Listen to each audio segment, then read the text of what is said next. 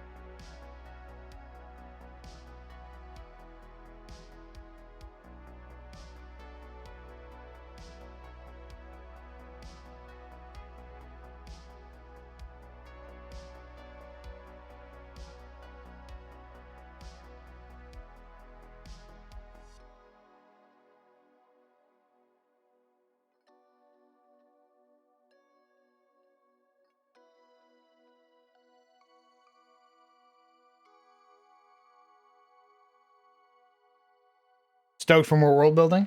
I love the streams. I also love this. I'm glad you love them, Hale. I'm just getting a few things set up, and then I'll be able to transition over. That's why the screen hasn't moved right now. It will in just a moment.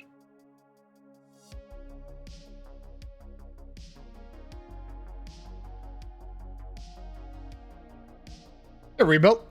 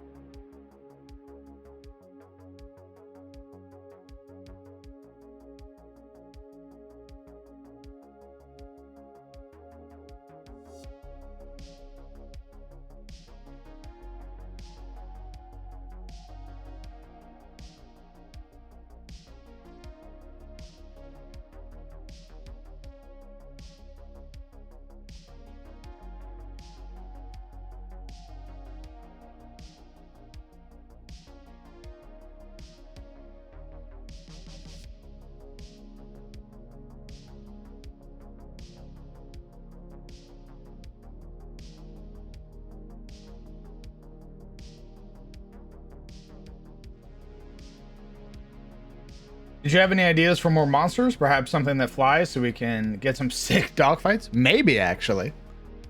I'm gonna be taking a look at the Darkest Dungeon monster manual again. See if there's some more creatures I need to pull from it. As a DM myself, this is part of TTRPGs I personally like the most. Nice. Dude, I love world building. It has been something that brings me immense joy. Also, hello, ProStar. Okay, we should be good. We're gonna transition over. Delightful. Then I should be able to join Discord. Aha, there we go. So you'll notice I got that reactive image. This is a gift from Brett for the from the Fandelver game, and he he gave it to me. So now I have this dope ass reactive image.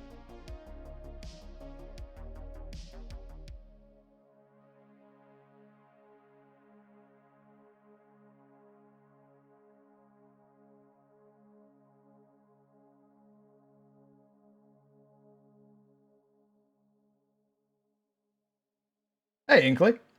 As a budding DM, I am actually starting to like world building. Hell yes. It's rough to start out because it's like this sort of immense ravine, this sort of wide ravine that you have to try to navigate. Because world building has a lot of pitfalls. You could get sucked into world building so far that you never play a game again. Like you are just world building and world building. And it's a very dangerous prospect.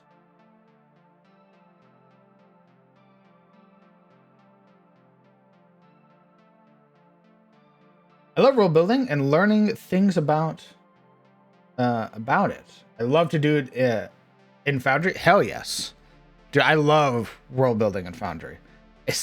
Foundry is such like it was so great. I never did it in Roll20, but Foundry, I have started like writing all of my notes, taking notes and everything in here, and then exporting it to other places. Also, hello, gamer gal. I do like world building, but I also like to leave out some details so my players can tell me what they see in their character's eyes. Yes, that's also, I love letting players build like places that they're from. I think that's immensely fun. I see today's word is immense. I'm sorry. I don't know why. I suck at world building. I still haven't gotten a proper story for my mega dungeon. Whoa. You don't suck at world building. You're just learning.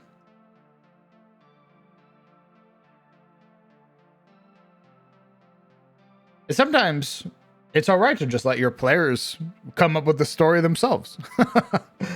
I cannot tell you the amount of times that a player has made a suggestion that was way cooler than the thing I had planned. And I went, yeah, no, there's no way that would happen. And then the moment they turn their back, I'm writing into a little note.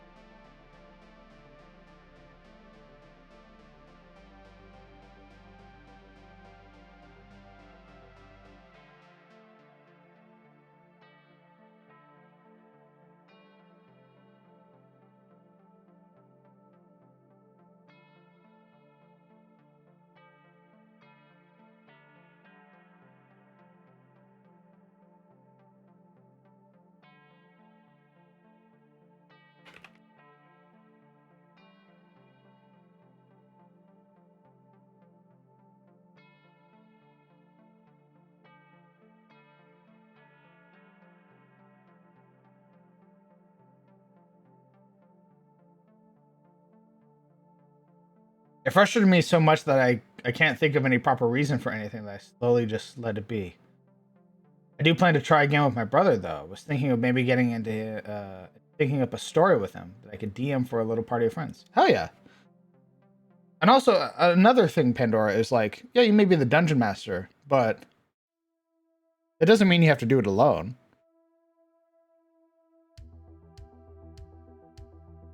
Talk to your friends. Talk to your players. Ask them what they'd like to see. Let them give you little ideas.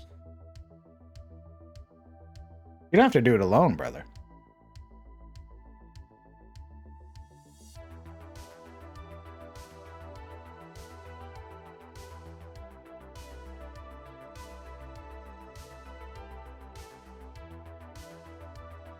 I don't want to spoil them or anything.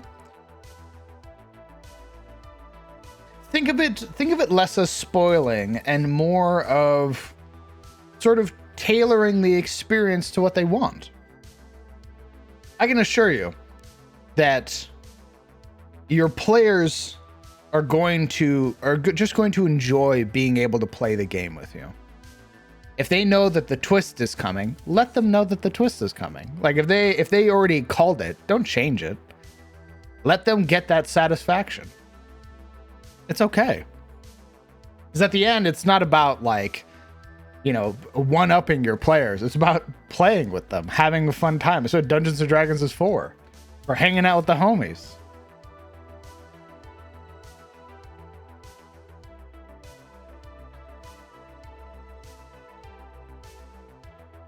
That's how my first Cyberpunk campaign went on for a while. My players basically took over the city because their netrunner hacked the real estate and made it cheaper for them. Oh! Or this wonderful community. Indeed. Belthrone is absolutely correct. This community loves helping out Dungeon Masters.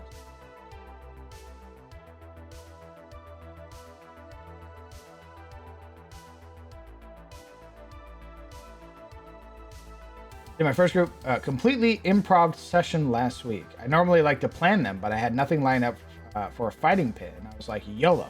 My group adopted a child and a chicken, got beaten up by a half-giant and a fairy. Nice! I'd like to add that there's also a bunch of fellow DMs in the community who would probably love to bounce ideas with you if you'd like. Absolutely. That's what Creation Showcase is for. If you have ideas or story ideas that you want to bounce around, get some people's opinions on, post in the Discord. Everybody's there to help, brother.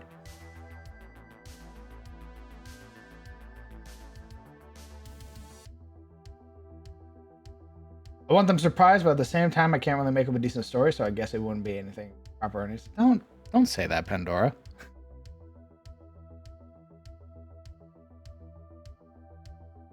That is just self-doubt as a writer. My friend explained this best to me, is that you already know everything that you're going to do. You already know everything that you're going to write. So to you, it's uninspiring. You've already seen it 100 times. But to somebody else who's never seen it before, they'll be shocked. They'll love it. To them, it's exciting. To them, it's new. It's fresh. So you're always going to be your own worst critic. That doesn't mean you should give up. You at least have to try.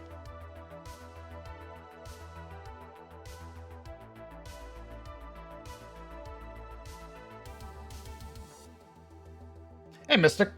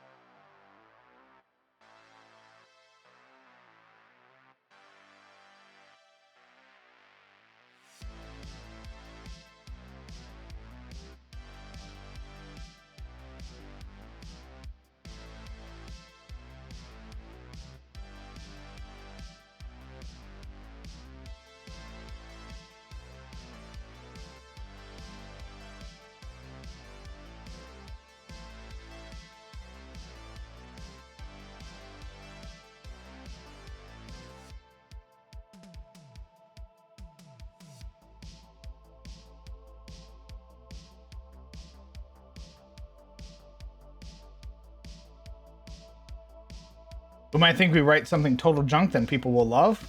Absolutely. That's what goes every time.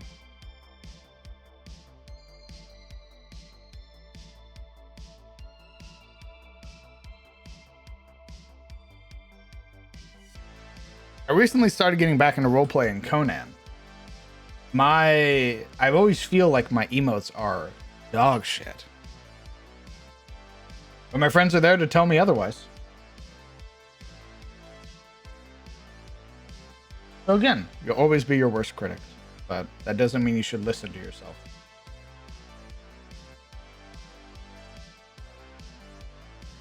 I want to listen.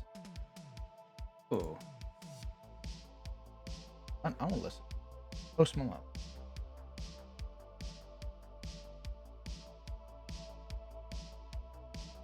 NRP seems very nice. We're playing on like a Faerun server. It doesn't even feel like Conan. It's like all D20 system. So you do like dice combat.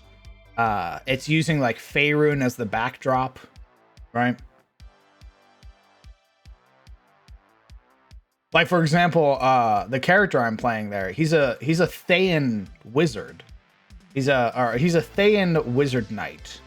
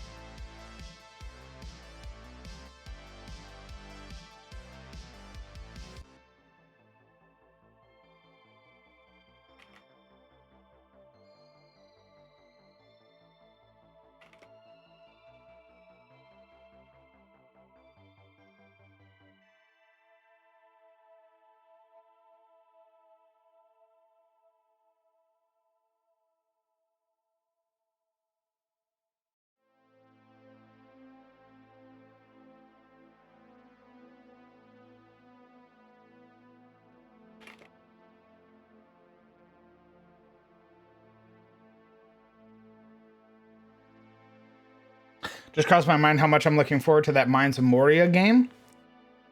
Get to be a good proper dwarf of Middle Earth. Oh shit! There's a Mines of Moria game. Also, my OBS is shitting itself, so I do apologize.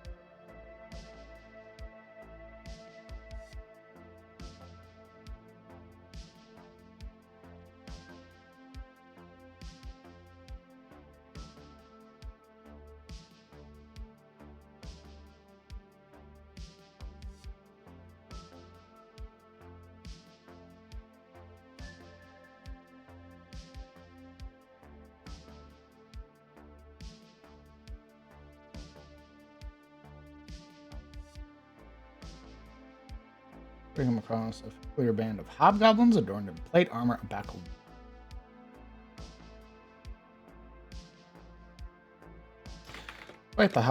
Despite the fairness of the field.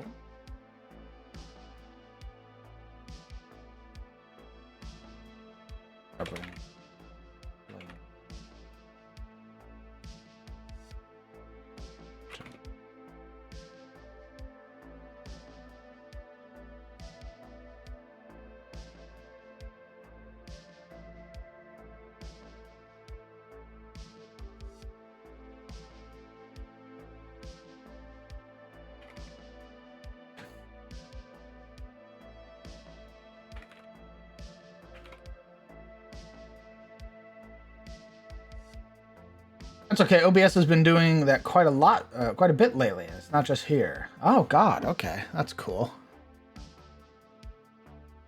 Yeah, think Deep Rock, but Middle Earth, at least from the trailers. Your dwarves are working to rebuild and reclaim Moria from the goblins under Glimley. So it's post Return of the King again. What it looks like. Oh shit, that's cool.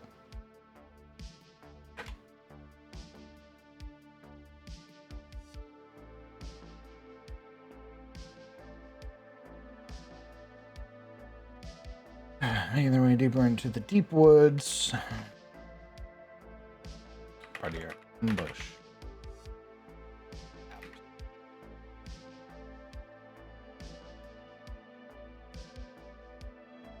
Roaming. Nearby a forest. A lair. There's a bloody back. Shit.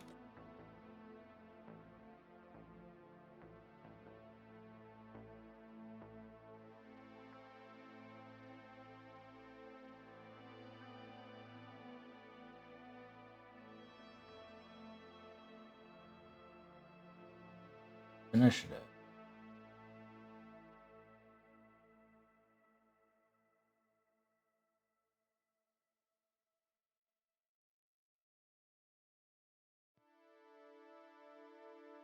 Nose.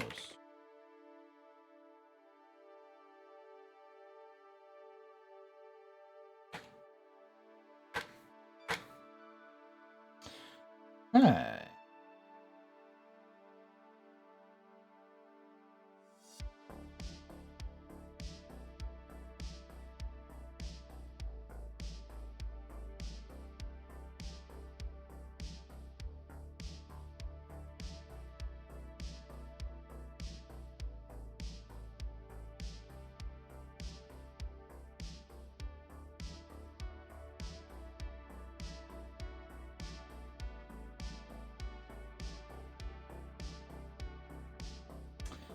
Okay.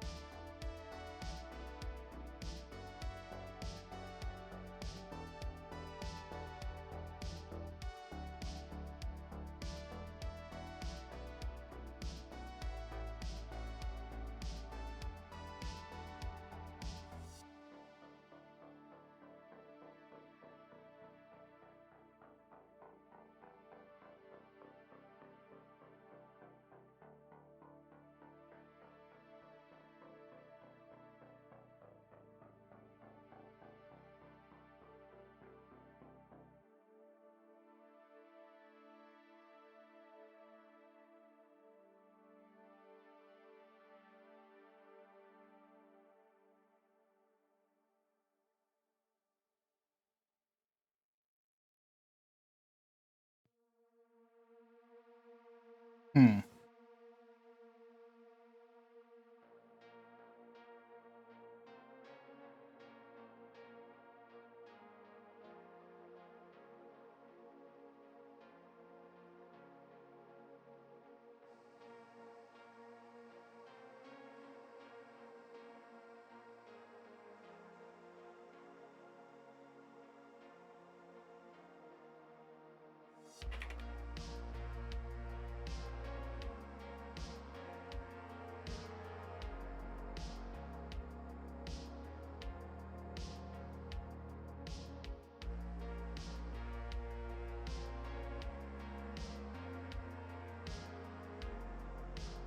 Hey, where?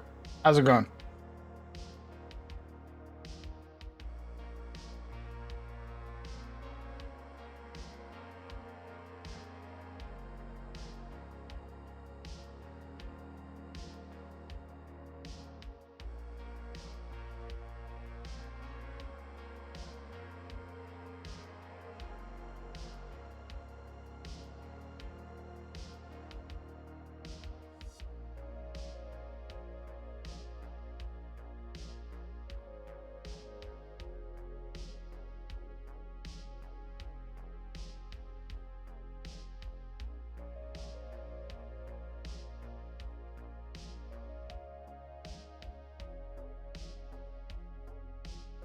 Sorry, I'm not talking much, guys. I'm I'm prepping for CTF right now, so I'm sort of going through and sort of plotting out potential points and everything like that.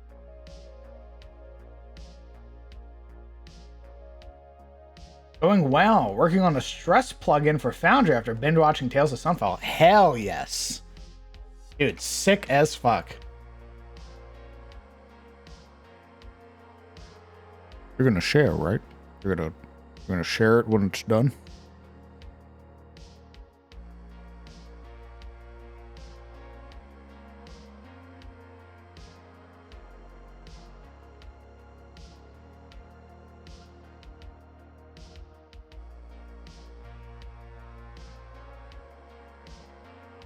Delightful. Very good.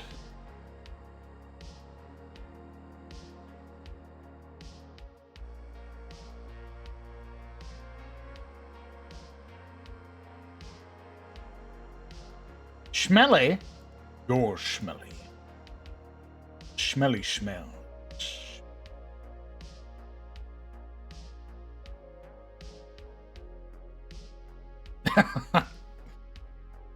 Blah, blah, blah, blah. Yeah, no, no. Clear.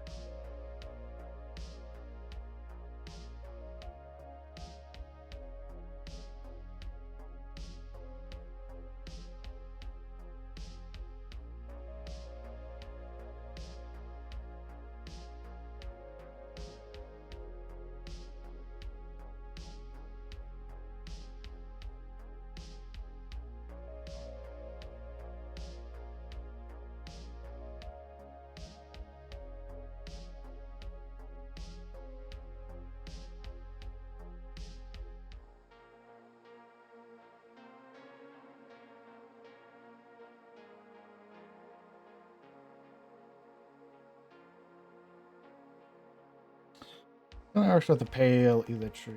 After it's been roasted, he'll get him.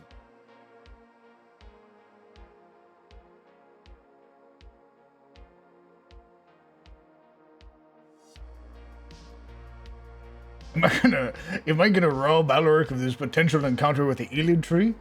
Of course I am!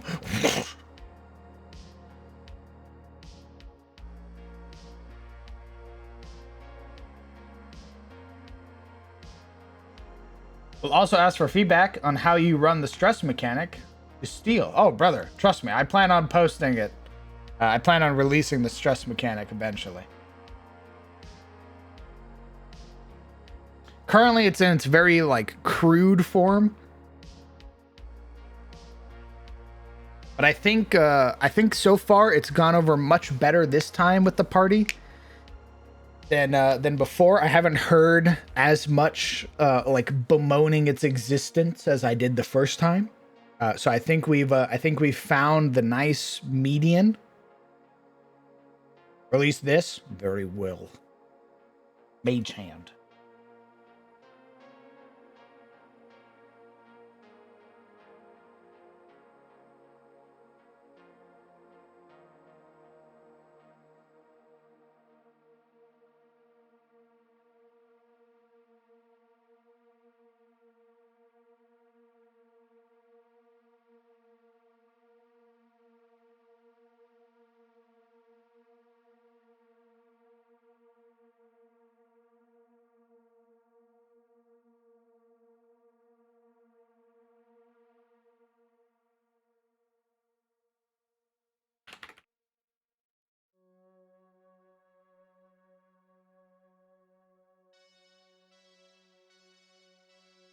There really should be a specialized mage hand that actually commits harm to people.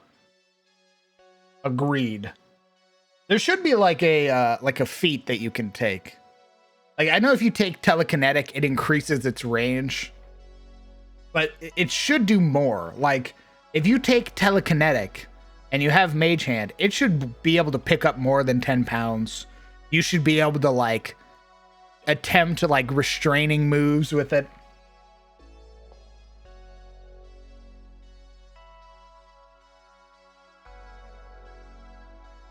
I think that'd be cool as fuck. Sort of like the telekinesis module from Dead Space. Like, you should get something like that. Where like you can pull an object to you and then hurl it. That's what telekinesis should be.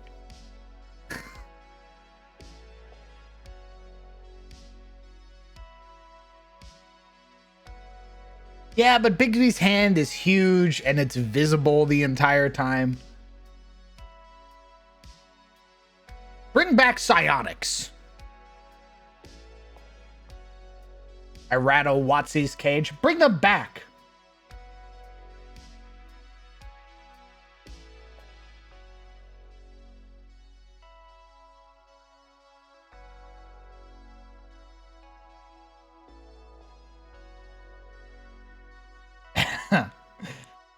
Listen, with the amount of shit that I'm throwing at you guys, with how dangerous and tactical my games are, I think psionics are fine.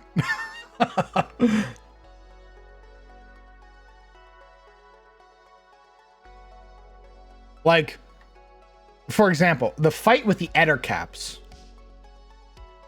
The fight with the Ettercaps. Like, have an intervention? Nah, brother. You haven't noticed that I've been getting more and more lenient with your guys' powers and shit like that? It's because I'm fucking brutalizing you guys.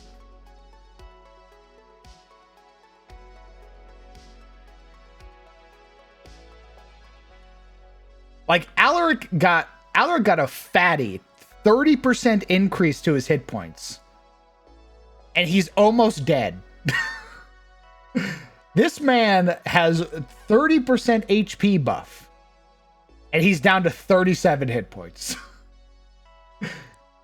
I'm like, yeah, I'm just fucking brutalizing them. Yeah, it's okay. We can make them stronger.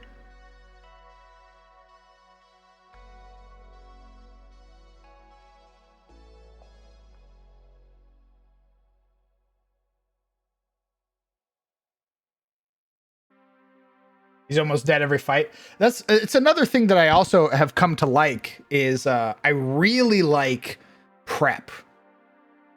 And I'm not talking about my prep where I'm like, yeah, I love writing stuff down. I'm talking about like, you guys go out, get these buffs, get these items, get this stuff. Now you're prepped for a week-long adventure out into the wilderness.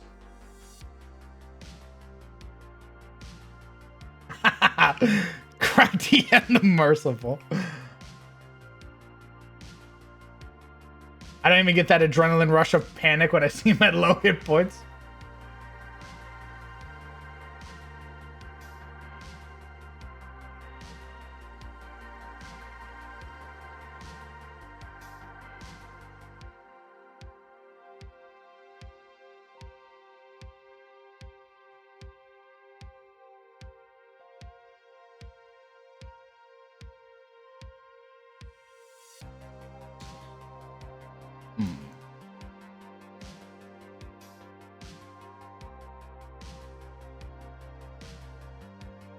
Literally not even a fight if Alaric isn't bleeding, bloodied, restrained, blighted, and flanked. True.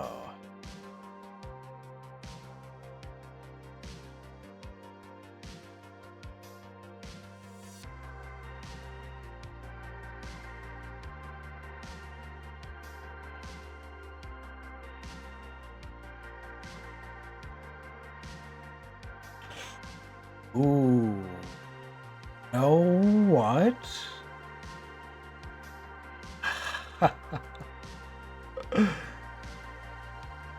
Nah, we'll save that. We'll save that.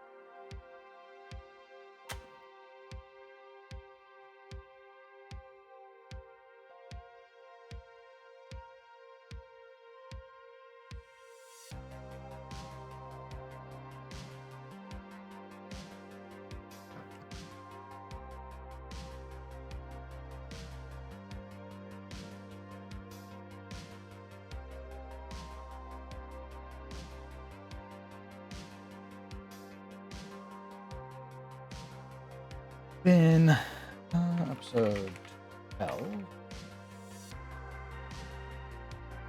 Last week I almost brought down my barbarian by a swarm of headed monstrosities, but he did go in there with only himself while everyone else was fighting another swarm. Yeah, I mean, barbarians do that, right? Like...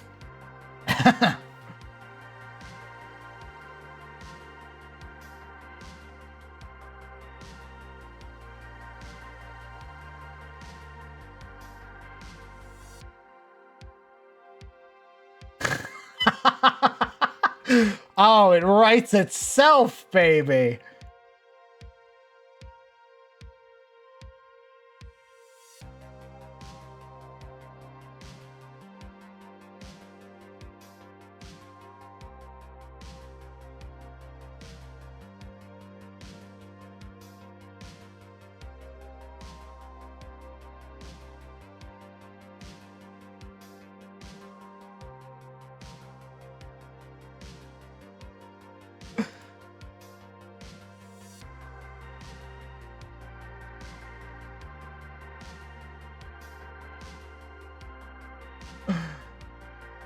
Barbarians are getting outnumbered because they think they're invincible. They have a more iconic duo. Yeah, the only actual invincible barbarian is the totem barbarian.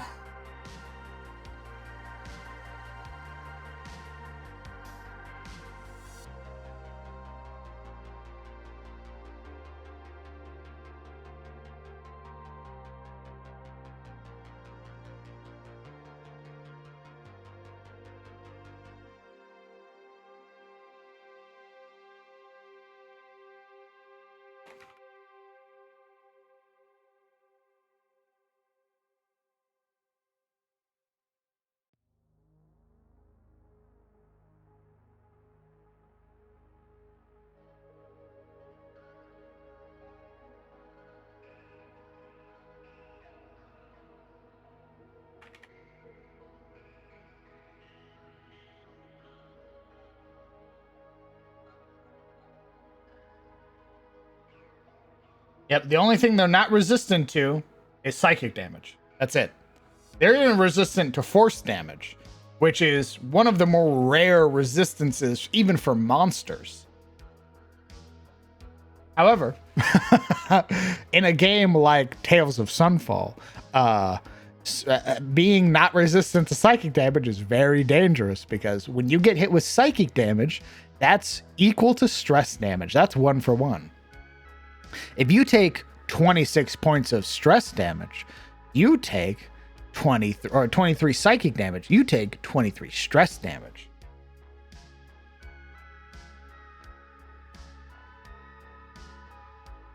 Which is why things like Aviel's crystal is really important.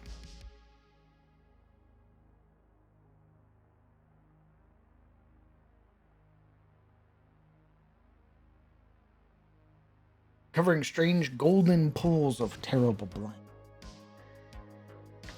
Aviel.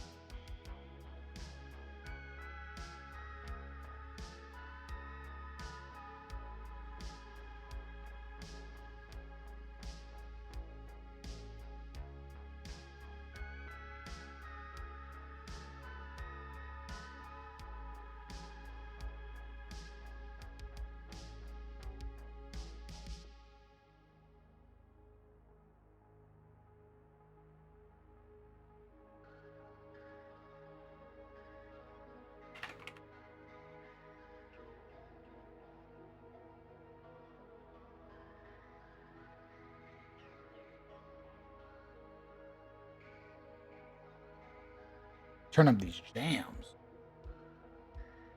There we go. Is in ruins. That familiar fungal growth in a bird.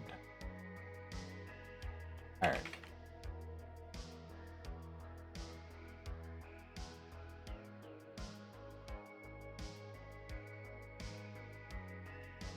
It can take a timed math test? That's right. Stress them the fuck out.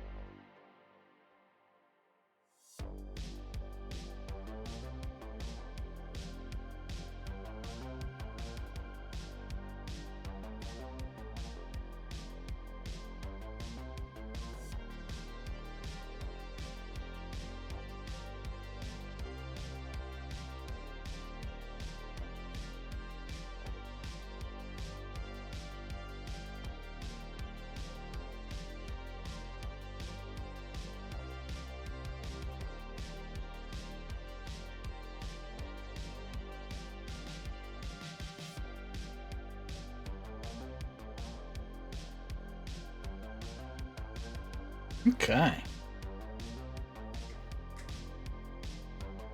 Episode 12, Color of Madness.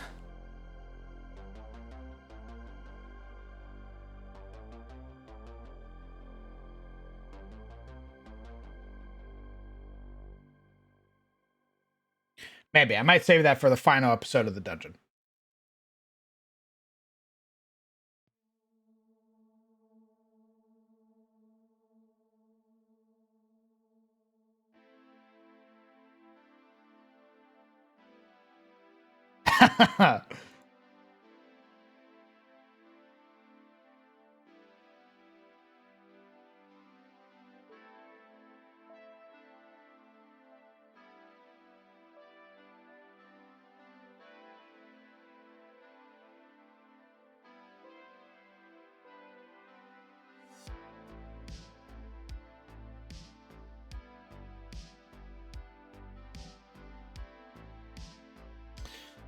Mindful.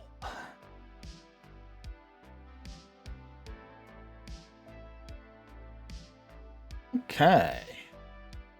I'll pull up my PDF real quick because we're going to make some more money.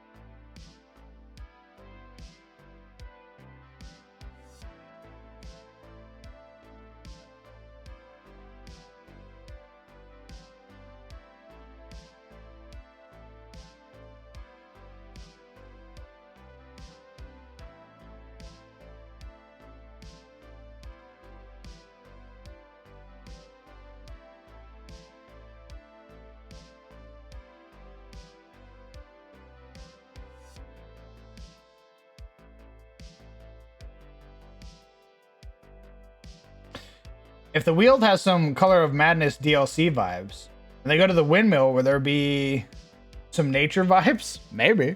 Smile.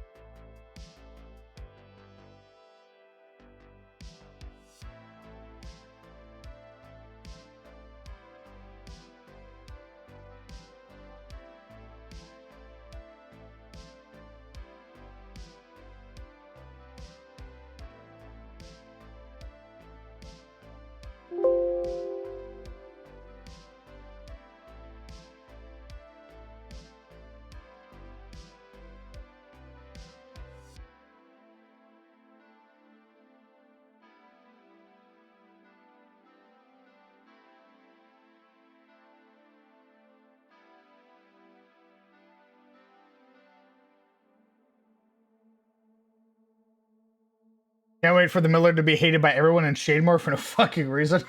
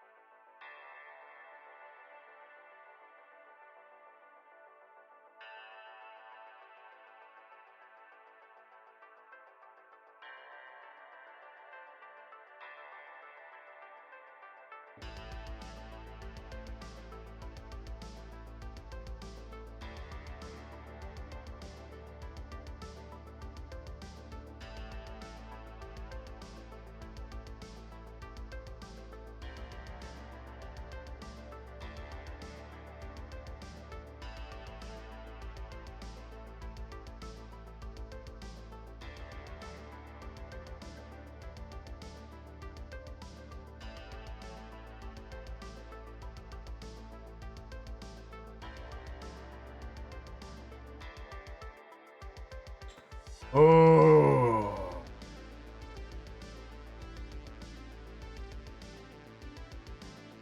Oh, I like this guy.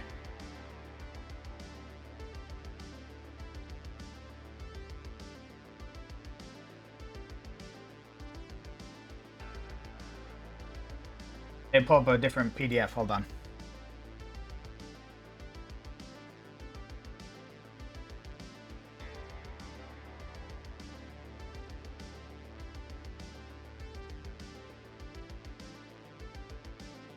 You have fun yesterday? Yes, I did. I got Marius's new armor upgraded, which was super cool.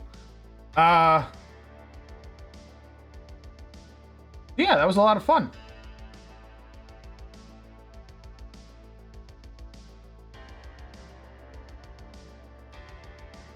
I also got a spooky ass poem from a child.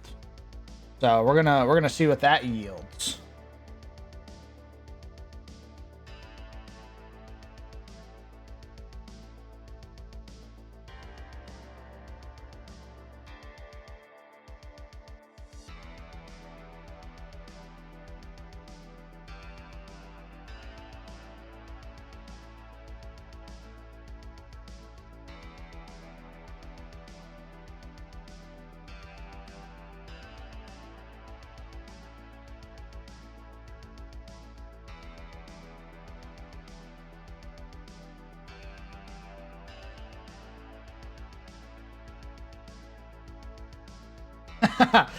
You'll get to read it when I share it with the party.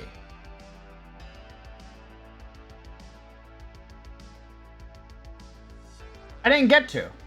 The child rolled up on me and said, you deserve this. Yo! John? Holy shit, brother! That looks sick as fuck. I need that, please. I need that right now in my hands. I need that in my hands. Give me that. Adventure John, give me that. Give me that module. Give me that thing. That thing, your Dark Soul. Hand it over. That looks sick as fuck. Gimme. If you don't know what I'm talking about, go look at Creation Showcase.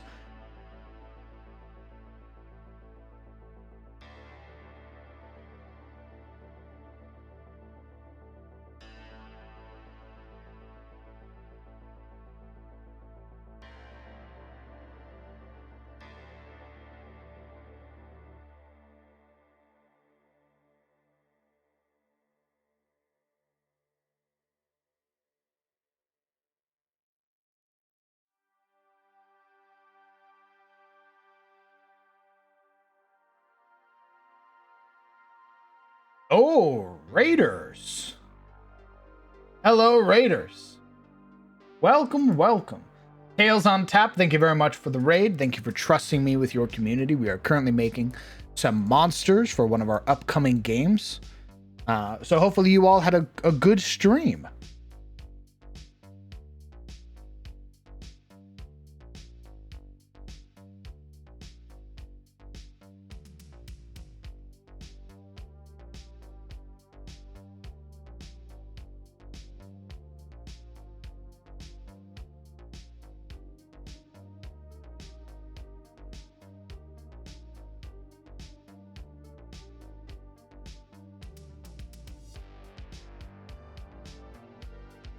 Oh my god.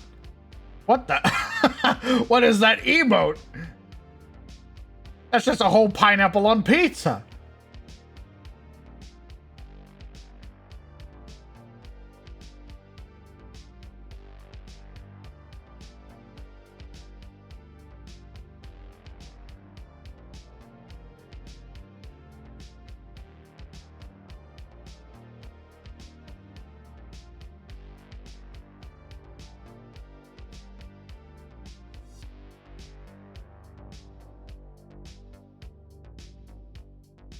Would you like more? No, I'm quite all right.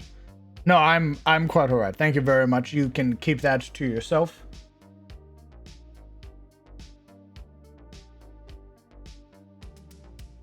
No, no.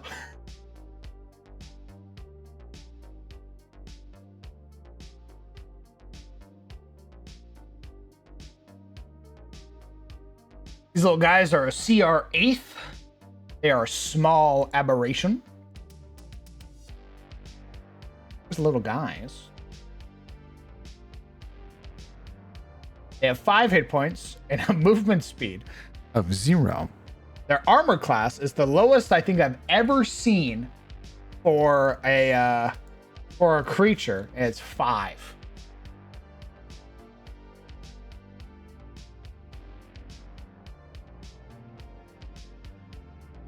However, it is the wisest rock around. This is an actual like rock pet. Calamity, welcome. Hello. Hello, all you raiders. We are currently making monsters for our Tales of Sunfall game, which is our Darkest Dungeon inspired game.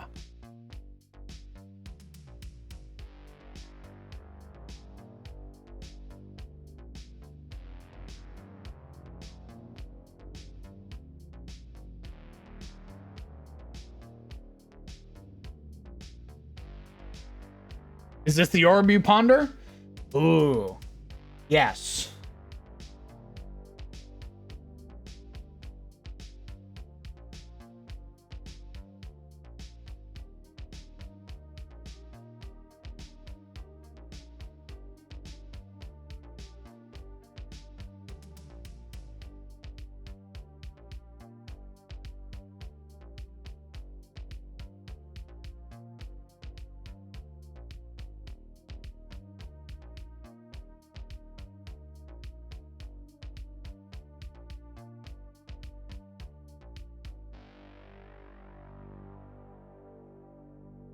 These are not the diamonds you're looking for. I would very much like to see them try.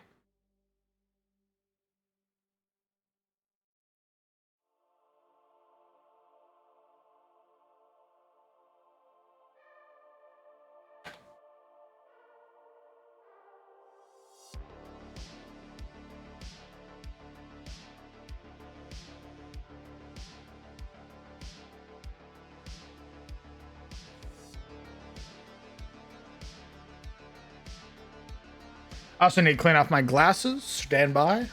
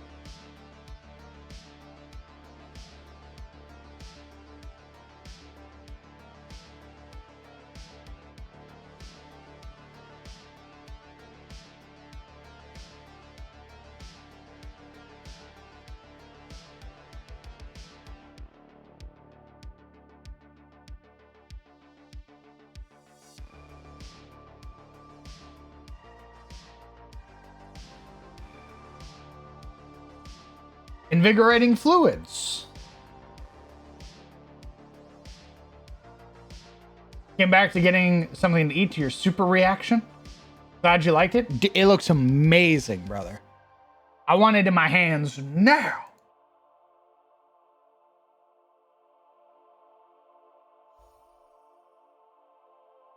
That's so fucking cool.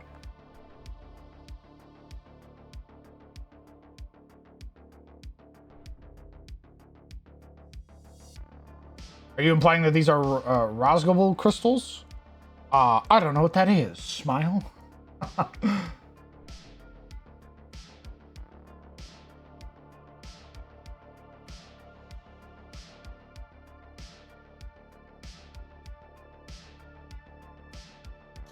It'd be funny, players found diamonds, then start being followed by a monster that eats diamonds. There are creatures. I think the Zorns do that.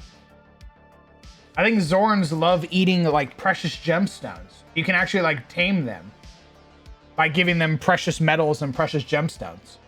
So yeah, if you found diamonds and you were like in the Underdark or something, Zorns would follow you. They want to eat those rocks. So hand them over. or it's PvP time.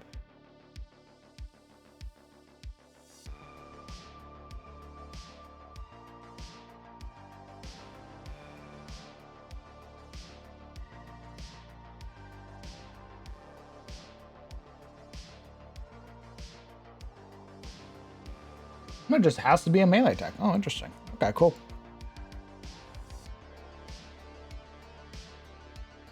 A Shielded Retainer. Yeah, a Zorn. I mean, technically you can get a Zorn companion. The Flea Mortals book has a companion template that you can just slap on most monsters and make like monster retainers. So that's not too far off.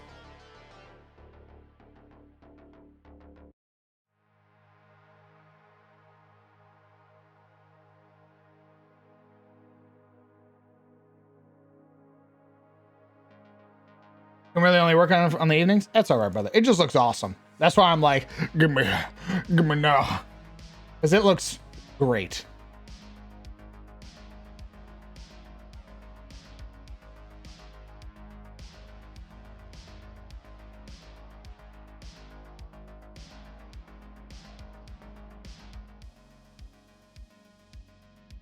I thought you were quoting Radagast and Brown when you said I would like to sit. No.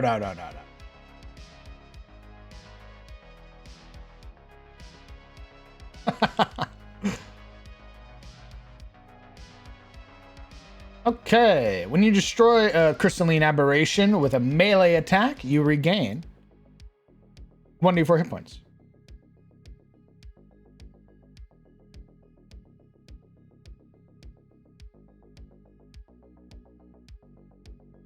Also, I need to figure out how to roll from a table automatically when you press the button. I think you can set up macros. I'm very bad at macros, so I'm afraid I do not know how to help you.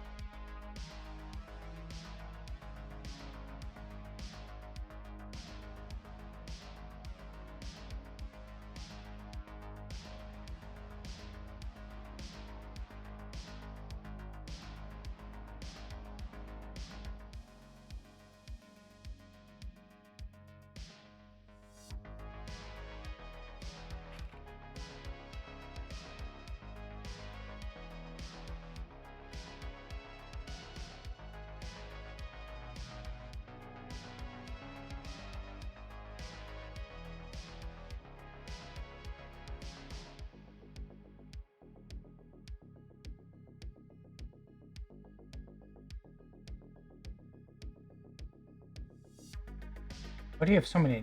Okay, well, you're just changing its name now, so.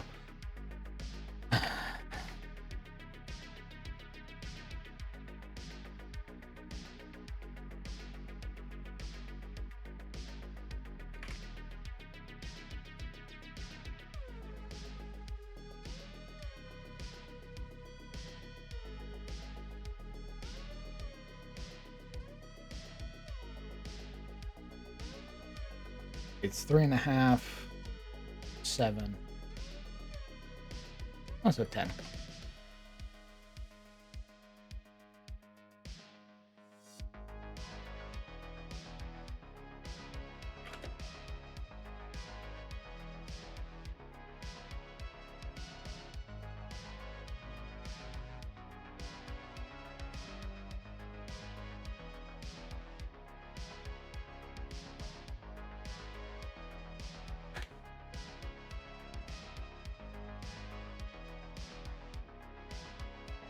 I need to figure out. Is that the player gains that, or other aberrations do? I think it's anything that destroys the crystal. When a creature destroys a crystalline aberration with a melee attack, it regains 2 hit points or 1d4 hit points. Right? So it's very generic or very vague in terms of the creature tag. So I think the party or a monster, right? Generally, I don't think other crystal creatures are going to destroy the aberration. I think it's going to be a player thing.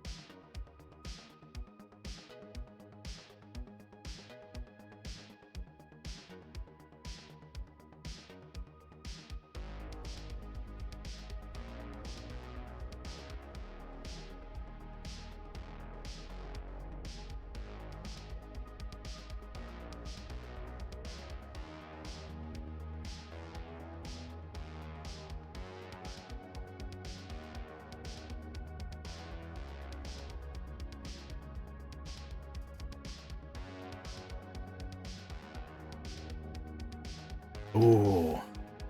These things are nasty.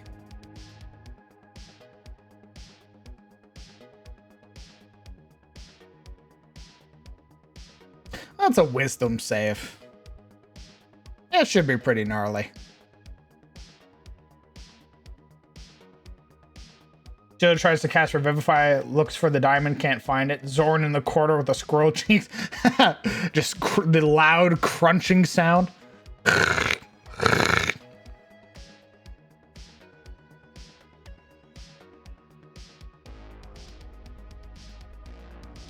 For some reason, I find it's very funny. The Rock is more charismatic than it is strong. Yeah, maybe it's got that one charisma point. It shudders in your direction.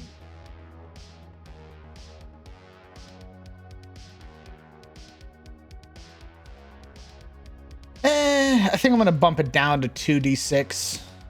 It is a wisdom save, but I'm not trying to like flood their stress right away.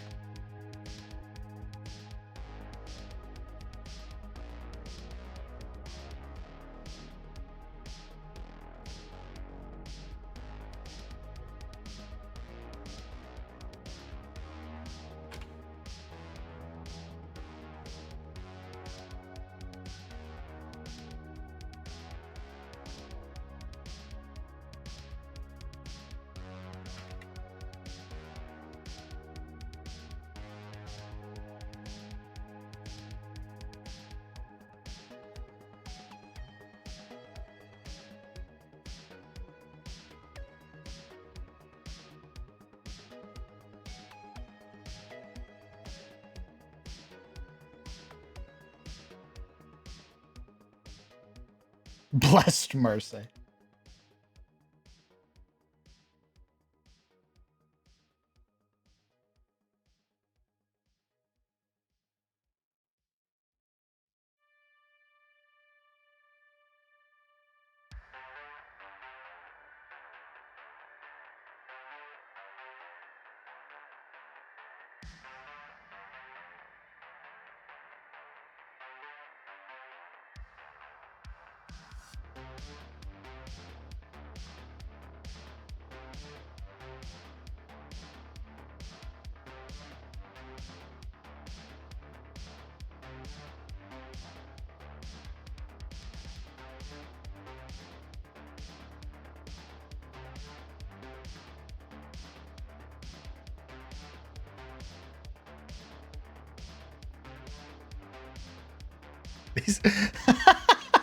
These creatures, these little aberrations, their whole purpose, their whole point of existence is to fucking kill themselves, to do damage to other creatures.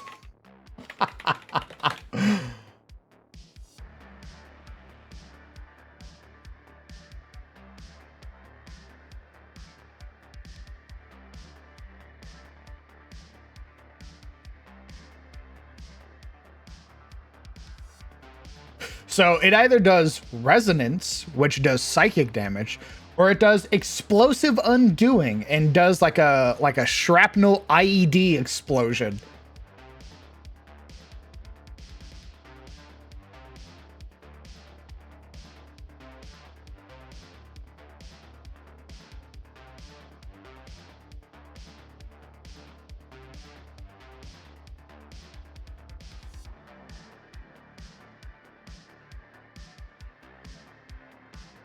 They don't run, Tao.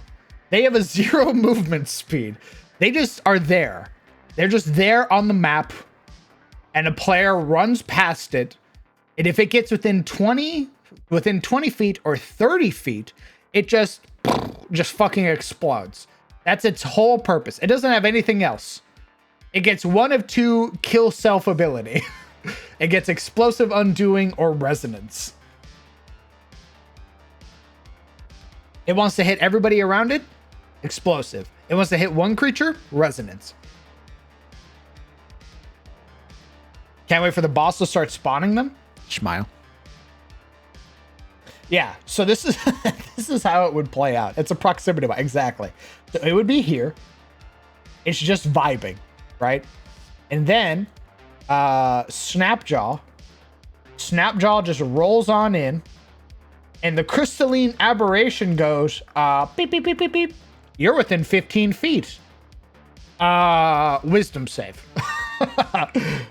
He's forced to make a wisdom save. He fails. The resonance goes off. Oh, well, we need to lower that because that's not correct. But it rolled an 18. It rolled max stress damage.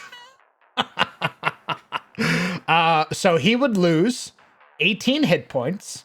He would gain 18 stress, and the aberration goes and just ceases to exist.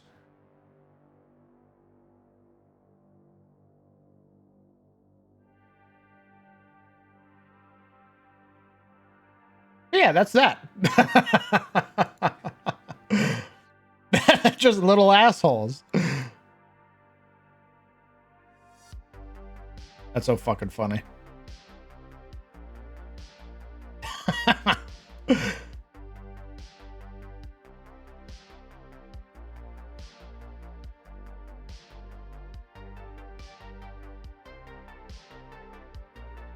What twisted fiends and torments are coming to fruition today? Little crystal guys right now. Little crystal IEDs, in fact. So what happens when a player maxes out their stress? I'm glad you asked. Now, each character has a stress threshold maximum. When they reach that stress threshold maximum, they then roll on the virtues and afflictions table.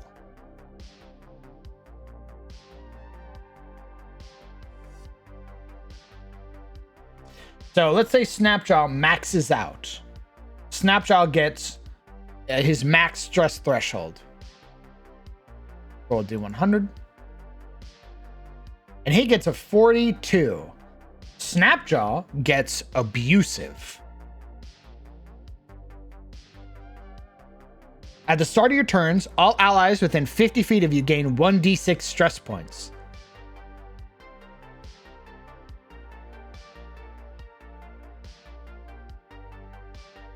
Yeah, it's Darkest Dungeon, brother.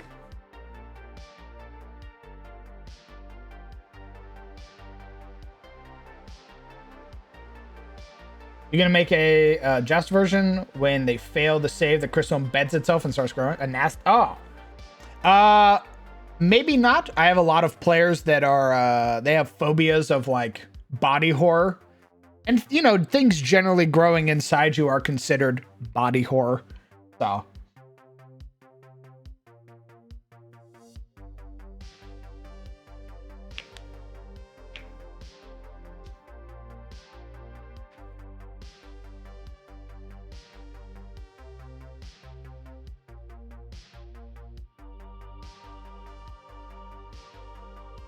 tell that to woman. Oh boy.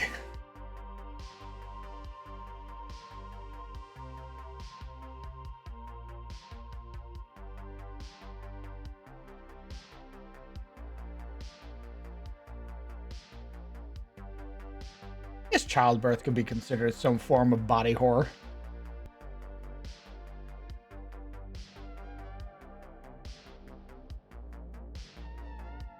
Well, Tao, it's not something CTF has to worry about. It is specifically for Tales of Sunfall. And the only ranger character is Tegan. But look at Tegan. Tegan was at range, and he was getting assailed by Sleeper's Heralds. These things. These things, when they hit you with Reality Bend, basically deal psychic damage. You gain stress damage equal to the psychic damage dealt. So it rolls. Let's say an 11 hits. It does 5 psychic damage. Well, you lose 5 hit points and gain 5 stress. He drew the aggro of all of the Sleeper's Heralds in that last encounter. So he went from very low stress to halfway into his stress threshold maximum. He is not looking good right now. My man is suffering currently.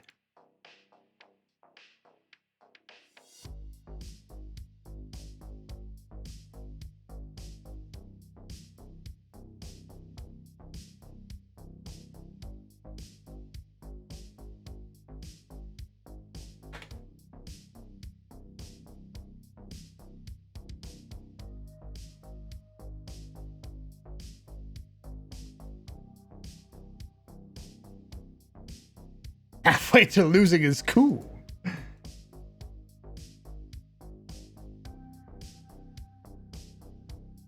Is this all Darkest Dungeon monsters converted to D&D? Yes. Is this only first Darkest Dungeon? Yes. There is a PDF created by DM Tums, who did all of the monsters of Darkest Dungeon 1 and converted them to D&D 5th edition. I'll post it in Creation Showcase so you guys can get your hands on it. For other monsters that come out from DD2, I make those by hand.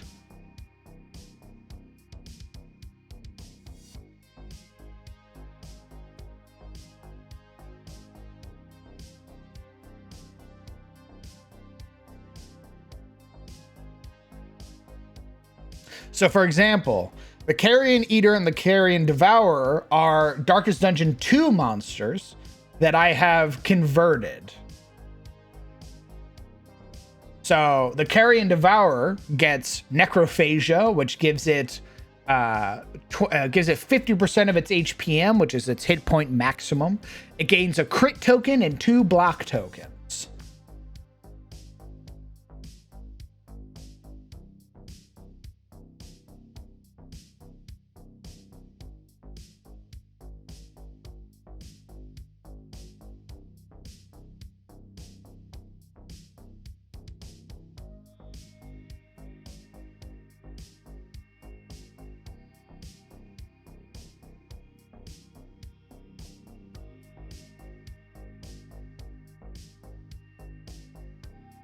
Dead Space is a fucking fantastic game. And if you watched the last episode of TOS, make us whole. Yes, they did exist in DD1, but they didn't have as much cool shit as they do in DD2. Smile.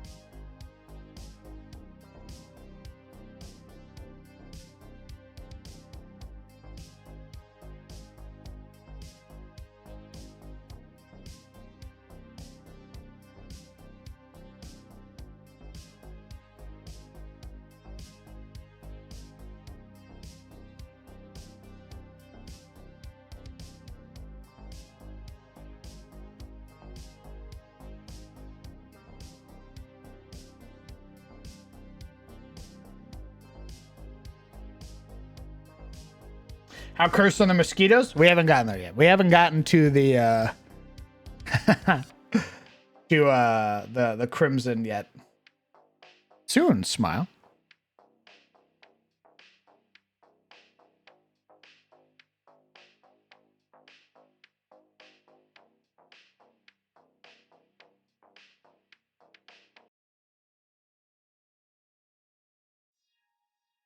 It's weird. Horror games give me too much anxiety to play them, but I can never watch a horror movie that's anything but a comedy.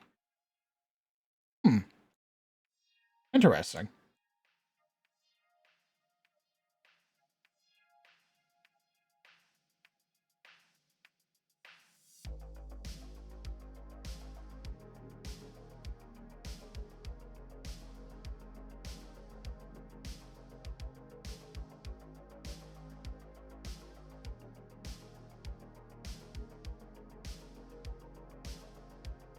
Imagine Miranda's Damperism came from the mosquito people from Crimson Court. I think Kieran would be mad. I don't know. I think she might be mad. I think she might also enjoy it. Smile? Who knows?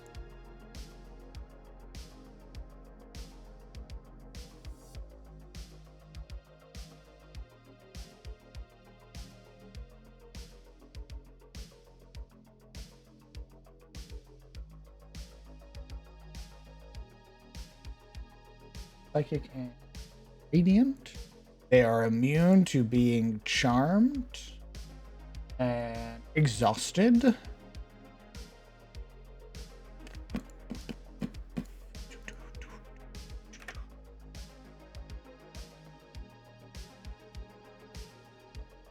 Run across a mosquito wings and a fat stinger on her butt. Rest of the party really confused. I wonder if the skeleton general is going to be monumentally annoying as it was in DD. Ooh, are you talking about I think I made him already, brother. Yeah, I think I made the commander already.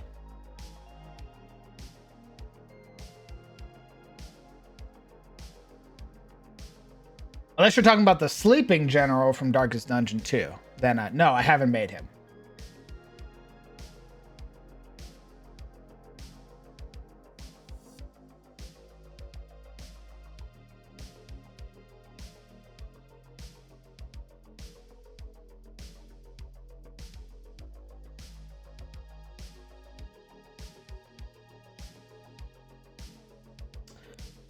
Oh, yes, the standard bearer.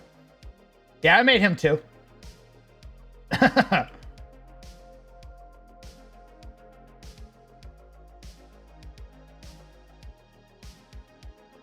Also, I only got here. Don't worry, brother. I made the tainted stuff a while ago.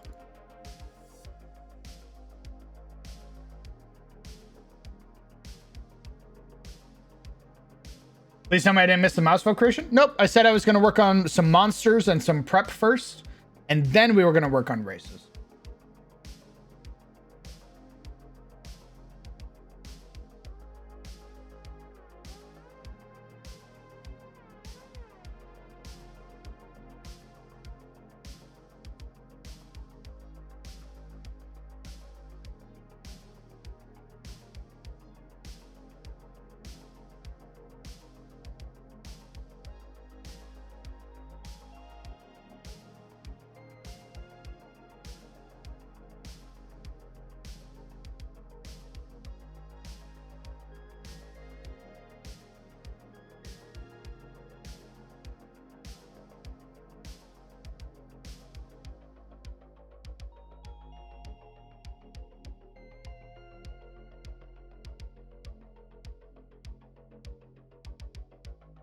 Hey, kind of, have you seen the article about the Make-A-Wish monster they're going to add in DD2?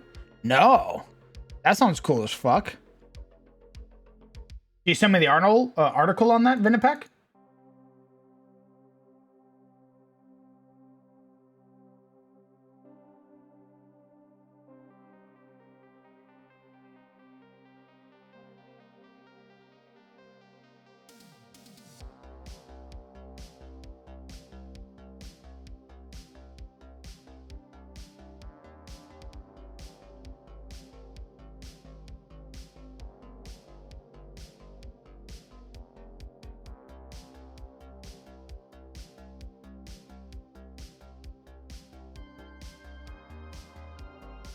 Creation Showcase works, or Inspiration. Actually, yeah, Community Media. Community Media.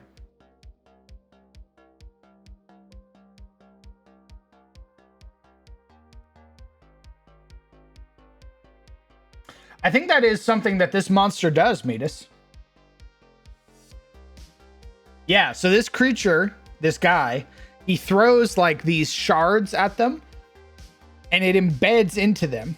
They have to make a deck save. If they fail on the start of their turn, it just starts exploding, and they just start taking radiant damage every turn.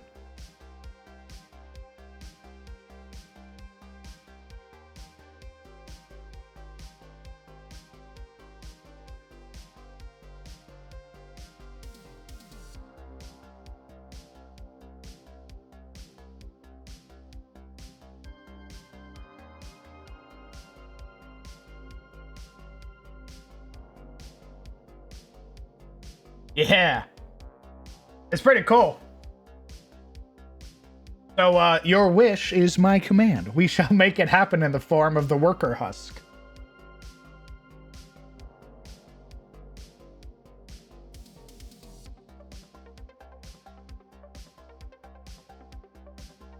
I'm just looking for a very particular ability real quick in fourth edition. And then we'll be able to move on with this guy. I'm looking for a very particular glossary tag.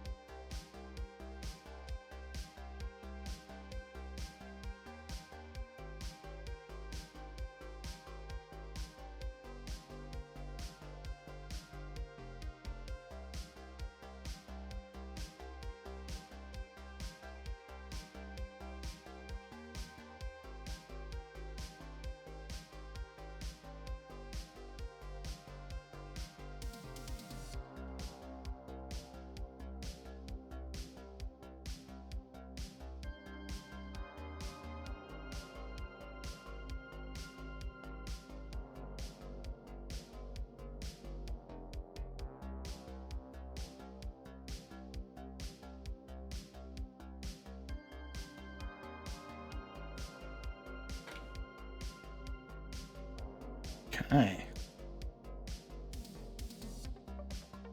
The Gaunt Surgeon attacks his foes with leeches, which inflict minor damage and heavy bleeding. Also cure diseases that player characters have contracted during their adventure. Oh shit! That's really cool.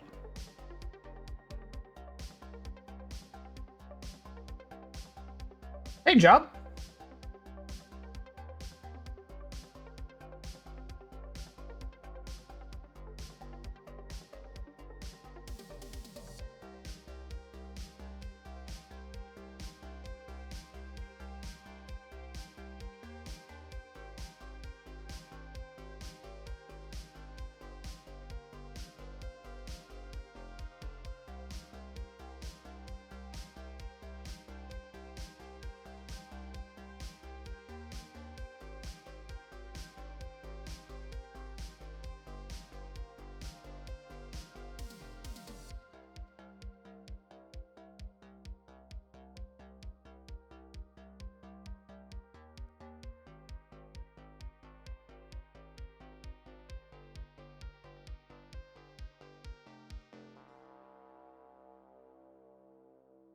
Adding more wacky things to kill your players with? Adding more wacky things to challenge my players with. Smile. They haven't killed a player in a very long time.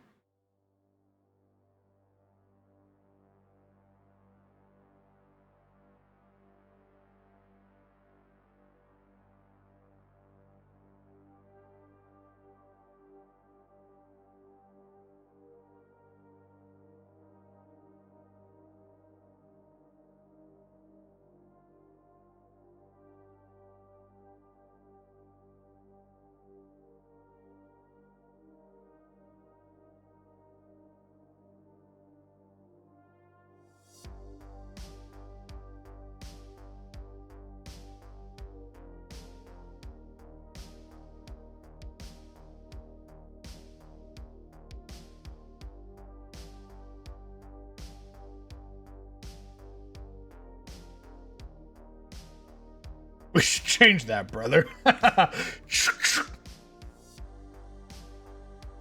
And now it's time for Moida.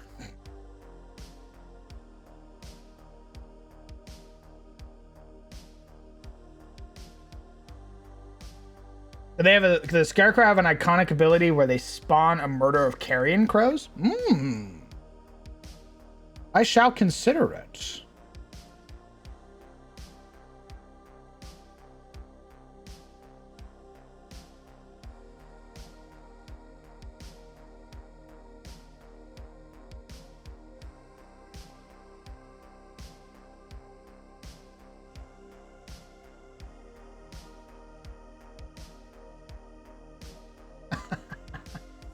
I love him. I love the little husk worker. I love him. You got a little sledgehammer. He just wants to be left alone.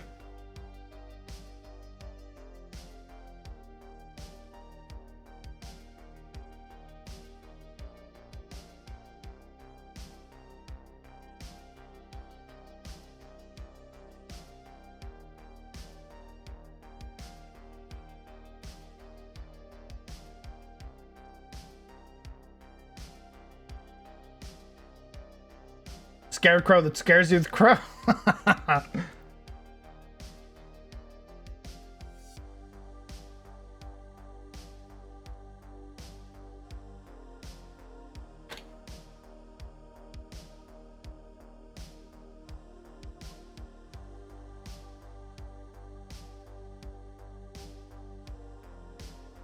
He's just a little guy. Look at him. He's a little guy. He doesn't want to work anymore. He's a peasant worker.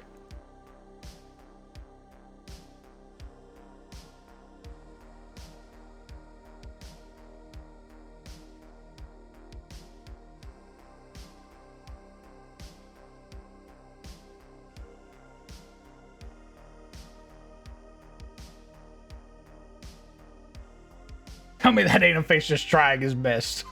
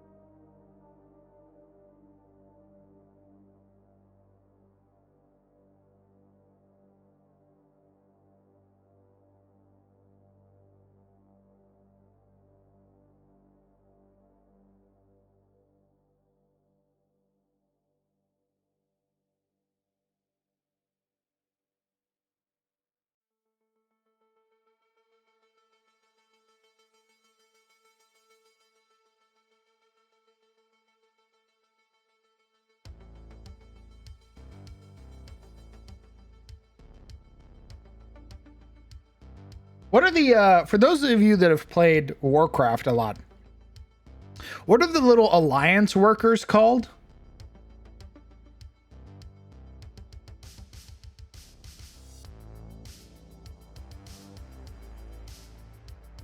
They're like stubby little guys. They're like they're the alliance version of the horde peons.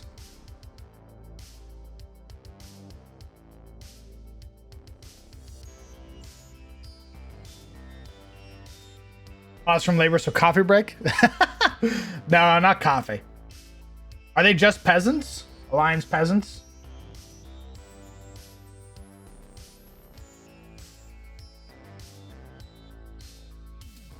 Oh yeah, that's them.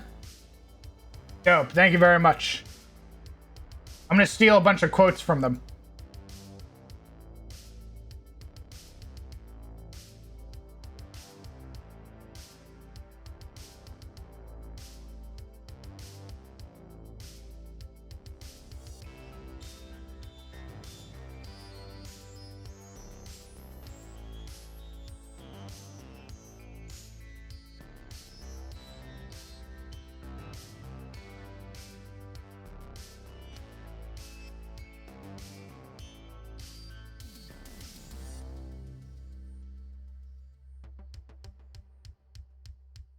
Couch! Thank you very much for the 5 months, brother. Thanks for sticking around for so goddamn long. Now, do I catch this, or do I watch this, or catch up on Sunfall? Ooh, good question. I just finished up episode 60 on my lunch. Nice! You're almost caught up, Major. That is insane. Ooh, bet. We're using that one. We're using that one, Venipack.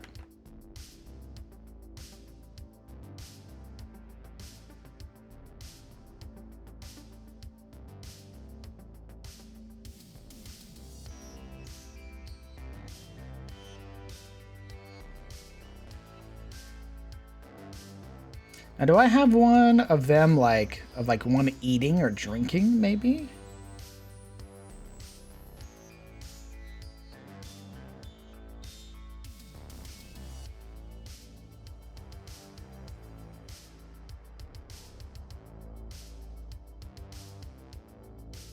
And I have to say, it's not a far statement to say that the basilisks were the first BBEG. Yes, sir. Yes, sir.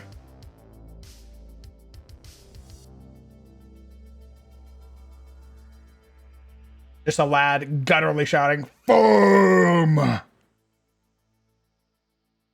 4 times encased in stone. Yes. A lot of incredibly unfortunate rolls versus the basilisks.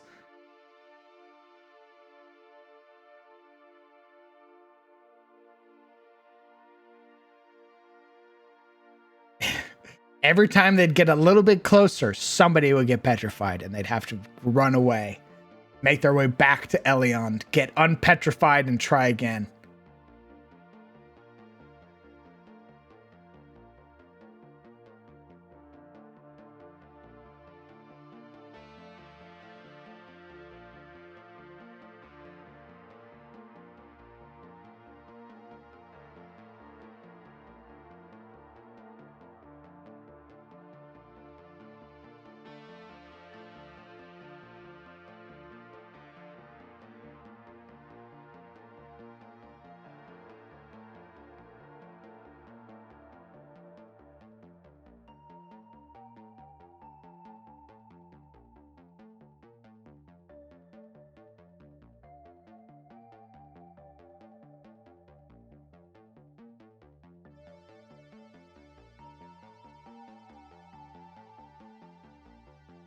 Next boss on the pipeline, a Medusa. I'm kind of shocked Alaric came back so fast. It wasn't so fast. He missed a pretty substantial encounter. I was starting to like call as well.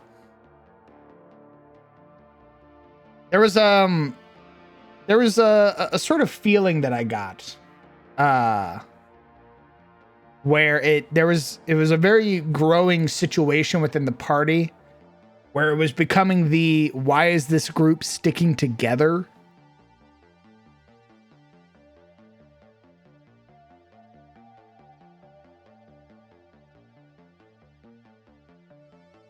Have this pitch I've been dying to run by you since last week. Oh my god, Legion.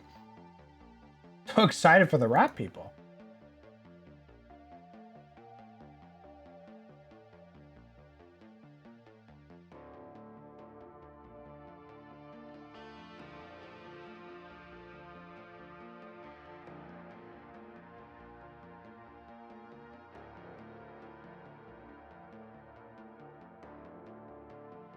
Righto, as he slams his rusty hoe into your skull. Ironically, I'm in a Warhammer campaign and the town is being slaughtered by a blind cockatrice. And it's little chicks following behind. Shit sucks, man. Holy shit. Sorry to hear that, brother.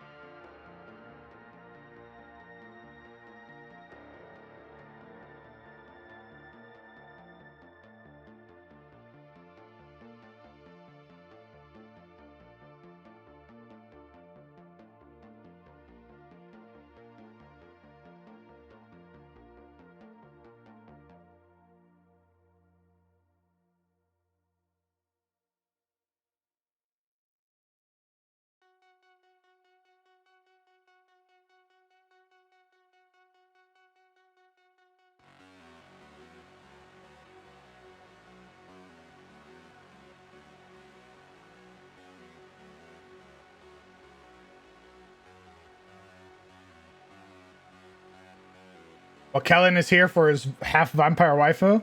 Oh, Major. Major. You got some catching up to do, brother. Just wait till you get to the solo sessions. Smile.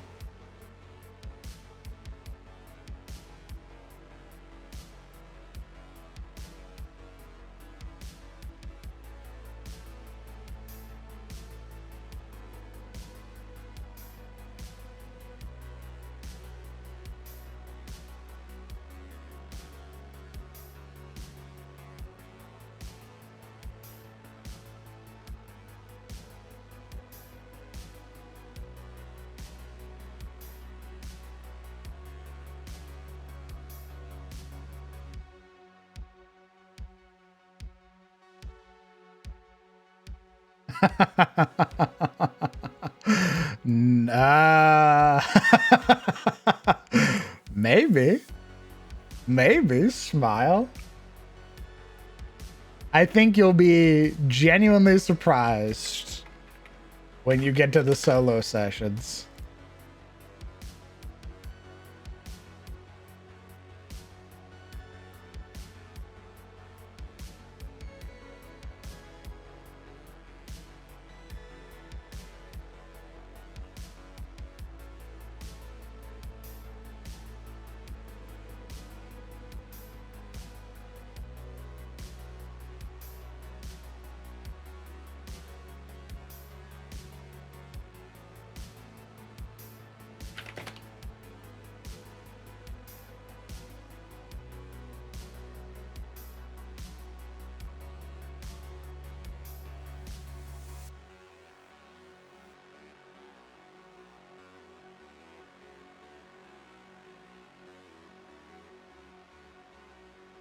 I don't want to spoil nothing, brother.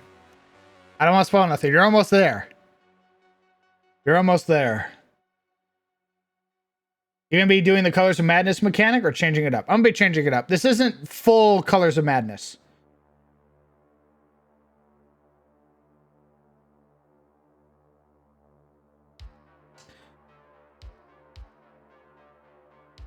Will there be a militia variant to these workers' husks since you pulled from war? Maybe. I considered making a lot of these little peasant, like these little husk creatures.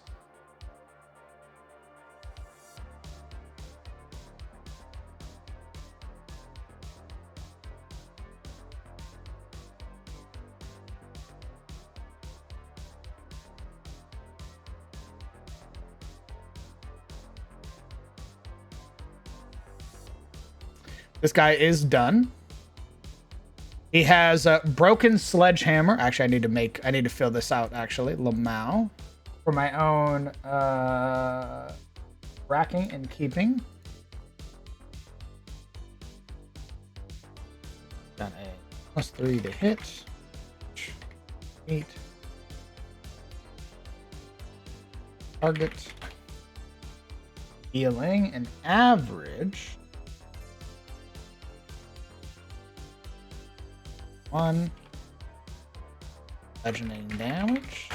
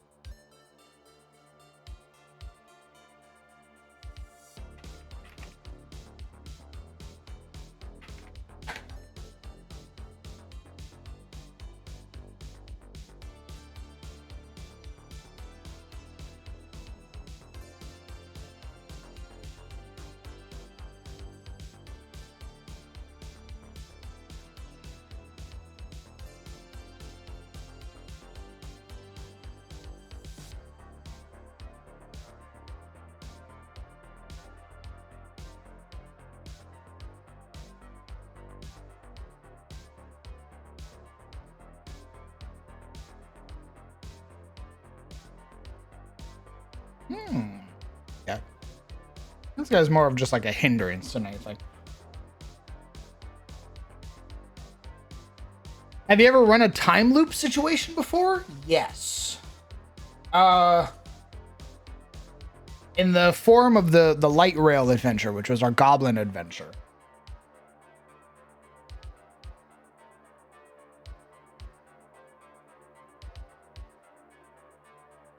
What would be kind of fascinating would be if they aren't immediately hostile, kind of just going through the motions of the farm or whatever they are working on, and only attack if aggroed. Could make the atmosphere a bit more creepy. That was my plan, Hale.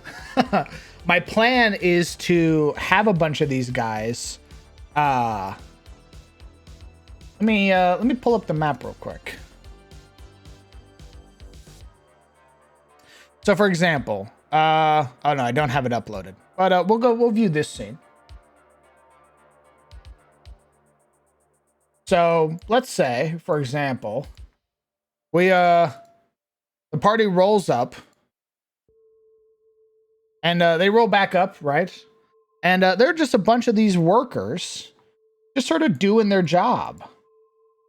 Like, that's very much the intent that I want when they go into a scene. Is that there's just a bunch of these little guys who are all sort of just doing their own thing.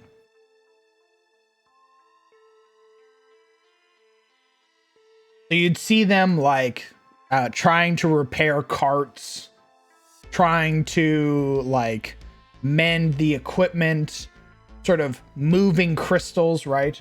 But the moment they attack, they all become aggro. Wait, I just saw your model. Thanks, brother. It was a gift from Brett. He made a reactive image for the Fandelver campaign and then gave me the reactive image. Like a fucking beast.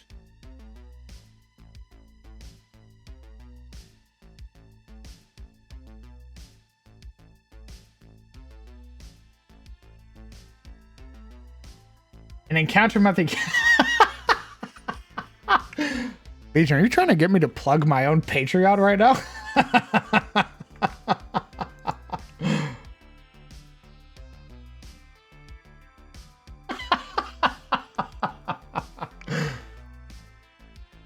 Yes. All of the maps for Tales of Sunfall, all of these encounter maps are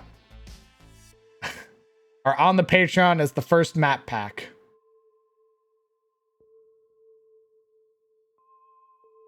We also just released another map pack this month, the July map pack, which is the cities and towns maps. So if you're interested in getting some cities and towns and maybe some spooky, creepy maps for yourself, consider supporting the Patreon, because I'm going to take a quick break. I'll be right back.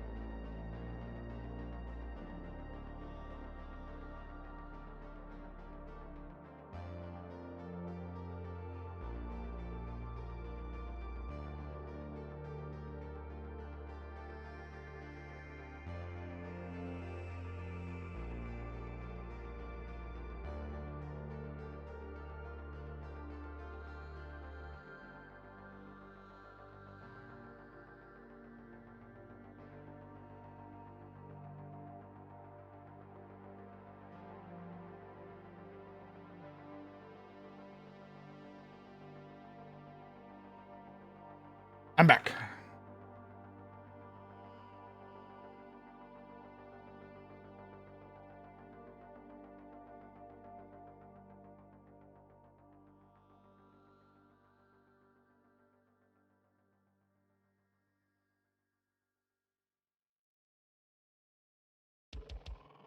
Let me make a token for this guy real quick.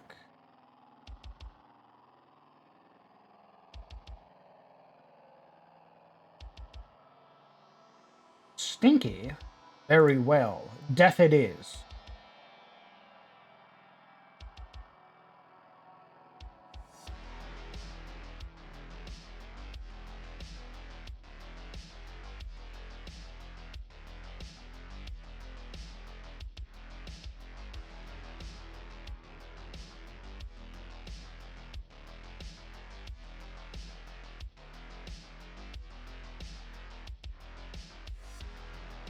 So you're also customizing the lore for these farmers or sticking with the OG stuff. I can picture lines such as these crystal crops spread like blight. Ever changing the maps being drawn. You can see. No, we're changing their lore. I've already changed their lore a fair bit. I've changed how the crystals work and everything like that.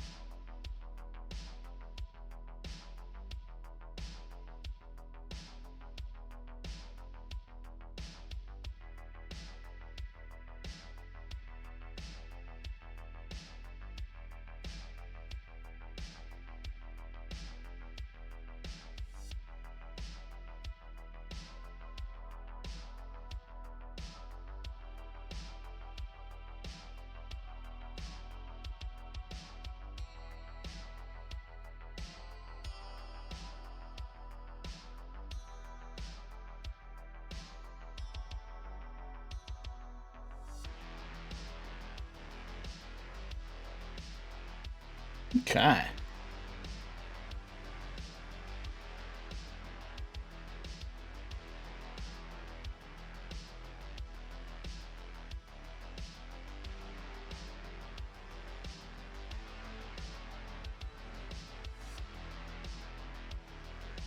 There he is. Little worker guy.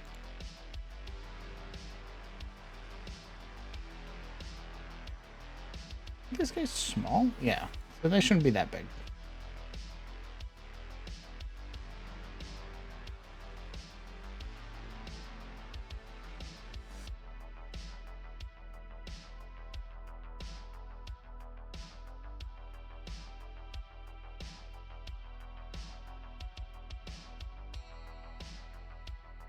No, they're not tiny. They're small.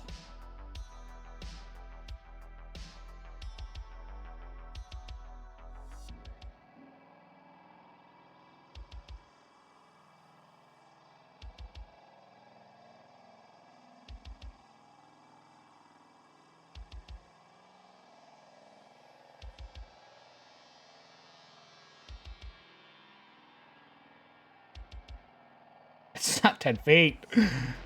Stop it. They're small. They're not tiny.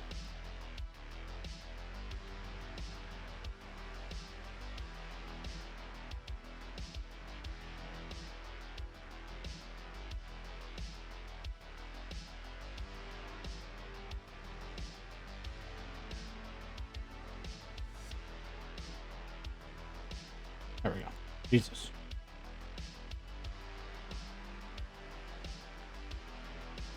Hey, Crown, would you mind telling me where you got the Darkest Dungeon icons from? Been looking, but no dice.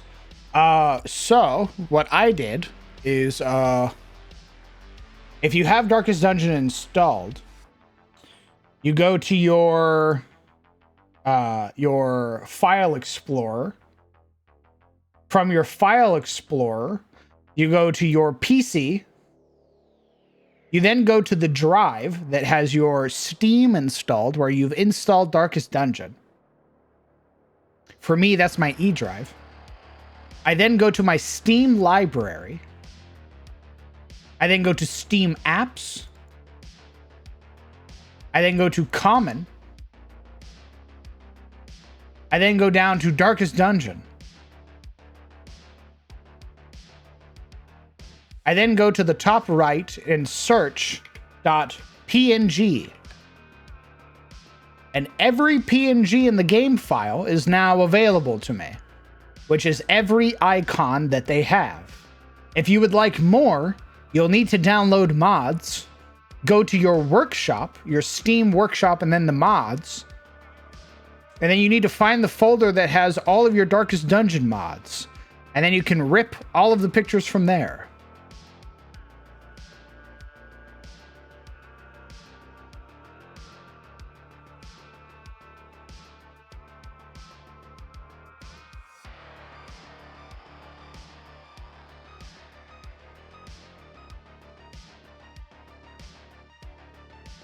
No, I'm not making children laborers. I'm making the Sleeper's Herald smaller.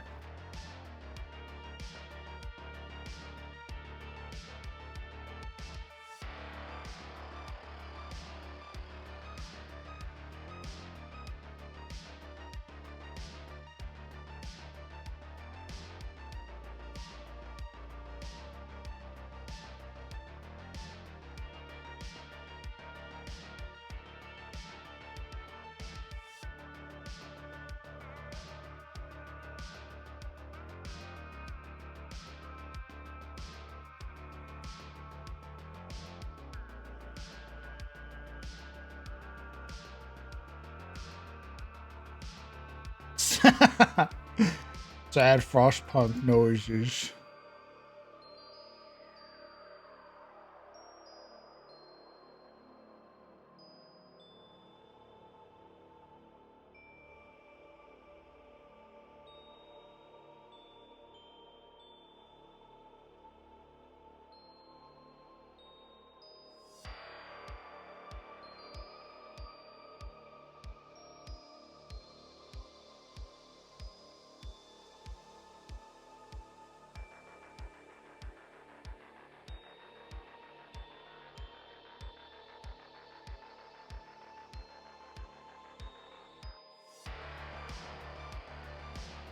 Look at these guys.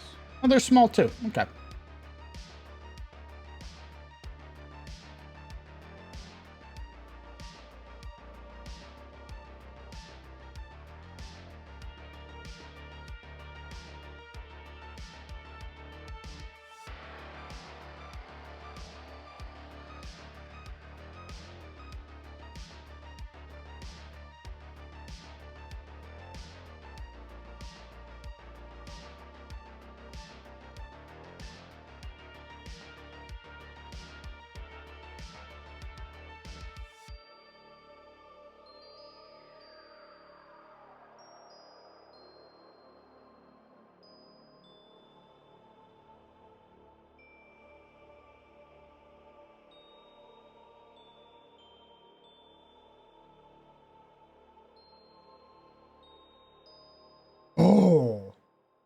Oh.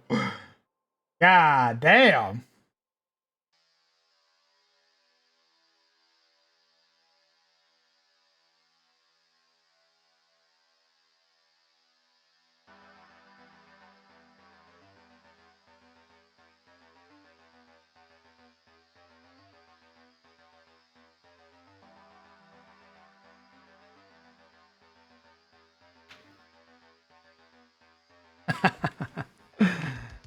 The Sleeper.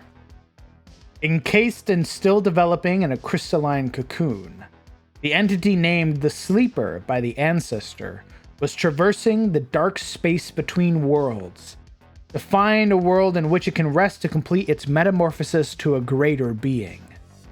The ancestor observed this mysterious celestial body and knew of its true nature. As circumstances had it, the ancestor found an opportunity to guide this being towards the world, where it impacted and changed the landscape forever. Now the Sleeper rests, nestled in the crust of the world, and is changing the world around it. It is only a matter of time until the Sleeper finishes its gestating and awakes. If this happens, a conflict for the true dominance of the world will erupt, which will leave unfathomable devastation in its wake. Regional effects. The region of the farmstead, or any other region warped by the presence of the sleeper and its impact, creates one or more of the following effects. Space is non-Euclidean, which causes strange bends in reality and incidental loops in space. When traversing the actual distance, travel can vary up to 20%. So a journey of 10 miles through the farmstead becomes 8 and 12 miles long. This can be determined by rolling a D20. Creatures traveling through the farmstead experience rapid aging, causing them to age 1 year for each week spent in the farmstead. Alternatively, creatures traveling through the farmstead experience time dilation, in which 1 month passes for every day they spend in the farmstead.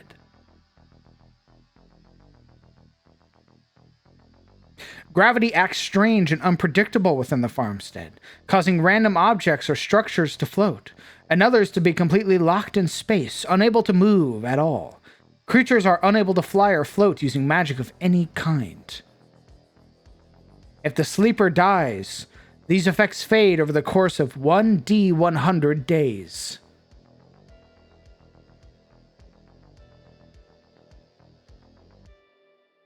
This is a Darkest Dungeon monster called the Sleeper.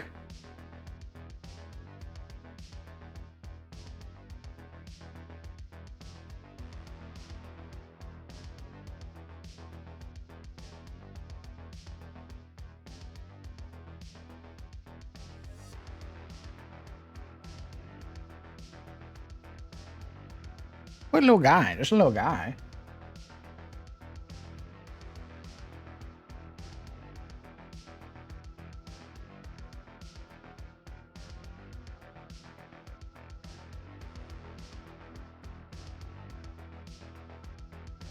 Do he go honk shoe or honk me me me me? Probably a little bit of both.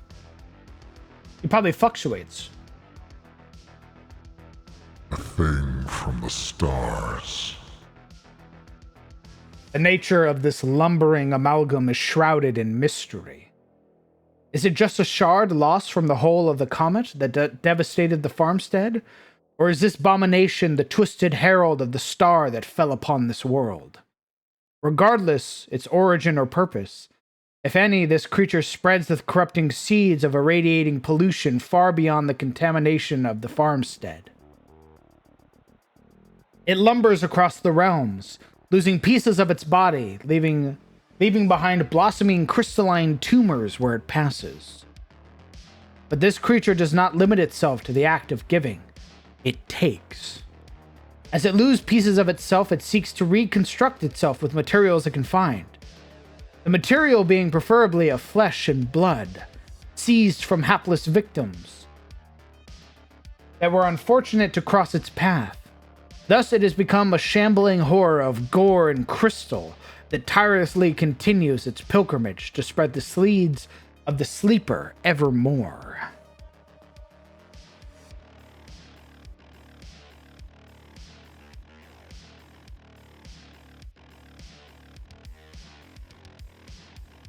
He's a neat guy. I like the sleeper.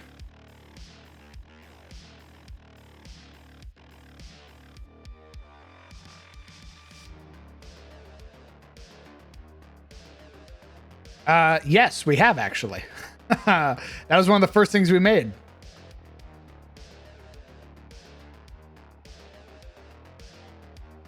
Thing from the stars. Make us whole. Hey, Pygor.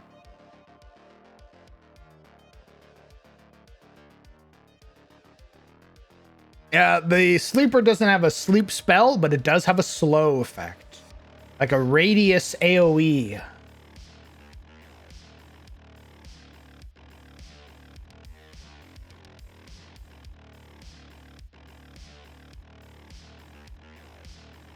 Yeah. He's a cool guy.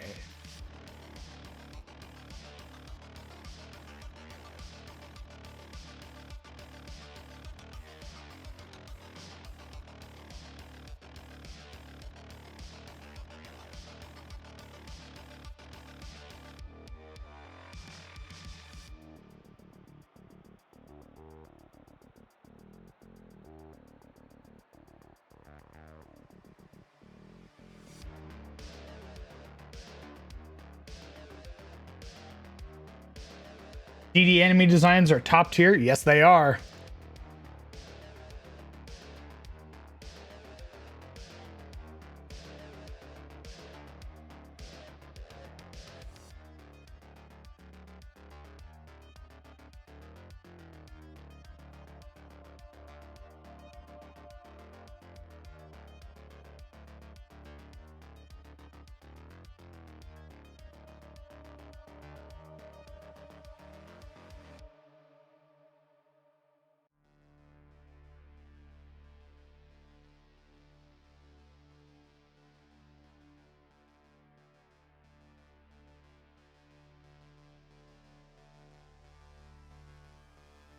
That you are correct.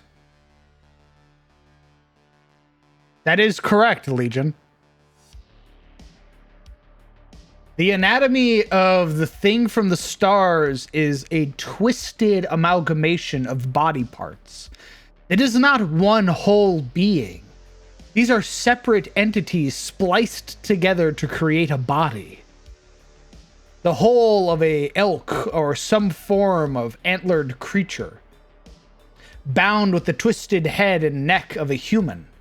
The lower half, its legs completely different.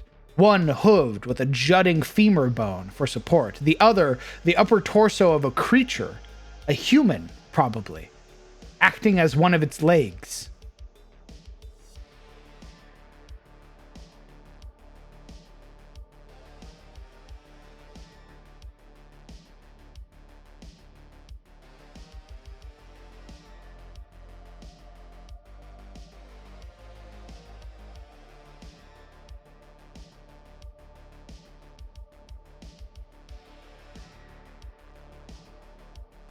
Looks like an insult to life itself? Yes.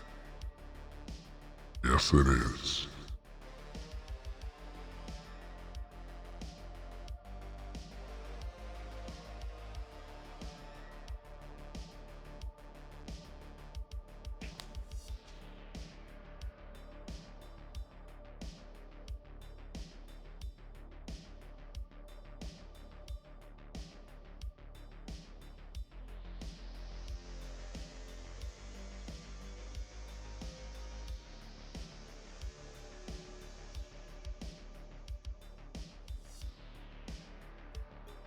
I don't know, but the stats go up, but it's plus the hit goes up.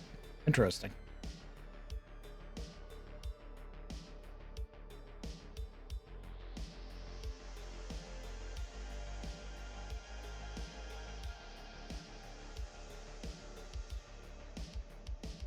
Who made those monster gifts? They look amazing. Red Hook Studios. Red Hook Studios are the creators of Darkest Dungeon, which is where all of this inspiration comes from.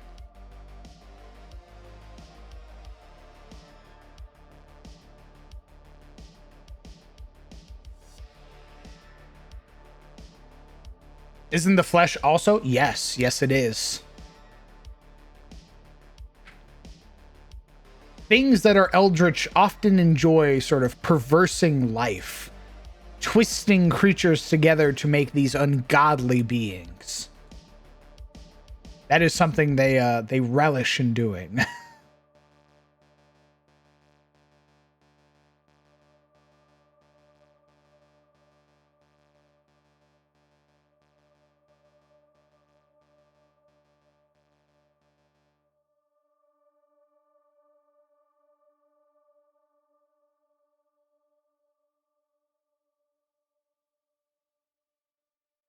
Are you going to include stuff from the Black Reliquary mod? Metis, I'm so glad that you asked. I'm so glad.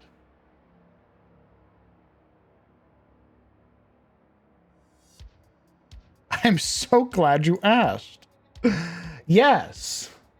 Yes, I have and will. Correct.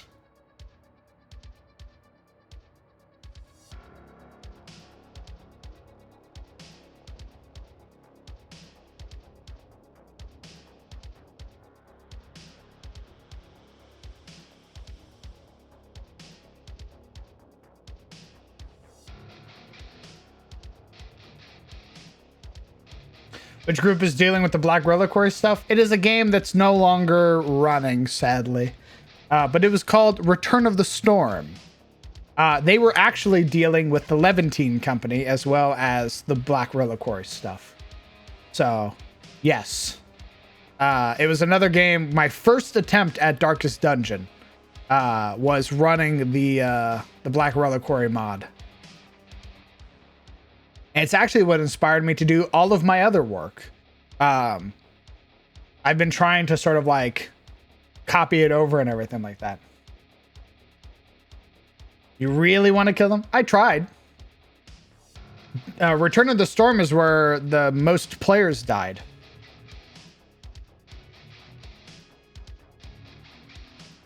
Time to dust them off and bring them back? You are correct, Issa Job. The Epsilon Security Unit. Obviously rebranded, right? But it has its God Splitter ability.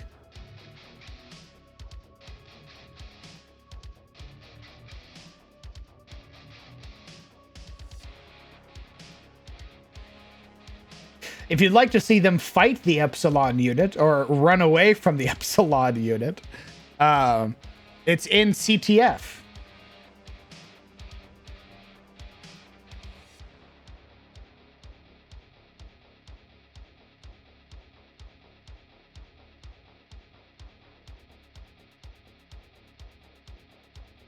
What were the repercussions for the campaign being unfinished? I sort of fucked up. I'm still like, I may have a ton of years under my belt as a DM, but I still fucked up a lot. So I basically played my hand way too early in that campaign, and I tried to do too much shit, and it was way too much of a DM versus player mentality. And I don't think my friends were having fun, and I wasn't having fun being an asshole. So I scrapped the campaign because I wanted to redo it. I wanted to be a better DM. And I did. I scrapped the entire thing, much to the chagrin of some of the players. And that's where CTF comes from.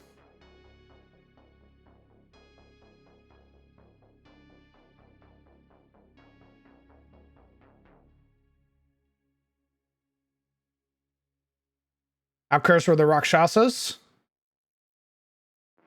They didn't get to actually fight the Levantine. So the Levantine, in my setting, they work with the trade prince of Zehesh. They work with, they're Sunites, right? And they were working with the trade prince to try and bring in like wizards and clerics. And we had a bunch of Sunites in the party. And they basically brokered like a deal, like they were allies.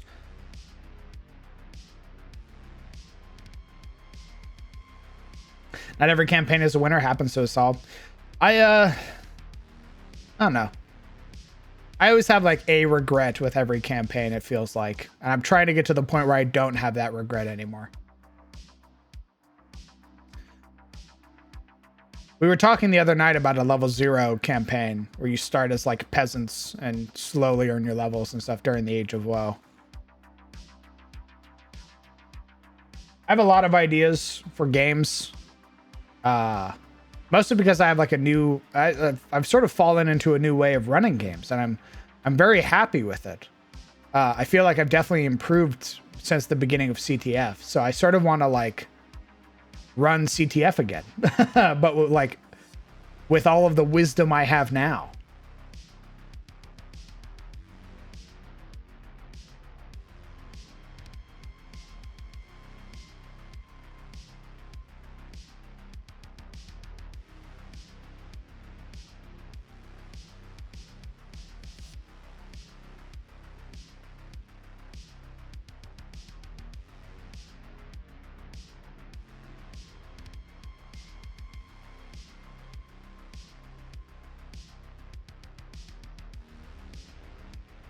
Oh, now, so you're excited for Baldur's Gate? Yeah, I'm excited for Baldur's Gate. I already own Baldur's Gate, So I've just sort of been waiting for it to fully release so we could do like a full playthrough as a bunch of homies. Nat, what is going on, gamer? Thank you very much for the raid. It's incredibly kind of you. Thank you for trusting me with your community. You caught us in the middle of making some monsters for an upcoming game. And lamenting on the failures of DMing. So, yeah, smile. Loving the looping token art. As do I. It's very sick. I obviously didn't make any of this. I'm just taking it from Red Hook, who make amazing, horrifying looking monsters. And we're making monsters based off of them. Thank you, mods, for the shout out. Yep.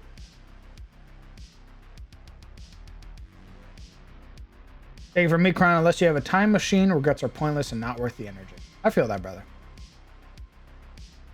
I came from a Foundry spell building session myself. Holy shit.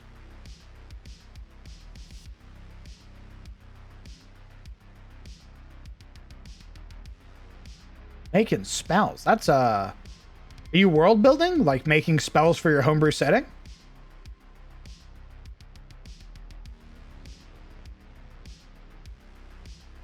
There's a DM I'm currently playing with who was at first DM versus player mentality. He lightens up. However, his setting is still brutal as hell. The afterlife is broken. Jesus.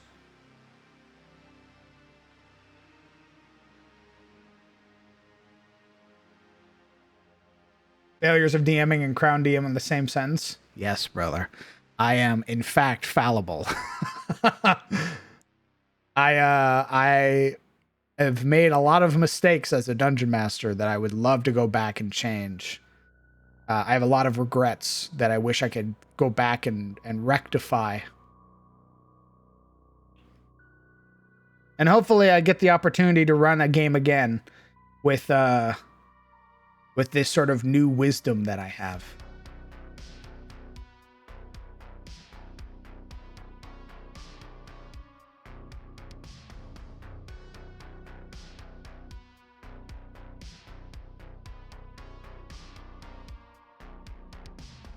Guys, I really appreciate your kind words. But I'm just, you know, we'll get over it. I will improve. I'll get my opportunity to redeem myself, and then everything will be Gucci.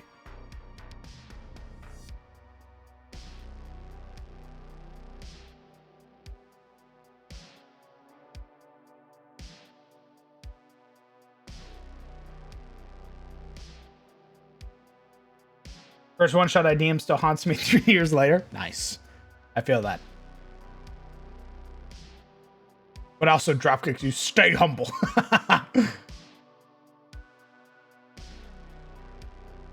Learn from your mistakes, you grew.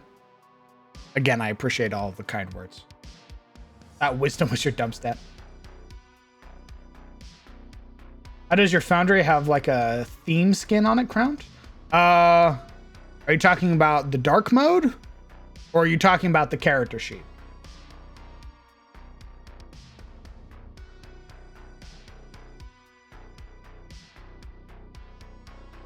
Both. So I have a couple modules. Feel free to screenshot. They go hard for real, for real. So I have D&D 5e dark mode. It's an old module. You have to go to the GitHub to get it. You basically have to copy over the project URL and post it into your module list. And then I have Tidy Sheets, or Tidy 5e Sheet, which is what gives you this sheet here. Allows you to customize it and all that stuff. Features, spell books, everything. Here's like an actual player's character sheet with it. So this is a player's 5e sheet. All of their skills, all of their proficiencies. You can bookmark your favorite abilities, so that way they're on the front of your sheet. You have your resource tabs, which you obviously need resource plus to, where's it at?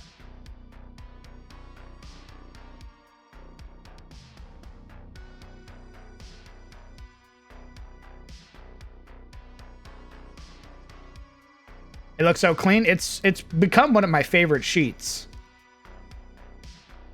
So we have this is like what the inside of a player's inventory looks like. Actually, I can show you a better one in the form of like our CTF group, because our CTF group has a ton of magic items. Right. So they got all of their stuff. Their colors that you see here, these magic item colors, that's called rarity colors. It's another module. It gives colors to all of your magic items.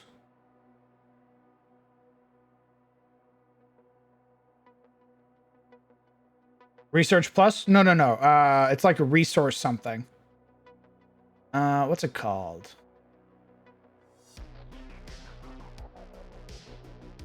Oh, 5E Sheet Resources Plus.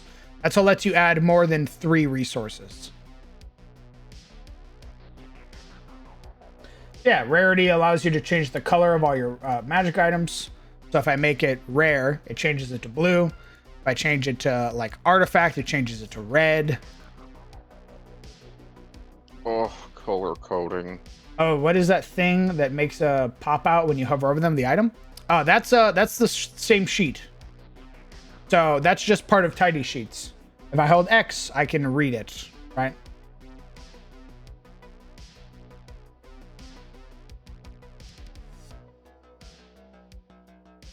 Hover over this. Brings out the next one. Hover over the bracers. Get the next one. Works the same way for monsters, right? Hover over reality bend, +6 to hit, reach 5 feet, or range of 60, one target, 6 damage, psychic damage, and the creature has disadvantage on all attack rolls. Just hovering over it reveals all the information you need.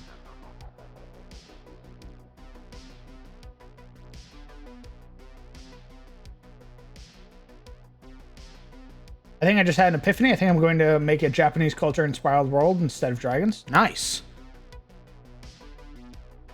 It's a very rich culture.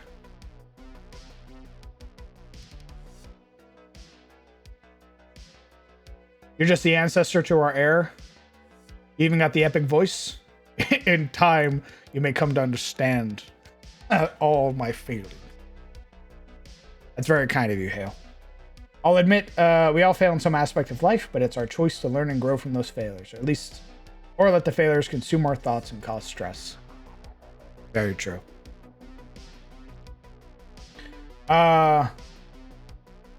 It's all good. I'll post, after the stream tonight, I'll post my updated mod list for you guys. Because I did add a bunch of mods.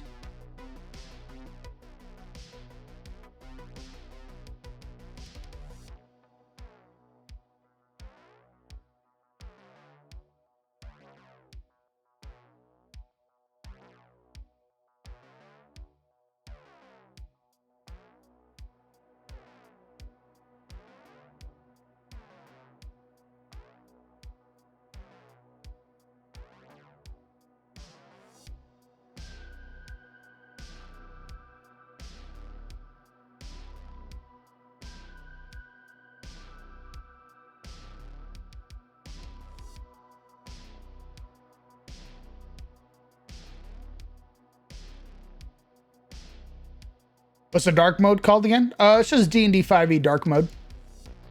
This one. D&D 5e dark mode. You'll have to search it on the actual Foundry website, I believe. I'll leave this up for you so you can look at it.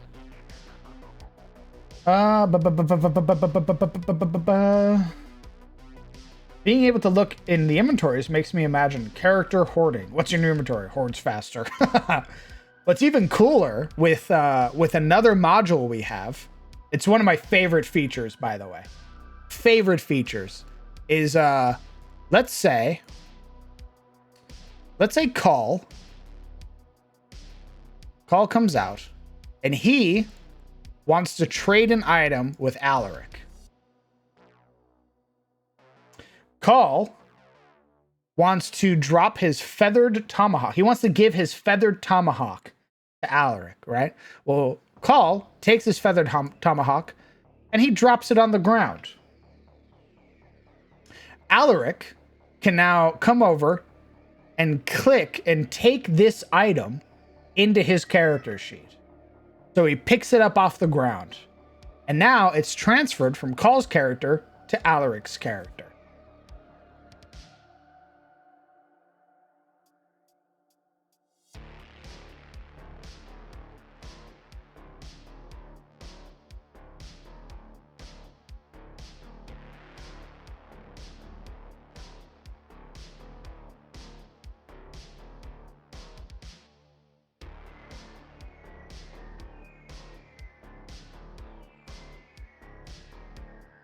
Ooh.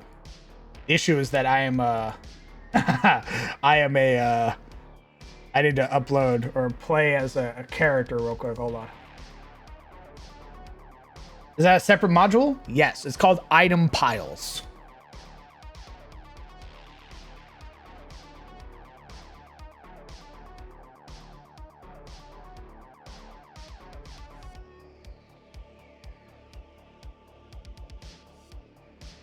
Should still have.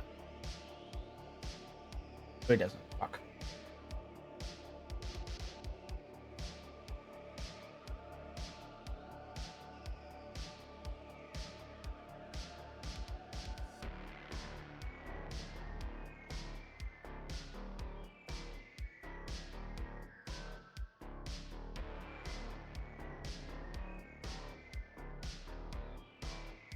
Item pile is too far away for you to interact with. That's Uh-oh. not true.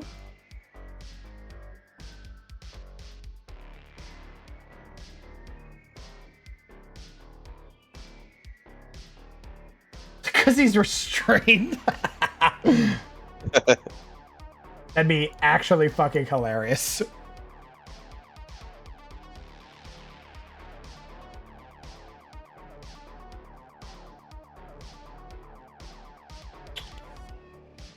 Is that the case?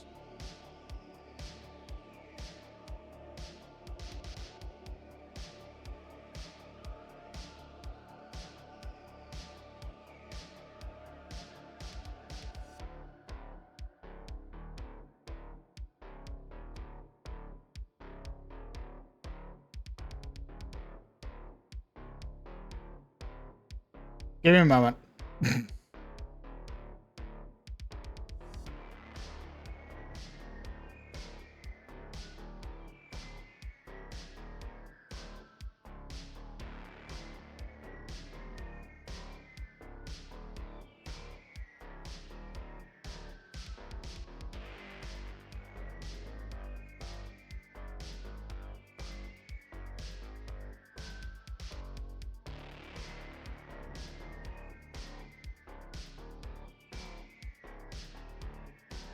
Whatever. Doesn't seem to work for. Doesn't make any sense.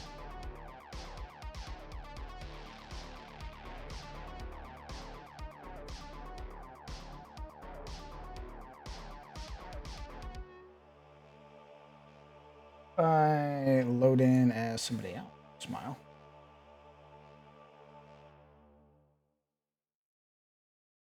I load in as Kellen.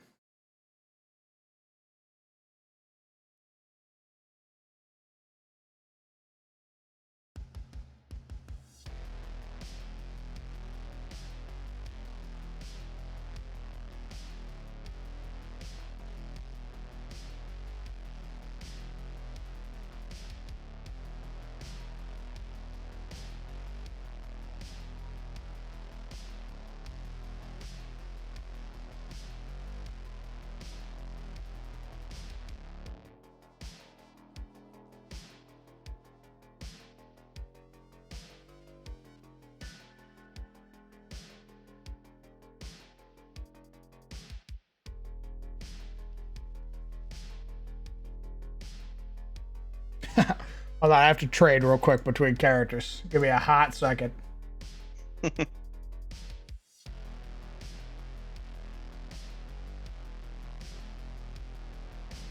Delightful. Okay, there we go. Fixed. Everything's fixed. There we go. He's a genius. A tech wizard. First try, baby.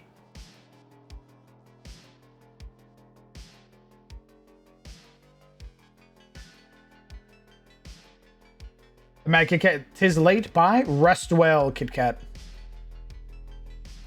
Yeah, I'll take a screenshot of all of my mods and I'll post them in the Discord later tonight.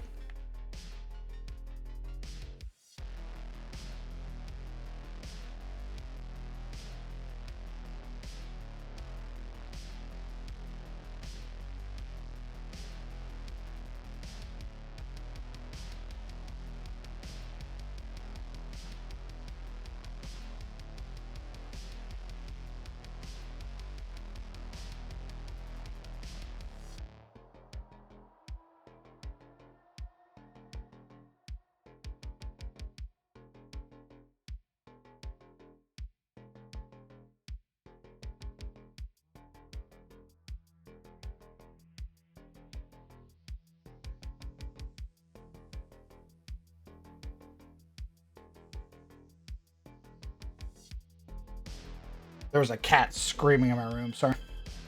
I gotta get ready for work. It's been great dropping by. Hopefully I can catch another stream in the future. A great stream, crown and chat. Thank you, H2L. Rest well, brother. And hopefully work isn't too bad.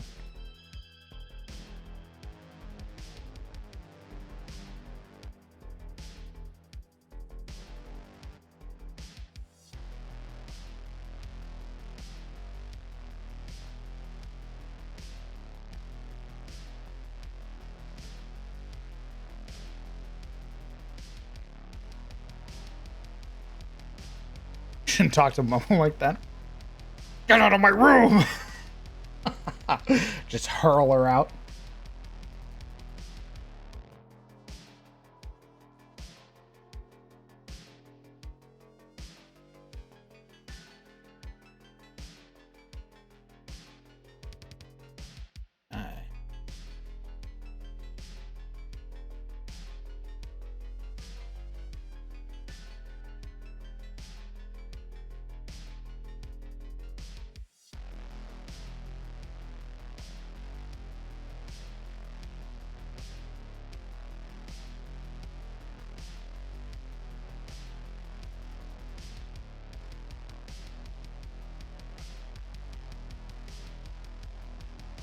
There we go.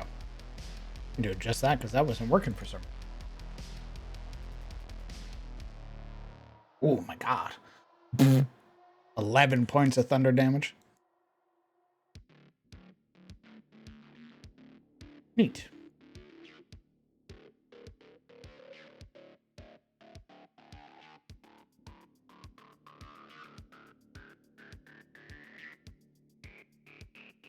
Oh! Oh! I need to double check a calculator real quick. Stand by.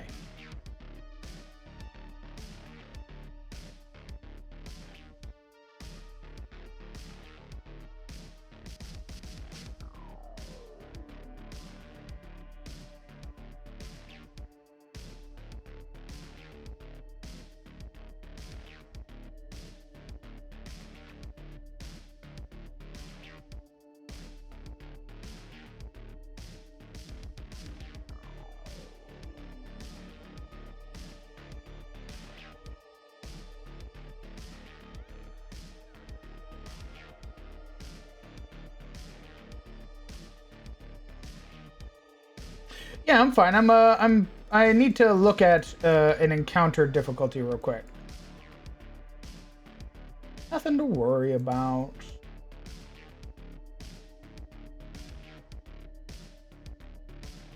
Well, yeah, I mean,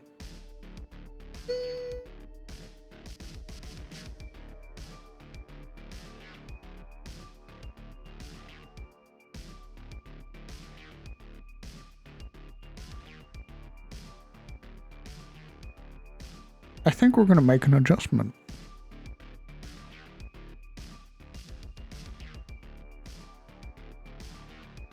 I think we're going to make an adjustment.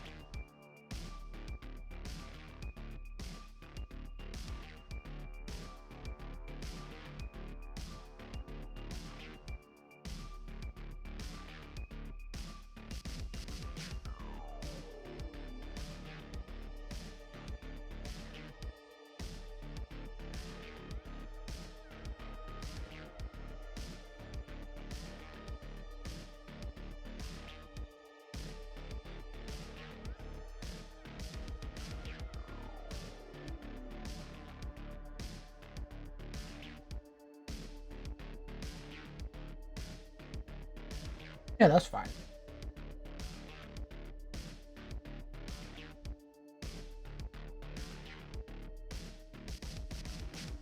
Yeah, that's fine.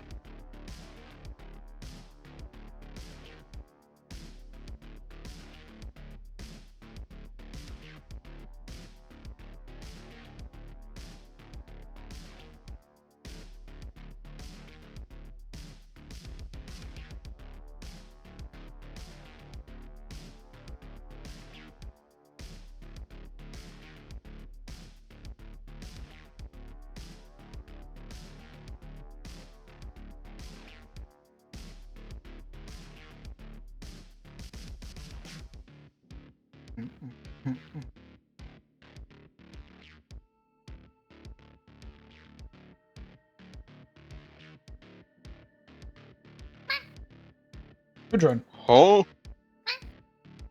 What's up, gamer? Hello, Summer. Oh, you're making that thing. I'm adjusting this thing. I don't like it. Yeah, I realize you guys are level 7, level 6 adventurers.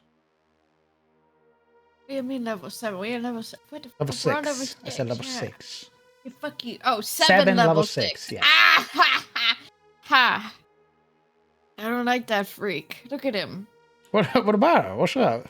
I don't like that he's smiling at me, dude. People smile. Give him more HP. I plan to, don't worry. Give him 350. Or more. There he is. I don't like him. The He's looking thing at from me. the stars. That's the face that was smiling at you. Yeah, I don't like it. He keep looking at me at the corner of my eye. Yeah, I don't like it. he do that. Make him whole. Go ahead. Come on. I don't want to make him whole. I Come don't on. feel like it. Do for him, as a favor. Look at his little hoovies. Look at his little front hooves. That's right. Little hoof handies. You got the hoof, you have a bone, and then you have a whole torso as the other leg. I like his little arm hooves. Yeah. I imagine him just wiggling those around kind of like a T-Rex.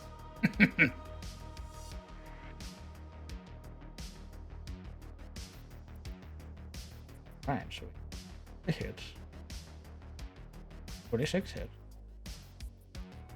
13% What the damage. fuck? What the, he got a plus 12 to hit? Yeah, he's CR 15. Oh! Holy shit! Got a Vorpal Strike. Also the hit reach of 5 feet. Target. Does 4d8. 7 slashing. Average of 5. Is improved critical on this attack roll, so 19 or higher is considered a crit. We gotta like one turn this guy. He hurt. He ouchie. He has a very low dexterity, so you know he'll probably go last. Nothing to worry about. It's fine. I just won't fight him and stay in the shadows instead. I'm his ally. It's fine. 28 to hit, 27 points of slashing damage. I'm his ally, right? Yeah. He loves me. Mhm. If I make him whole, he won't kill me. Correct. You know? Natural 20. That is 50 you fuck points of off. damage. Oh!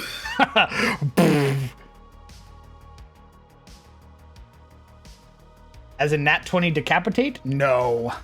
Oh. It's just, it's weird star stuff. But when he does crit, he does a pretty healthy chunk of damage. It's okay. We won't even ever have to fight this guy because we're gonna kill each other next session. That's alright, baby. We're PvPing, baby. Baby. Listen, It's only the 3 rogues that touch the rock. If we all just get really high stealth checks, the rest of the party can't see us. True. It's just the 3 rogues run off into the woods. We start stealth checking. Stealth check, stealth check, stealth check. The rest of the party, where'd they go? So let's say he hits Tegan with a crystal shard. Tegan needs to roll Constitution saving throw, DC 18. Are they always Oh, look at that stress bar. Got a 10. So with a 4, he is blinded until the end of the thing's next turn. He's blinded. I love being And blinded. if I blind you, this is what you see. Nothing. It's me, the best dark vision in the party. I can't see shit. You fucking blinded. You Unblind sort of like, me. you can vaguely see like remnants of where you'd been before, so it sort of lets you move around. Yeah. But you don't see monsters. Unblind me, bitch. But I'm blinded. They're all the monsters. I love seeing a monster. Yippee. I ain't hitting those crystals again. I sanity tanked that whole fight. Yeah, you did, like a beast. I sanity tanked. I'm super pog. Other people can hit the crystals next time. Very good. I can't wait to kill this thing and put its crystals on my bow. And see what kind of fucked up shit that do. Or nothing bad will happen. Definitely not. Whispers abyssal into my bow. I love you. Oh, that's right. It has villain actions. Blech. So its first villain action is Skeletal Collapse. One or more creatures with a skeleton within 60 feet of them, attempting to temporarily crystallize their ligaments. Each creature must succeed on a Constitution saving throw, or take necrotic damage and have disadvantage on strength and dexterity-based ability checks, attack rolls, and saving throws for 1 minute. Oh dear. That is strong. Well, it's a villain action. You're good. They only get 1 during an encounter. Once they use it, they can't use it again. So it's a legendary action, but it only comes back if the creature somehow escapes. So they spend it, they can't use it again afterwards. I was like, dude, I'm excited. I might actually get good sleep for once. Nice. I had a Very follow-up with my psychiatrist today, and she was like, oh my god, you seem to be doing great. And I was like, yeah, I am doing great. And she's like, okay, is there any problem still? And I said, I can't fucking sleep. And she's like, okay, here, I'll give you some sleeping meds. And I was like, sick. So I'm gonna get good sleepy tonight, and then I'm gonna go get my brain poked 36 times tomorrow. Hell yeah. Wow. Dude, get that sleep, brother. I'm gonna get needles in my head. I'm so excited. Are there Warforges available in your setting? Because I'm fighting this dang thing without bones. Yes, in the form of warrior jars. And me. It was you. I miss my son. He's still there. He's hanging out with the Pope. Yeah, I love Tegan, but I also love my pop boy.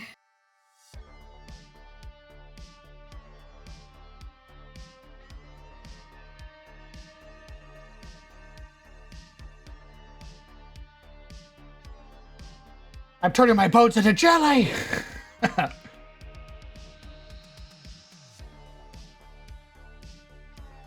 All meat, no bones. That's right, baby. I would love one of the harpies to try to pick up Honey. They're like, oh, he's so tiny. Just put the littlest boy in this party of like all the super tall Adonis gods. One of the harpies is just like, oh, look at him. He's so small. I'm going to pick him up. Oh my god, he's so heavy. My back. Just the littlest guy. The littlest guy with insanely high AC.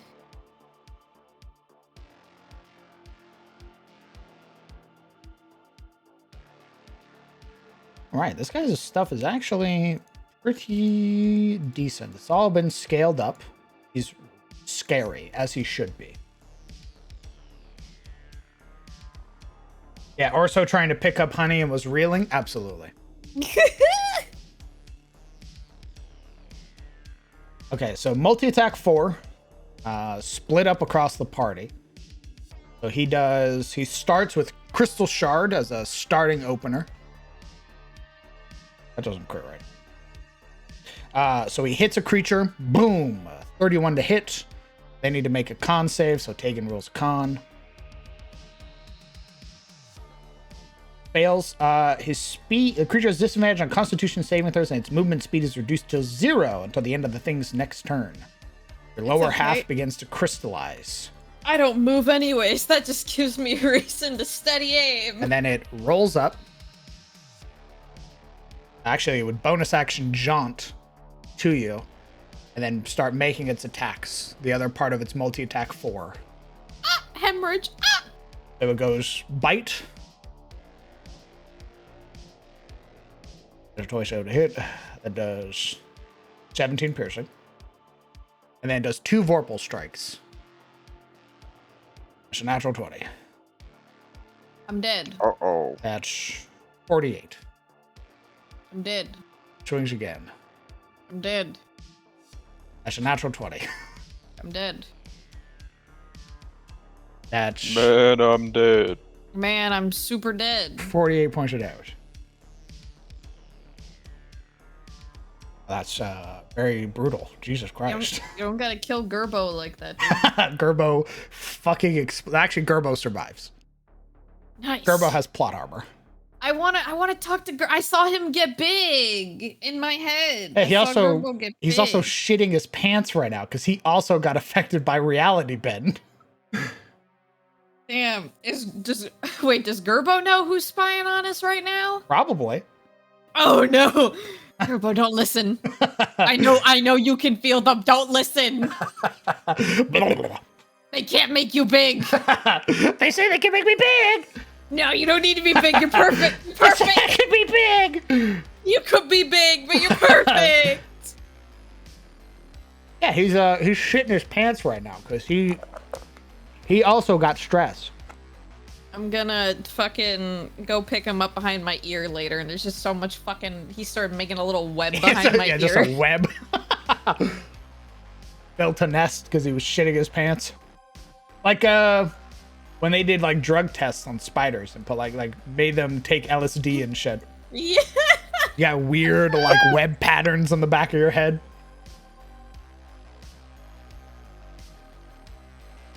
That's be the wildest. I mean, absolutely. The spider was like, I'm going to live my life here. I'm going to be content. Nothing's going to happen. Oh, hey. What's up? Dabs up the Sharian that rolls into the room. Yeah, I'll come with you on an adventure. Literally got like the Bilbo experience. I don't want an adventure. Meets Tegan. I guess I'll go on an adventure.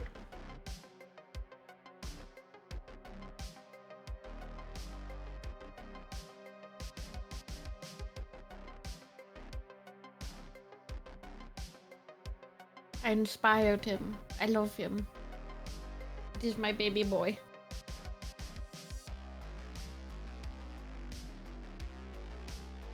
I want to make him big one day now. That is my new goal. I want to make him big. Okay, I need to make the foreman. How did you get the health bars to appear on top of the token? Another module. It's called the resource bars, I believe.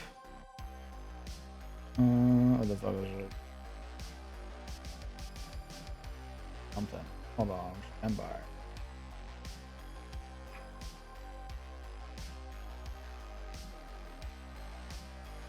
The bar brawl? Here's one of them.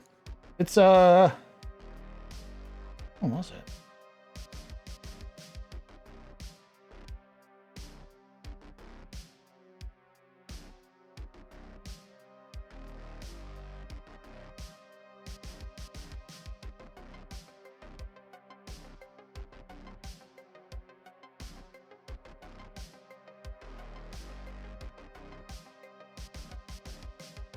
Yeah, I think it's just called resources.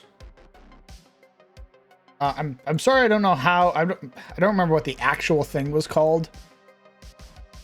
I'm trying to find it. But there's one of these. I want to say it's Bar Brawl, but I think that's wrong.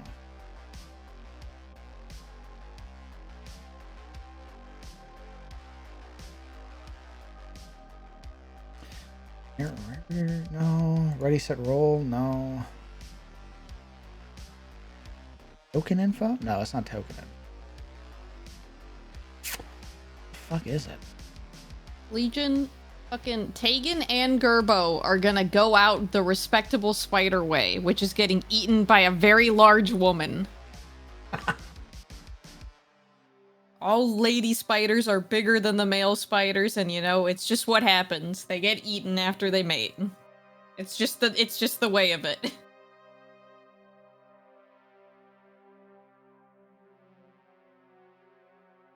Yeah, I want to say it's Bar Brawl. Persephone. It could be wrong. I'm sorry. I hope it's right. I'm gonna post my entire module list in Discord tonight. So if it's not, hopefully you can sort of sweep through them and find the correct one. All right, so I need to make the foreman now. Oh, his token looks sick as fuck.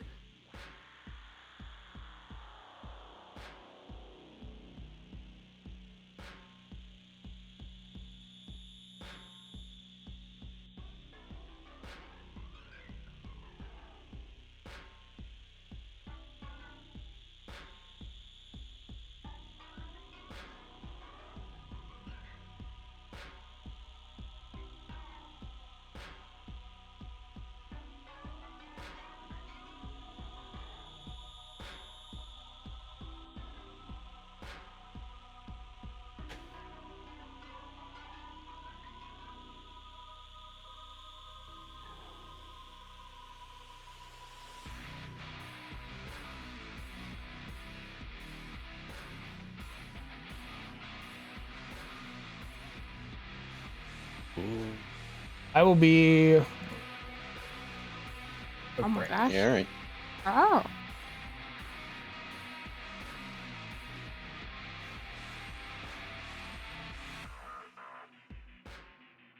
Who was that guy? I don't know. Why does he keep coming on your stream? I don't know. Can't wait for Gerbo to get enough EXP to become a retainer for Tegan. I just gotta make him big. I gotta make him big.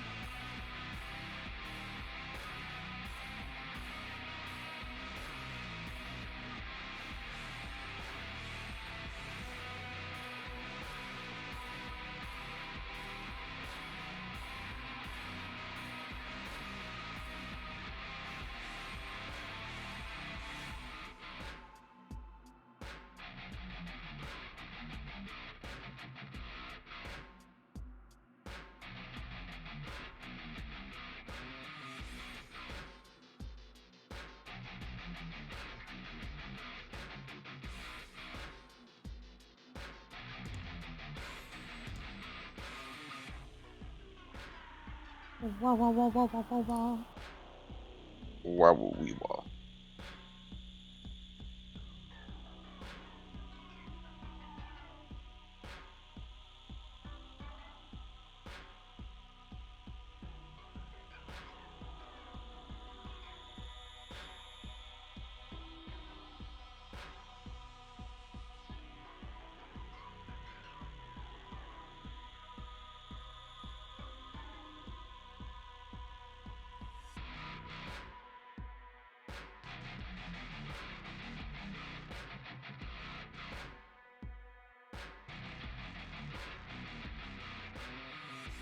He'll be robbing us all of the really cute image. I know it's really sweet, but he deserves to be big too. You know? And not fucked up crystal big, normal big. Yeah. He's just a good boy.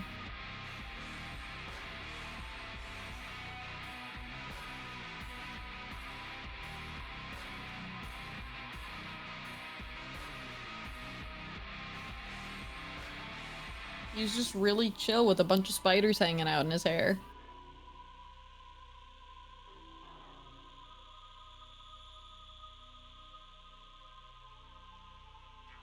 Who knows? It might not even be here. It might be all web. Oh my god.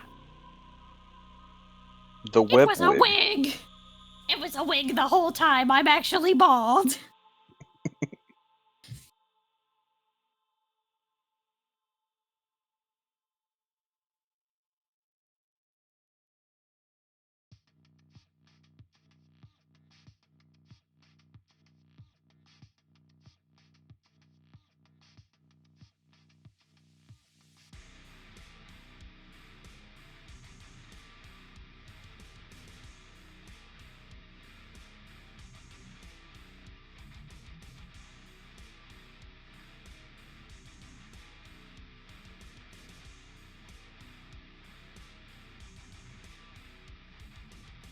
Oh my god, I'd love to be able to just cast Enlarge on Gerbo. That's what we really gotta do. Get him like a little rune of Enlarge that he can just choose when he wants to activate. Like the bestest boy.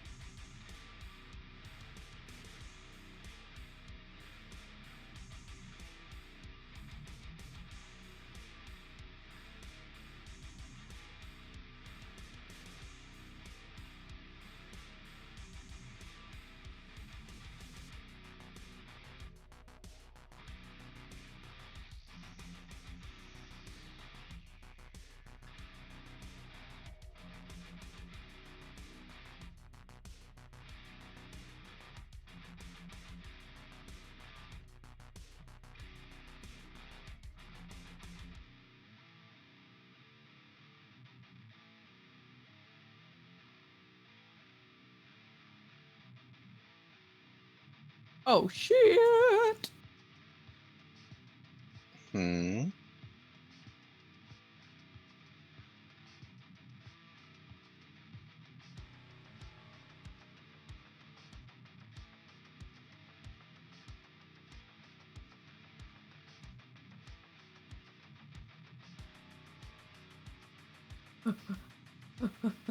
Me running to Legion's DMs.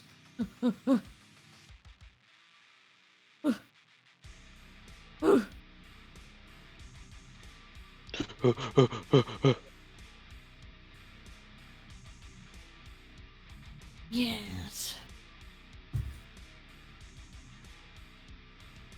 Also forgot to mention somewhere that ever since Tegan got Gerbo, I've been devouring so much jumping spider shorts on YouTube. Yes, they got the little green mustaches. I love them. I had a little jumping spider on my back deck a few weeks ago that was a pretty big boy, and he had the cutest little green mustache. Let me see if I can find it. I think I took a picture of him. Remember to spoiler it, please. I'm not gonna post it in here. Alright. I just sent it to Legion because he was a cutie. See, I get more upset by spiders if they're like in my space. If they're like outside vibing, I ain't got any problem with them. They can do whatever the hell they want. So I try to relocate spiders whenever I find them. Oh yeah, same. Like, hey, I vibe with you. Just I want you to vibe outside. Exactly. There he is. I found him.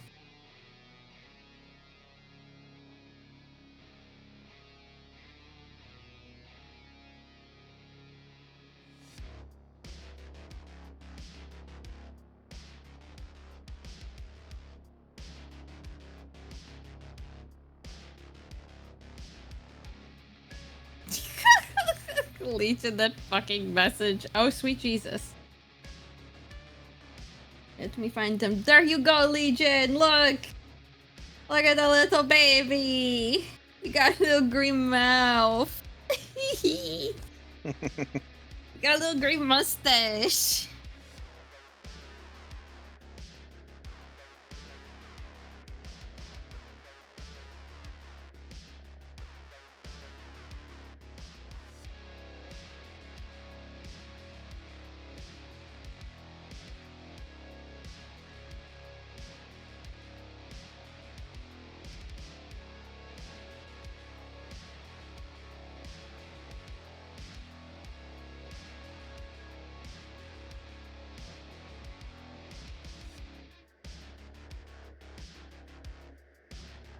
Oh, dude, don't even talk to me about cobwebs. I'm so short. I have to, every time I want to clean them, I have to put like a stool on a chair. Because I got super high ceilings in my house. Don't even get me started, chat. Gotta balance my ass on a stool on a chair. Oh, jeez. That's not OSHA compliant. I definitely haven't eaten shit while while trying to clean up cobwebs on the ceiling. Ooh. Definitely haven't fallen on my fucking ass.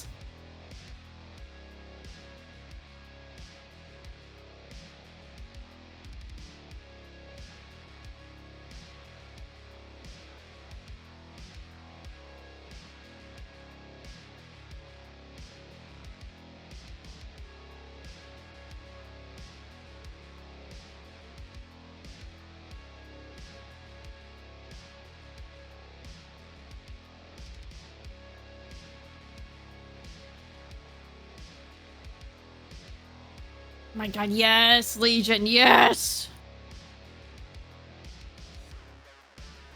I'm back. Welcome back.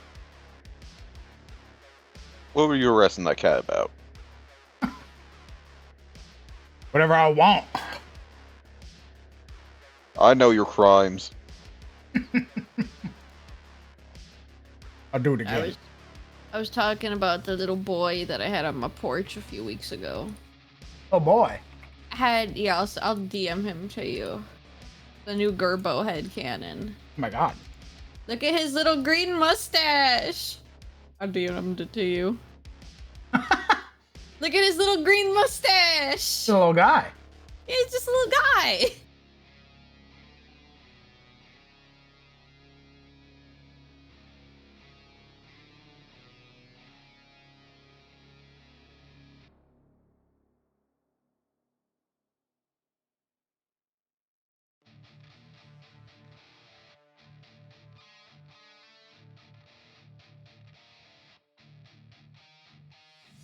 Ask a favor? What's up, brother?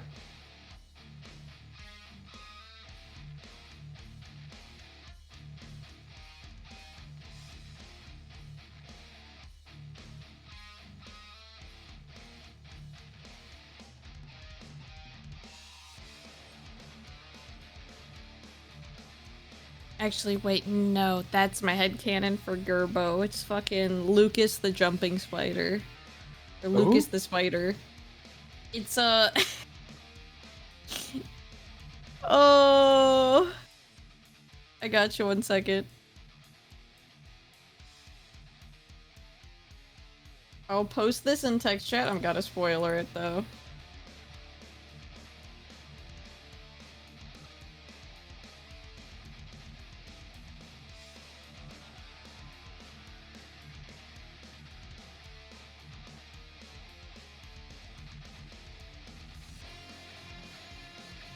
Yeah. Spoiler that. There's a little guy. Ah, I haven't seen that, but I have heard about it. They're so cute. Did you say to find him, drown yourself in the circle of stars?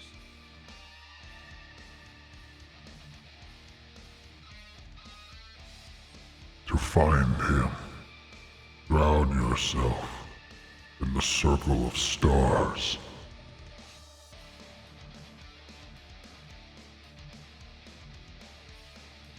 Well, you know that somebody just got off to that. Finally.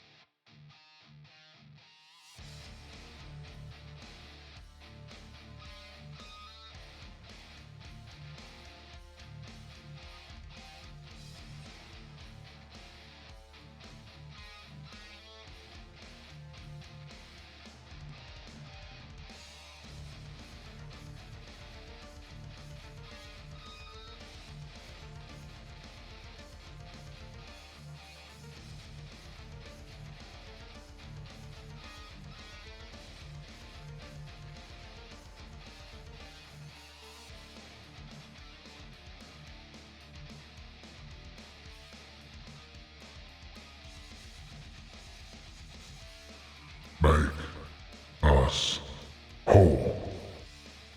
You shut the fuck up, Boomer. What the fuck did you just come to? No! Listen, out of the two people watching me right now, you're the more annoying one. I'd rather listen to the other one, I'm not gonna lie. Don't say that. Except they don't talk to me. Yeah, you're the one that won't shut the fuck up. Don't say that. You don't want that smoke. What if I do? What if I do want that smoke? Oh my god. Yeah, I'm calling you out. I can feel you watching me. Say something. Say something. I can feel you. All right. You are restrained. As ethereal webs emerge from the abyss.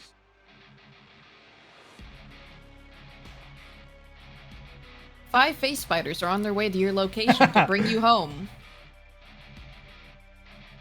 Yeah. Yeah, Legion? You want the sleeper to call you its little PogChamp?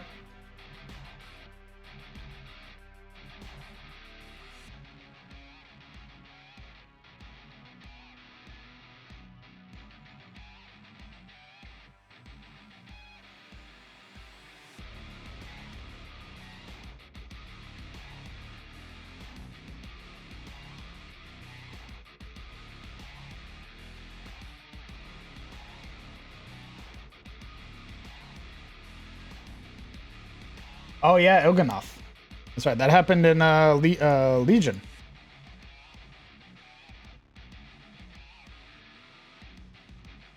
No trespassers. Yep, the foreman makes a whip attack against a creature that enters the foreman's reach. If that attack hits, next attack made by an ally of the foreman before the end of the foreman's next turn has advantage.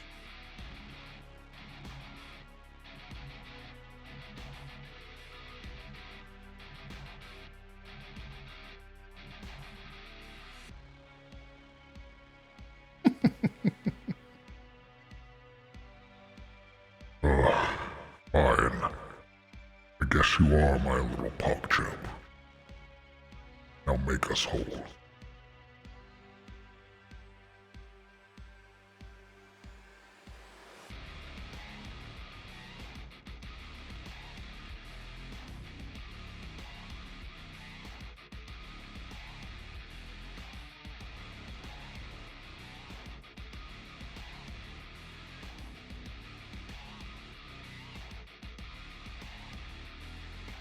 Sounds just like him. Nice. I let my go, Elixir.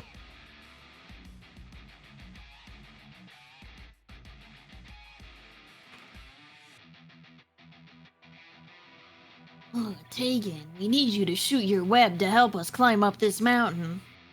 What? Dear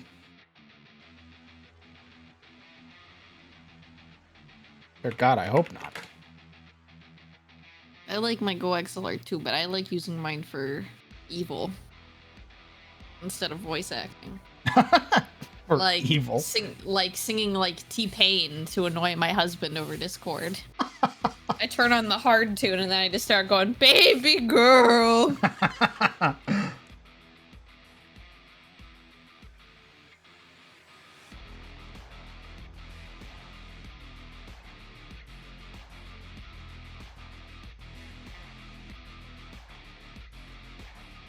Crazy? I was crazy once. They put me in a room. A rubber room. A rubber room with rats. Rats make me crazy. Anger. I was crazy once. A rubber room. A rubber room with rats. Rats make me crazy.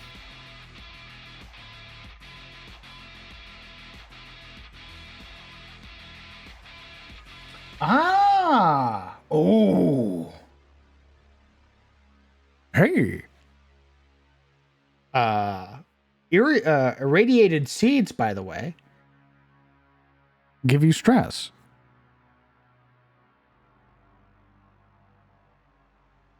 What? Neat. What? What? I was talking to chat. I want to go home. I've decided that Tegan doesn't like the surface anymore. I want to go home. There's lots of really tall, intimidating people up here. I thought I was tall, but I'm not apparently. I want to go home. There's lots of maggots up here. I don't like it. Why there's so many maggots? Why the fuck are there so many maggots in this forest? Why are there big snakes? I prefer the spiders to these fucking snakes.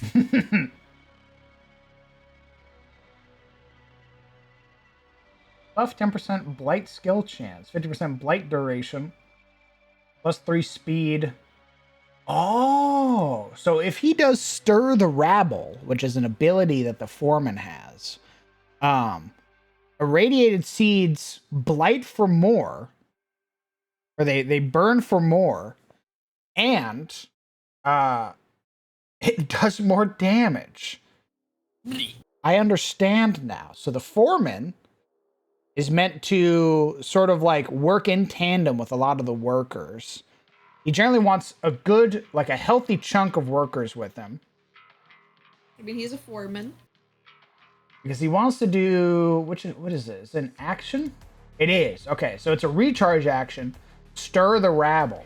And it's, he can choose up to 4 other husks within 30 feet of him. And they gain big old bonuses to their stuff. And their DC for their irradiated shards goes up. Neat. So for a whole turn, he makes a lot of the husks around him a lot stronger. Oh my god. Then he obviously has his whip, which lets him attack people from range. Nice. So he's more of like a backline lead. He's a buffer. Very neat. Yeah, he's the stay alive and buff my front line.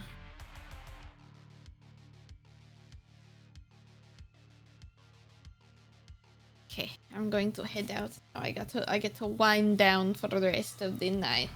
Oh yeah, homie. To Enjoy your mentally rest. prepare myself for hell. Oh god. See, the hell isn't getting my shots tomorrow. The hell is having to deal with Chicago drivers. Ooh, I was gonna say I have waking up to- early. Oh no, I'm used to that. I'm used to waking up early on injection days. The real hell is that I have to go downtown to get them, and so I gotta deal with really stupid, shitty inner city Chicago drivers Oh god. in a thunderstorm because I'm supposed to be going down during the thunderstorm tomorrow. What the fuck? Oh boy.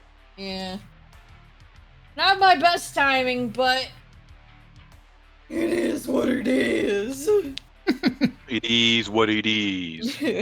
Pray for my driving. Okay, I'm gonna go. You guys have a lovely night. Bye bye, homie. too. Sleep well. I don't want to die Bye-bye. to these things. Don't kill me. Bye bye. Well, these are just little guys. You'll probably one shot them. Surely.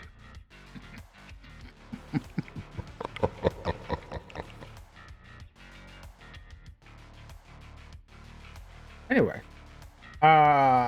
quitting time and back to work. Yes, I did like those abilities. So there's a very particular reason that they don't. That I sort of refrain from that.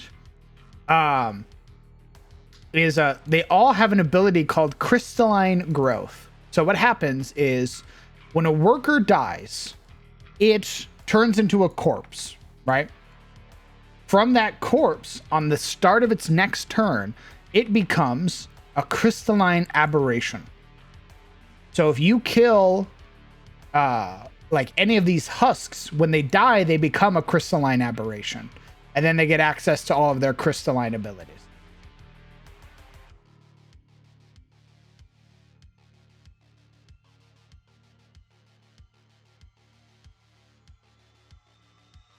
I do like him summoning new workers, though.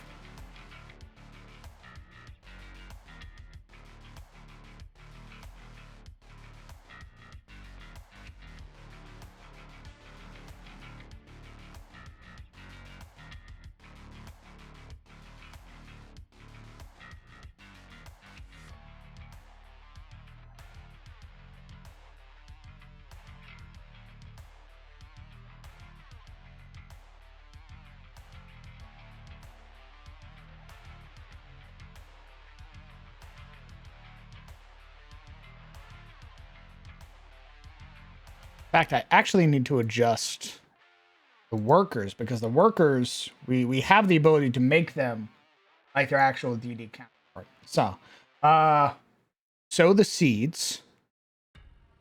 Sow the seeds. It doesn't do radiant damage. It does blight damage. Actually, we'll do burning, because burning and radiant are practically the same thing. And it does stress damage.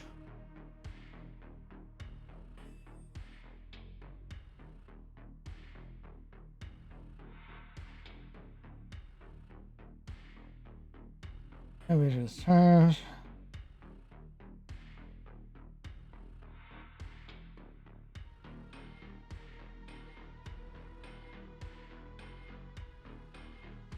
actually no, we'll keep it radiant. That's a unique one. I like that.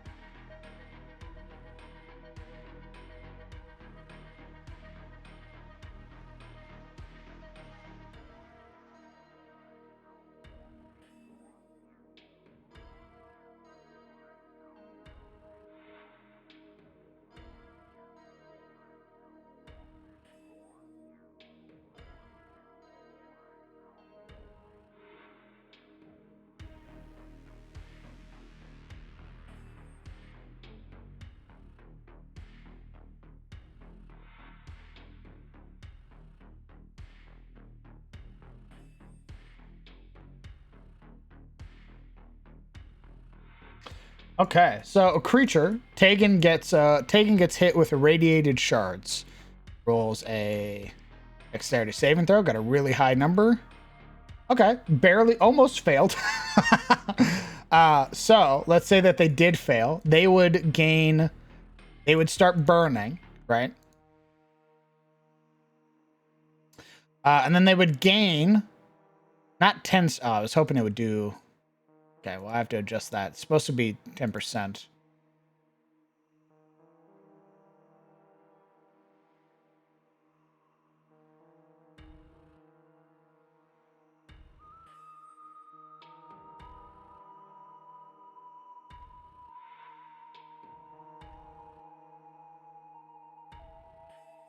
Okay. Try that again. Radiated seed. Oh, baby.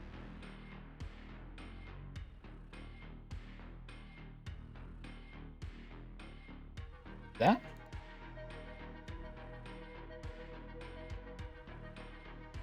Okay, well that doesn't want to work. Neat.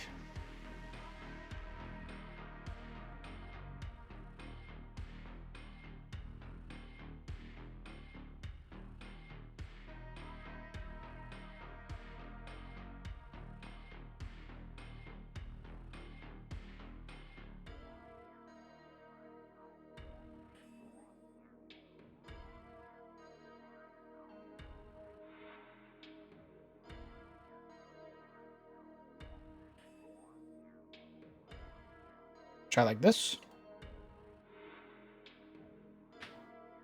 Okay, cool. That works. What if I set it as this?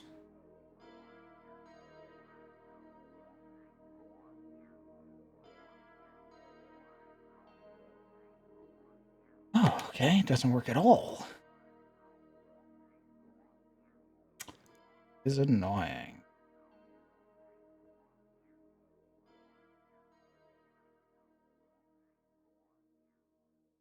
Hmm.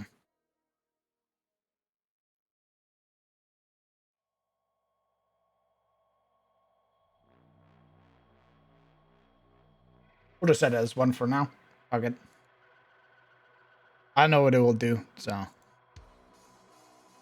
Okay, so Tegan, if he were to fail this, would get... Tegan gets 6 stress when he fails against the irradiated shards.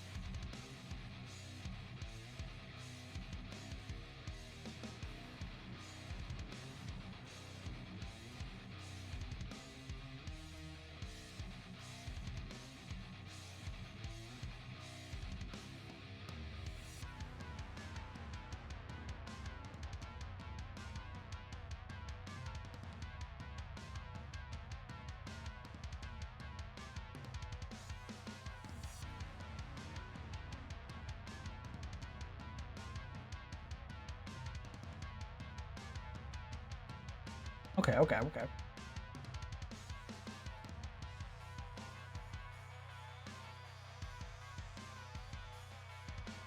It's called Ceaseless Labor.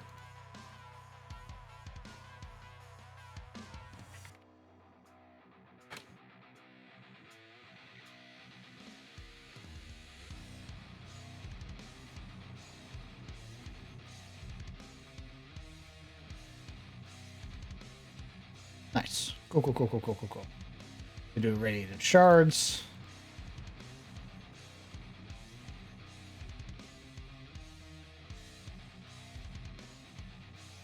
You know, we'll just make it burning. That's fine.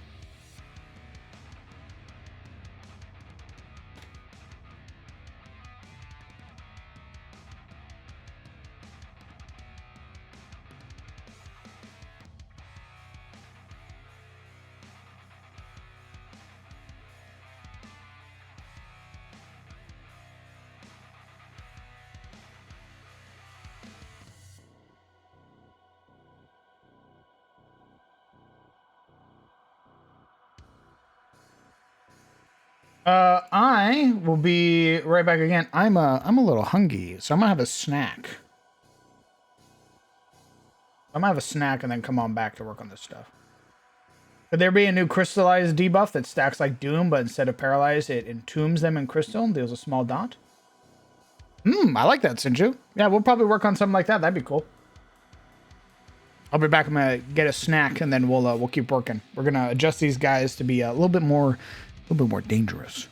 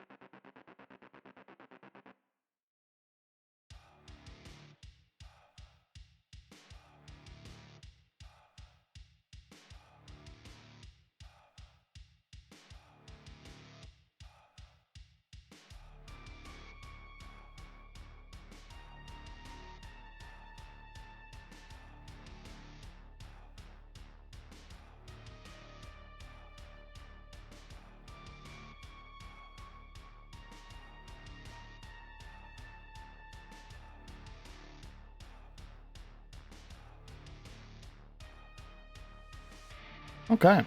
Some ruffles are consumed.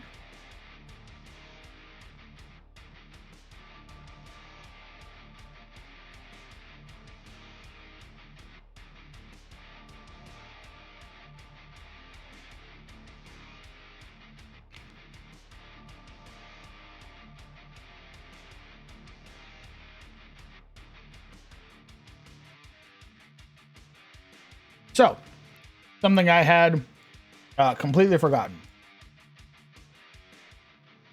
Also, hello, sycophant, if I didn't say hello earlier. I have the order token here. I think what I'm going to do is I'm going to give the foreman a bunch of abilities that use the order token, and the workers will get special buffs if they have a order token on them. Otherwise, they just sort of default, right? They do like ceaseless labor, all that other stuff. But if they have an order token, they get to do a unique abilities.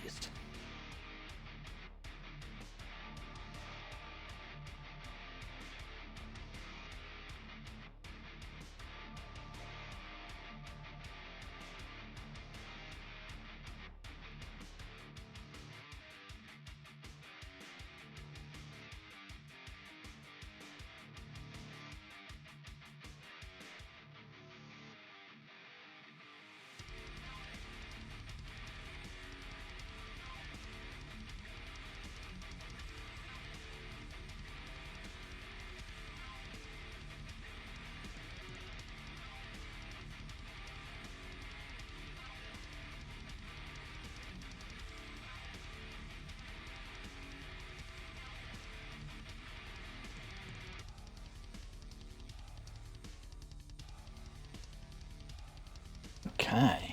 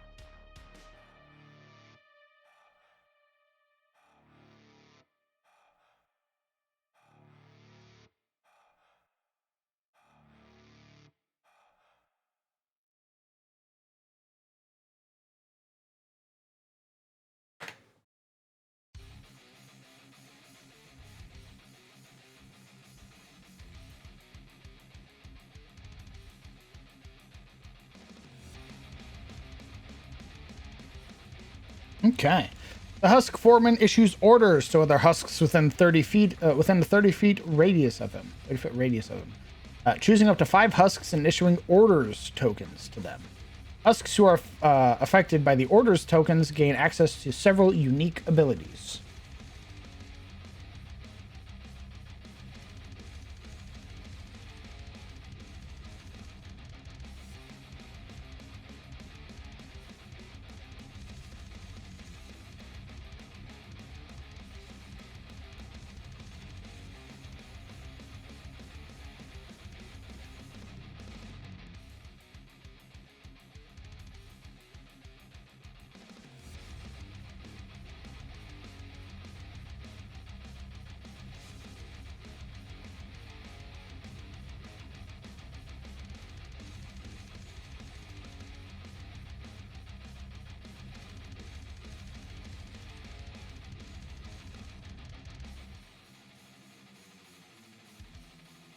I just need to have these on hand.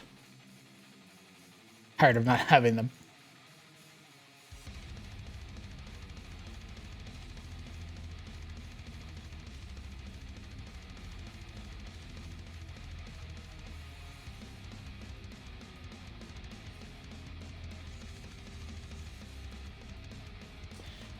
Stir the rabble.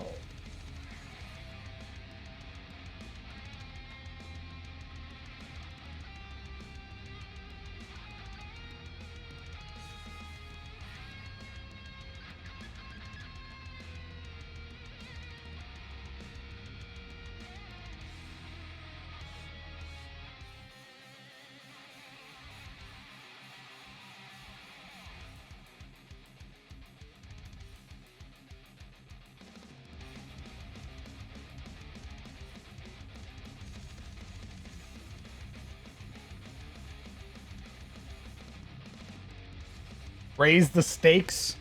As an action, a husk foreman can imbue one husk worker to become the next foreman when it reaches below 20. Ooh, I had something similar in mind for the workers.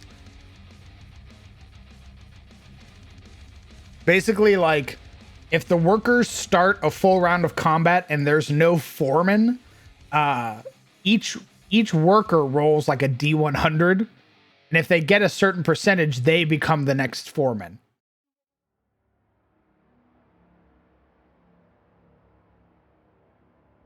Promotion, exactly. Yeah, so if they start a turn, if they start a round of combat and there's no foreman on the board, they all basically roll a D100 before the first person in initiative goes. And then that new guy gets a promotion. Wish I could promote myself like that.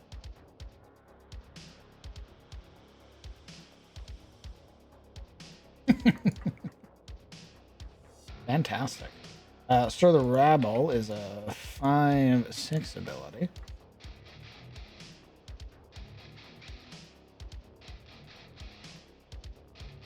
That's for one turn. Round, actually.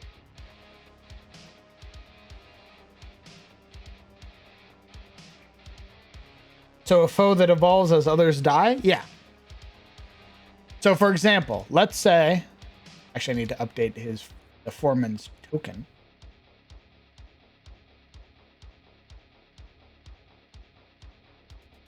Let's say the foreman dies. Right, there's the foreman. The foreman's got a bunch of husk workers. So it's him and the boys, right? Let's say the foreman dies. He goes, he ceases to be. At the start of initiative, all of these boys will roll an ability on their sheet called promotion. Whoever gets like a 15% or a 25% or something like that, immediately gets upgraded to the next foreman.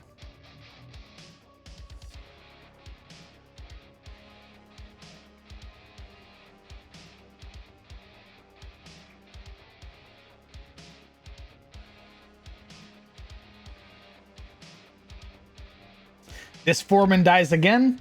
At the start of initiative again, everybody rolls. This guy rolls, and he becomes the next foreman.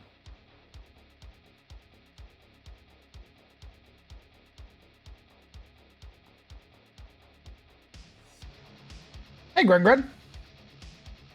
Thank you very much. Brett made it for me.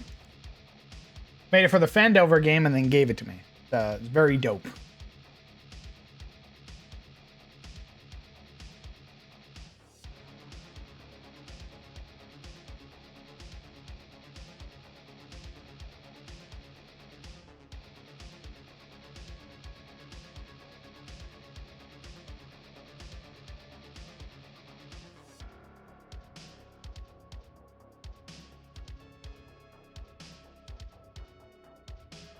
What if there are multiple workers that roll the percentage? 2 foremen. Does it keep its current HP or does it reset? Ooh, good question. What do you guys think? It's a pretty hefty increase. It's almost, you get basically double the hit points when you get when you become a foreman. I would say 31's fine. Them getting new hit points. So it goes down, it gets promoted, it becomes the foreman, it gets foreman HP.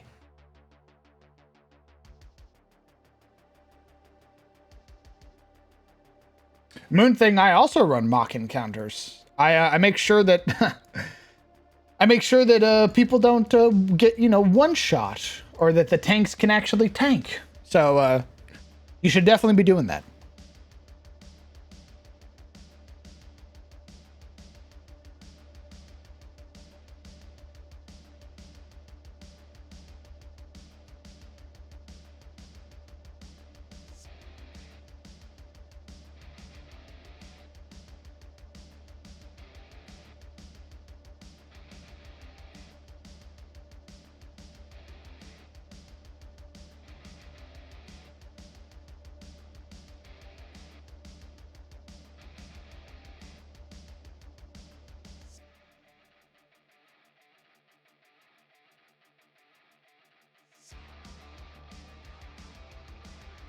Okay, Tegan, time for your daily lashings test.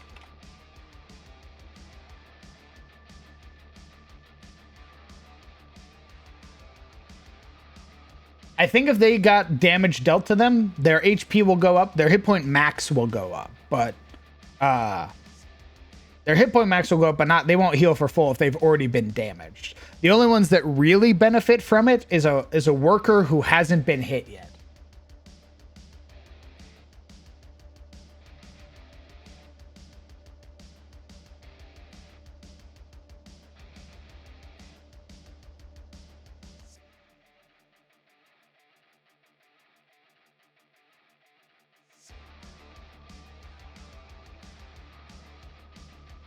I can't wait to hear my players' reaction to seeing your Death Blight score increases. Hell yeah. We love traumatizing players.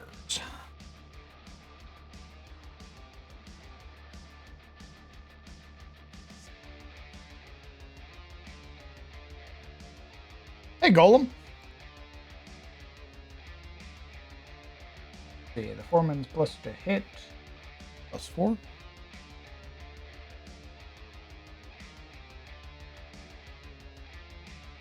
More to hit. Reach 50 feet. On target. It deals 7. 2d4. 2 slashing damage. Critical hit.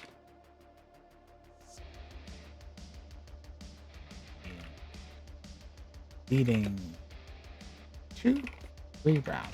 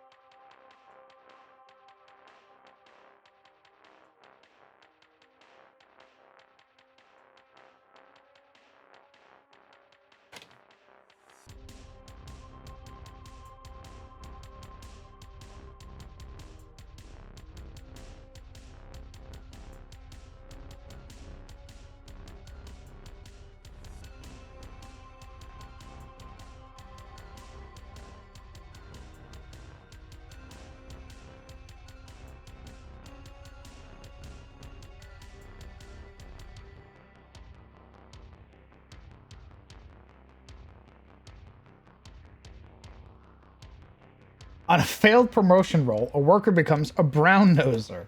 They receive all the foreman's abilities but none of the stat buffs. In addition, when trying to give orders via the order token, it must conduct a skill check. If it is under 17, the other workers ignore the older.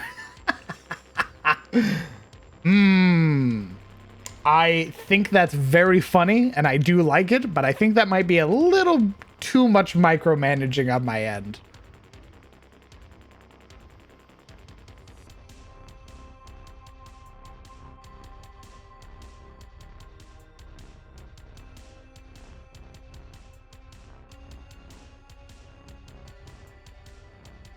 Butter bar effect.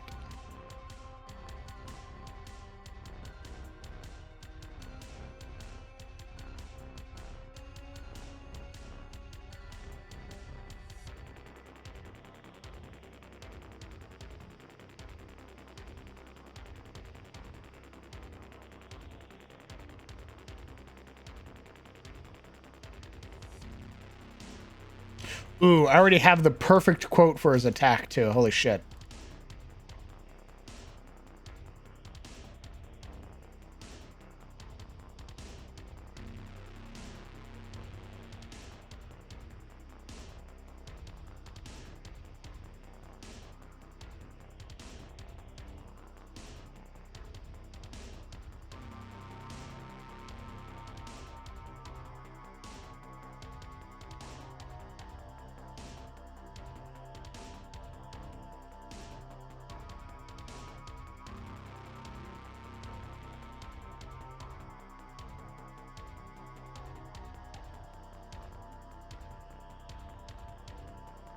I want to see it.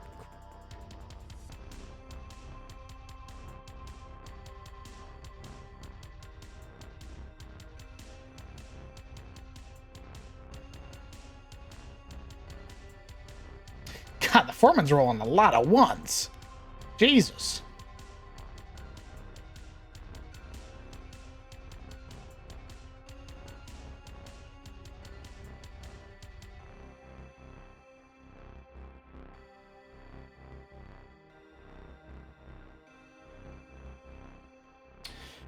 My favorite old god?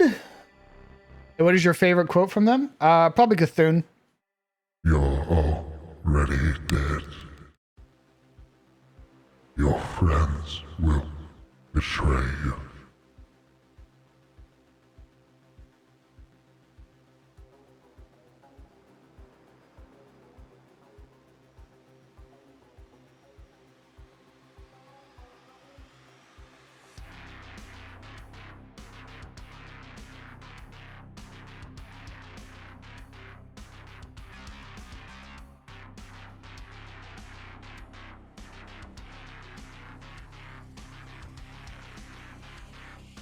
Favorite dragon aspect?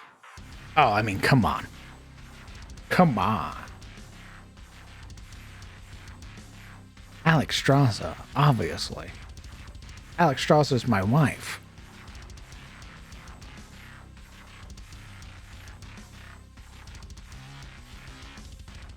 It used to be Ysera. But then Alex Strasza got her, Heroes of the Storm update.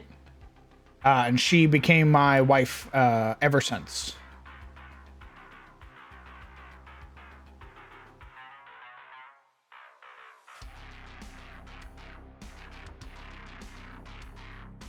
It's time I get ready for work, and we'll head out. I'll catch the bot as soon, and hope you all have a nice one. Take care, Sinju. Hopefully you have a good time at work. They gave her pants, and suddenly she's the best. You know, sometimes clothes are better. Her Hero of the Storm skin is the best design ever. And I'm so fucking mad that they didn't use it. That they still made her like rail thin in World of Warcraft when they have peak design in their MOBA. Neltharion's good. I do like the Black Dragon flight. I think they're pretty neat.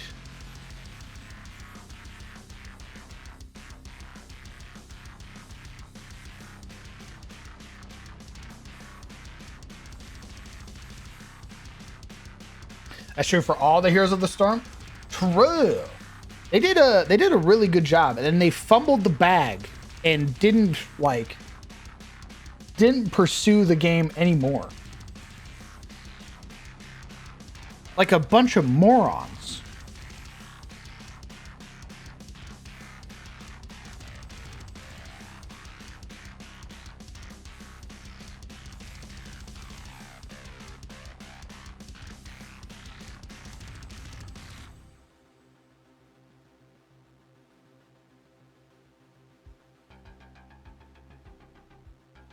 Holy shit, hold on.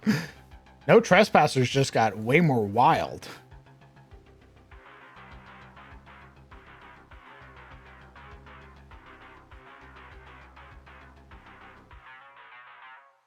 They forced it to be pro-competitive instead of a MOBA with weird and interesting characters. Absolutely. Like, God. Blizzard has a tendency to do that. Annoying. But guys, esports is the future of gaming.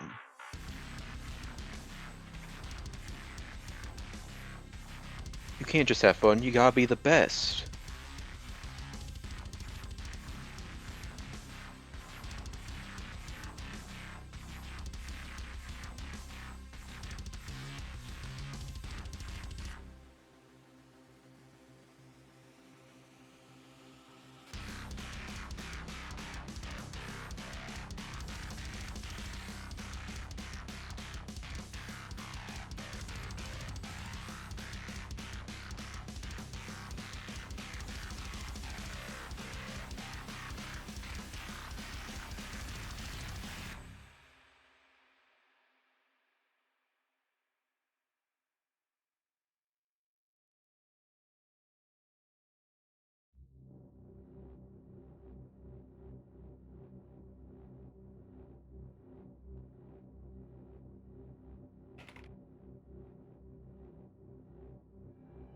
Okay. Dude, No Trespassers just got way fucking crazier.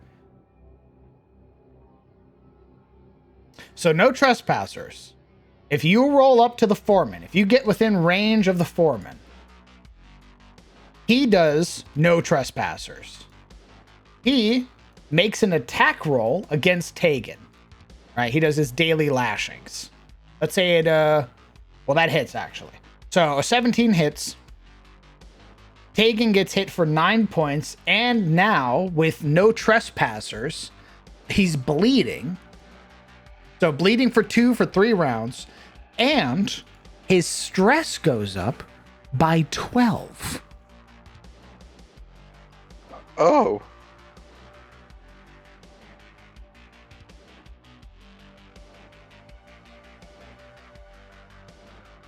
So the foreman hits you, cracks the whip. It causes you to bleed. You gain stress, and you are marked by the foreman. What that means is that when the workers, so not only do the workers benefit from the orders tag, but they'll specifically target marked creatures.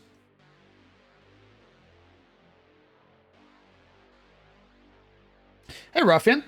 We're making the crystal monsters.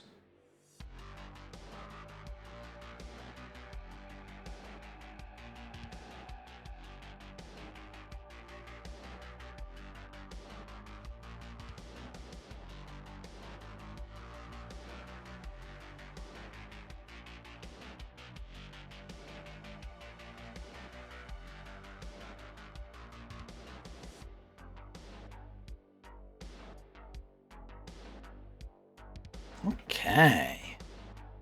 No Trespassers is way cooler now.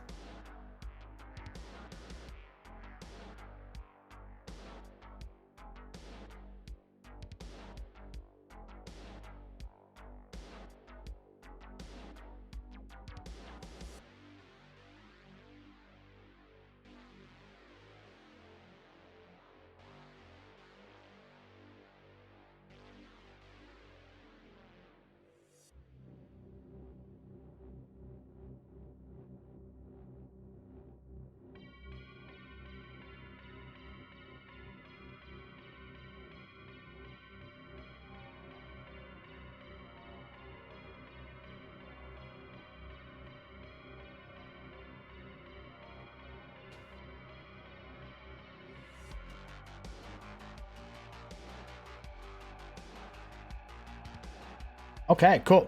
So, stir the rabble. The husk foreman issues orders to the husks within 30 feet around him, choosing up to 5 husks and issuing orders tokens to them. As well as issuing those orders tokens, the foreman also gains 2 riposte tokens.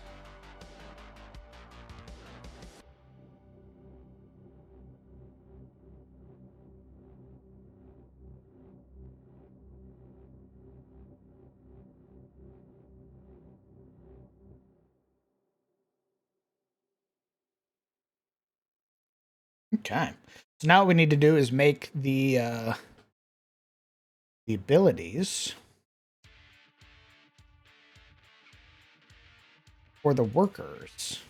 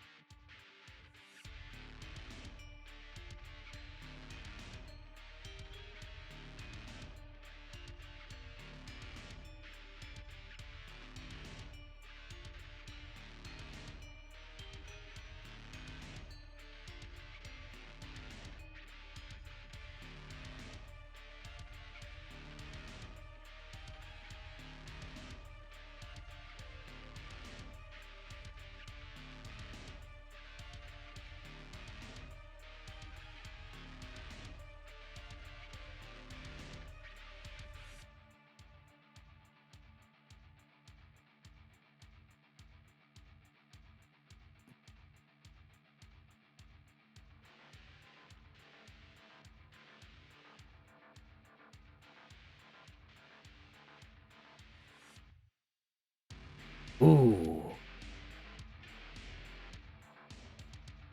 Do you think you could update the pin? Yes, brother. That's what I'll be doing tonight.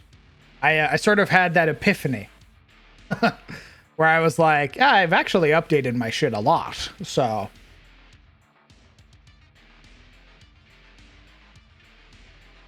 ceaseless labor. If the worker has a orders token, let's say the foreman imbues his worker, it'll roll up, and let's say it hits Tegan with ceaseless labor. So ceaseless labor, if it has its orders ability is improved, so not only does he deal more damage, but also Tegan becomes dazed.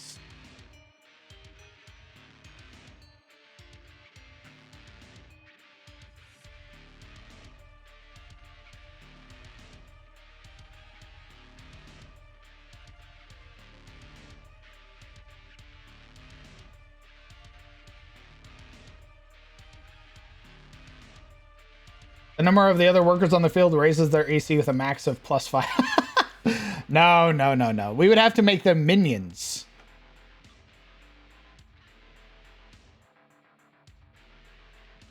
Gamer. What's up, gamer? What's up? I just got home. Nice. Big Paul. Ish, a little bit.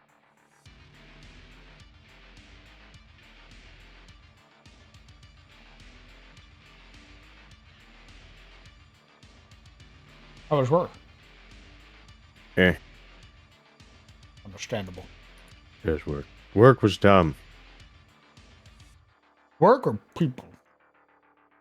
Well, the people, obviously. People make work dumb. I put it at front. Yes, that makes That's okay, because since I work from home, I spent most of it playing Diablo instead. Easy. based gamer. Big Paul. There.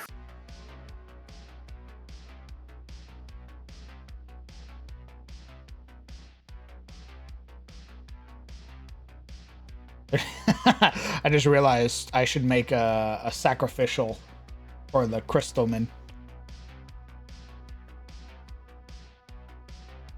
Its ability is called a new moon, and he creates a black hole.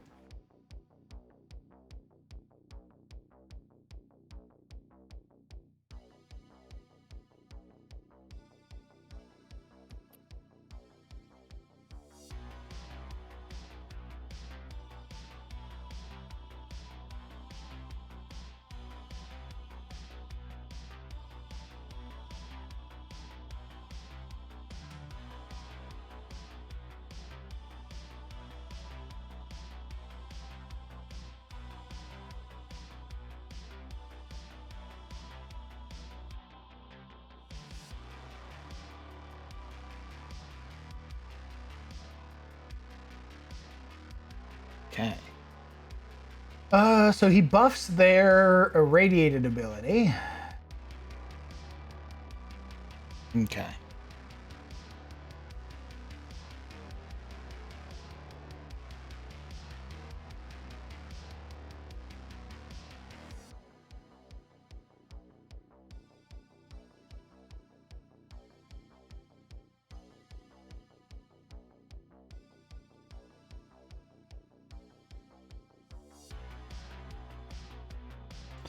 Creature must succeed on a DC 13. Starter saving throw, or is covered in irradiated shards. Takes 6 burning damage at the beginning of each of its turns for 1 minute.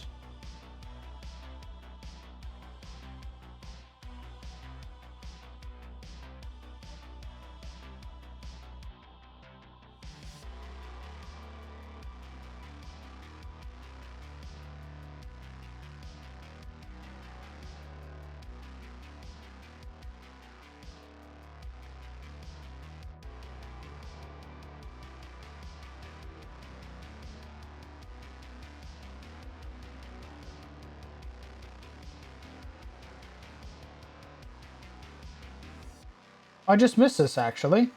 Apologies. Ruffian, thank you very much for the 7 months, brother. Incredibly kind of you. Sorry, OBS didn't show me that you had resubscribed. And Sparks, thank you very much for the 19 months. Thank you very much, homie.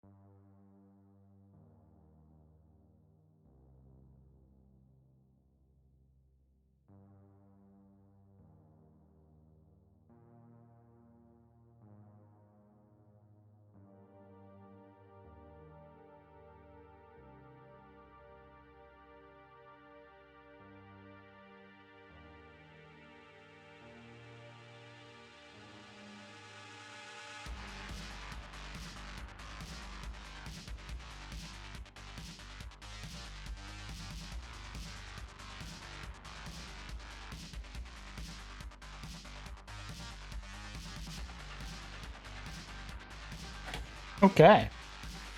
Promotion. At initiative start, if there is not a Husk Foreman on the field and more than 3 Husk workers are still present, they will all roll a D100. The creature who rolls above an 85% is designated as the next Husk Foreman, transforming to become one on their turn.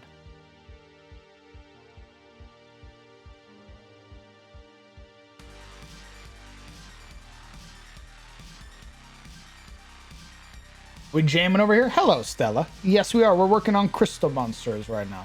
You're blazed as hell, Sparks. Based.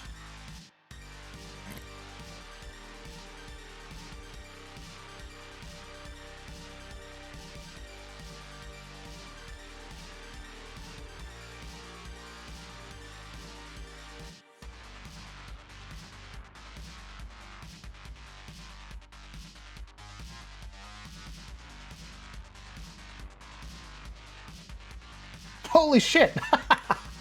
First roll, 85% exactly. The Husk Worker becomes a foreman. Ugh.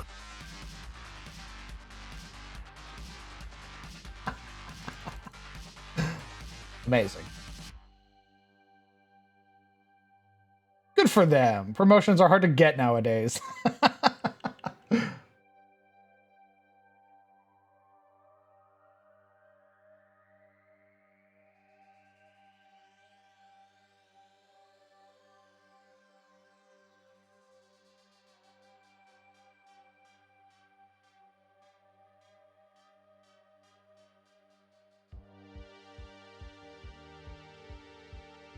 Hello.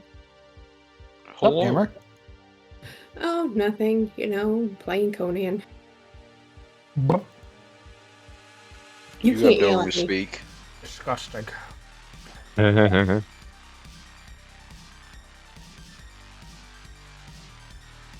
I'm just giggling. Why? They asked me to run the tavern. I mean, you have tavern energy. I understand that, but I also have tavern history, as you're well aware. Let's see if number 11 works out and doesn't blow up or get blown up. Speaking of promotions, they are trying to give me sergeant stripes this month. Holy shit! Congrats, Hale. I really don't want it though. I don't want that responsibility, brother. Come on, man. Just as a NCO now, you can just start sort of pushing that responsibility down to others. What's up? So, Crafton, what's wrong with your room? I like to clean as a ghost sergeant. It doesn't look like you're going much anywhere.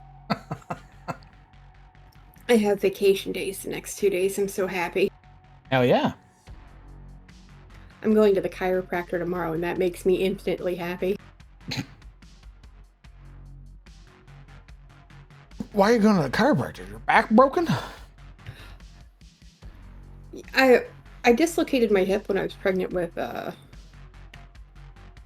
11-year-old. So it pops out all the time, and I have to go. Just push it back. Yeah, that her pregnancy was the roughest one. Kidney stones, dislocated hip.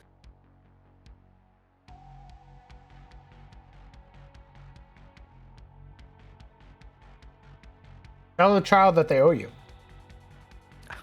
Eternally. No, she's bigger than me. And unfortunately, she's also built like a shit brick house like her father. I physically cannot spank my child. They will beat my ass.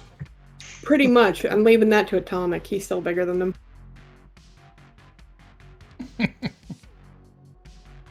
Oh no, I can still wrangle the 9-year-old, but eventually she will outgrow me too. Soon. But she's not nearly as when I look at the 11-year-old, it's a taller version of me from when I was younger. And I just listen and I remember my mother's words, I hope you have one exactly like you, and I regret them.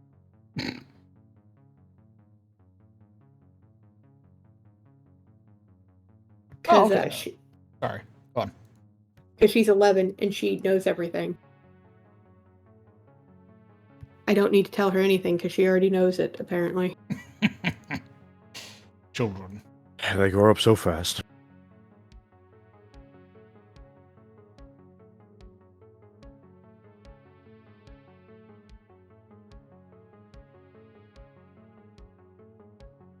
So I was a little presumptuous.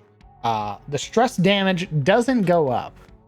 It stays the same. It isn't until you get to endless mode that the stress damage from them actually goes up. So you still get 10% of your stress, which is like a 6 or 7 to most folk, which is still hefty. It's a fat fucking chunk of stress.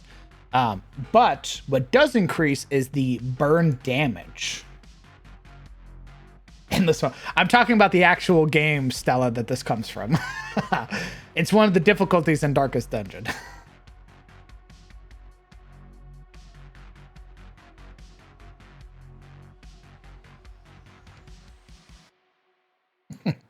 So the only thing that does increase is how much you burn for each round. So instead of 3, you burn for 6.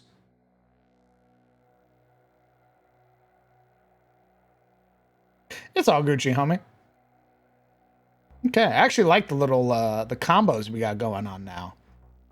So you have the foreman and the workers that work in tandem with each other. He is a backline leader, so he does a lot of his leading from the back with his reach weapon and being able to command his workers. He commands his workers. He issues orders. Up to 5 of them get orders. And when they get orders, they gain access to unique abilities. So instead of their normal ceaseless labor, they instead get an improved ceaseless labor. So Slam Tegan, let's say a 7 hits, it now does 2d8 damage, and Tegan is dazed. Or they throw irradiated shards, consuming their orders token. That creature must make a dexterity saving throw or have the shards embedded in them. They begin to burn and take some stress damage.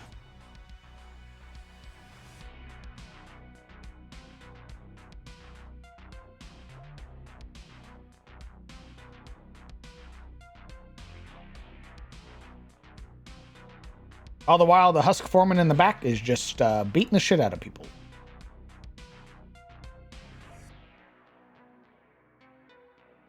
What happened to his ability?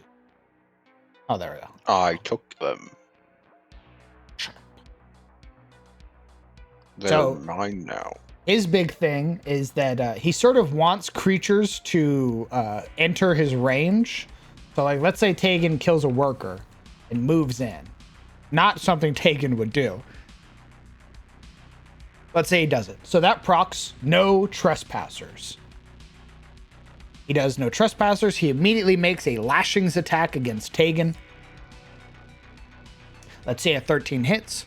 Well, it does all of its normal stuff, so he'll take the slashing damage. He's also going to start bleeding. And he gets marked. And he takes stress damage. That is his big cheese ability. So he doesn't have multi-attack, but he really wants you to proc his reaction ability.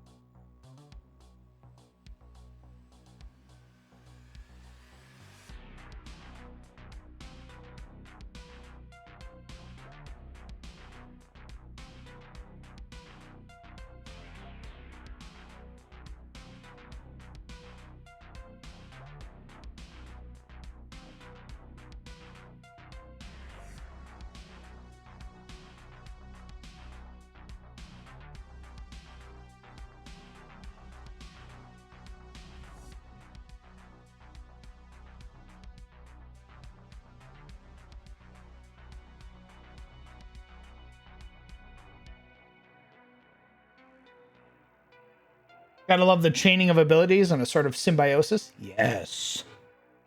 To clarify, I'm not in the army. I would be a deputy sergeant. I'd be in charge of all deputies on my shift and have to carry out discipline for anything they do wrong.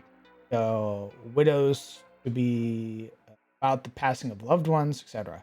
I don't know. I love being a corporal where I only responsible for like 10 of them instead. Oh, I gotcha.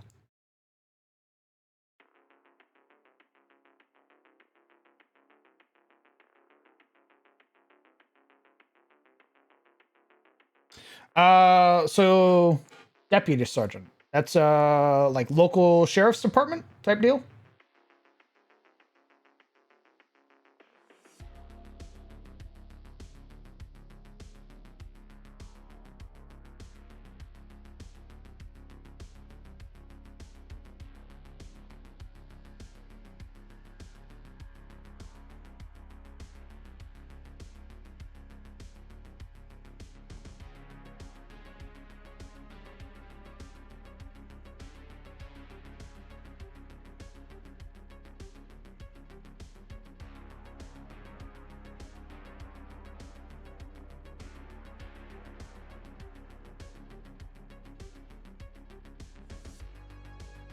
Kind of sheriff's department. Nice.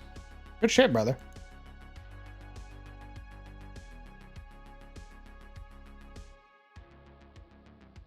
I mean, I can understand not wanting the responsibility, right? Is the pay at least a little better?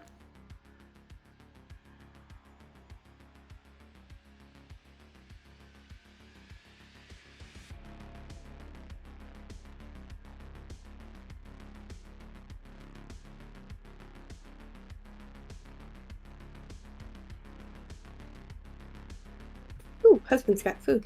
I'll see you guys later. Enjoy your Enjoy. food. So long.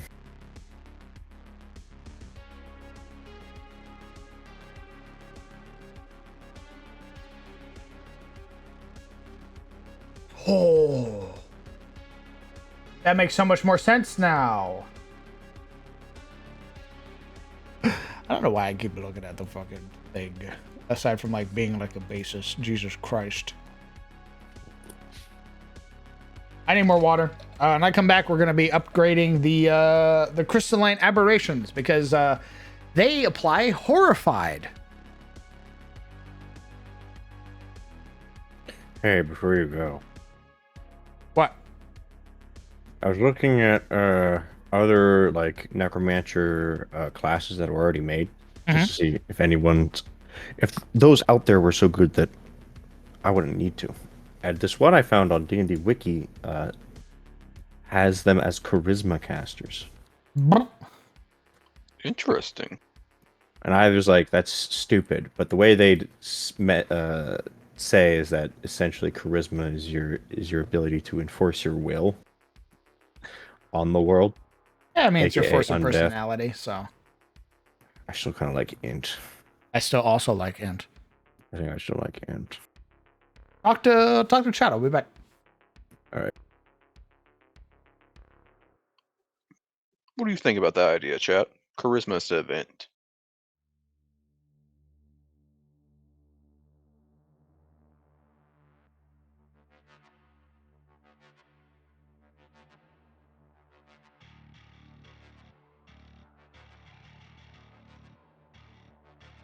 Hmm.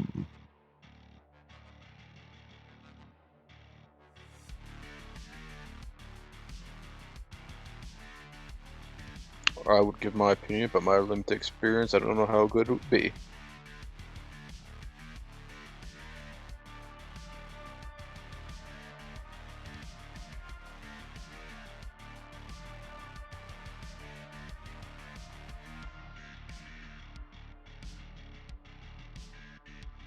I mean, my intuition would say that necromancer would be an intelligence-based class if it were to be separate as a separate class. We're not talking about the wizard subclass. FYI, chat for some context.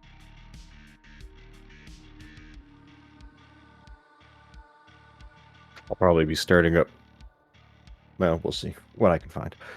For context, I've decided to challenge myself.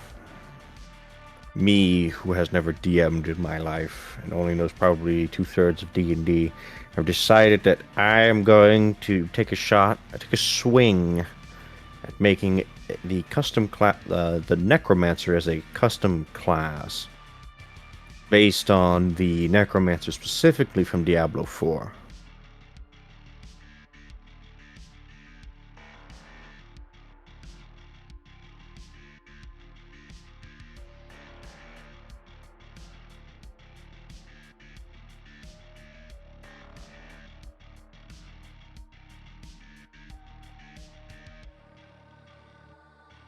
So right now, at the moment, I'm looking at other sort of homebrew necromancer classes. Give me that class. All right, Gren. It doesn't exist. It's in my head. There's nothing on paper yet. We're getting there. Then give him your Jesus. brain so he can take it himself. No, I'm not giving Gren that. He's literally snarling for it. He's going That's feral. because Gren's a freak.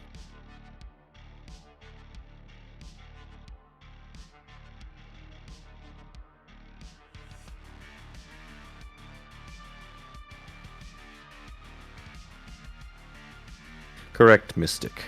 Making the necromancer useful and fun.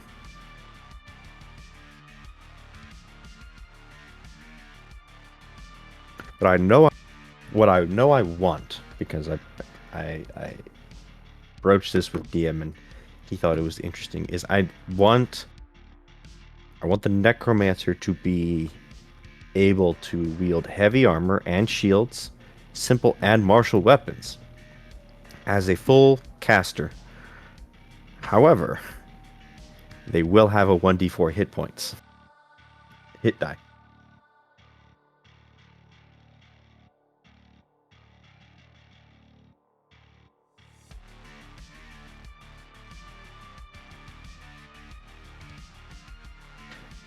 Kind of, yes, Legion. So very much like a sort of Death Knight. If you've played Diablo 4, you know that a lot of the aesthetic of the Necromancer, despite being this like gangly, almost anorexic thing, pale-skinned and extremely gothic, most of their armor is actually like heavy metal, like chainmail plate, greaves and pauldrons and the like. Correct, Gren.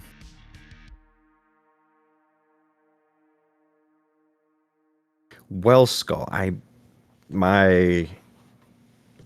think what it was going to be is con and int is what I think the Necromancer should focus on.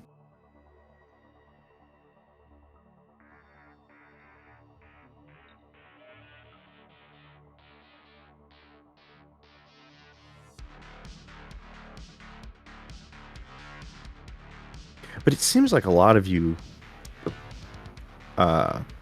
do think that charisma is the way to go, which is interesting. See, when I think of Necromancer, I think of someone who knows like rituals and kind of creates the undead rather than like a conjurer. See, I would make a conjurer, right? A charisma based, because summoning like devils or demons would be like your force of will.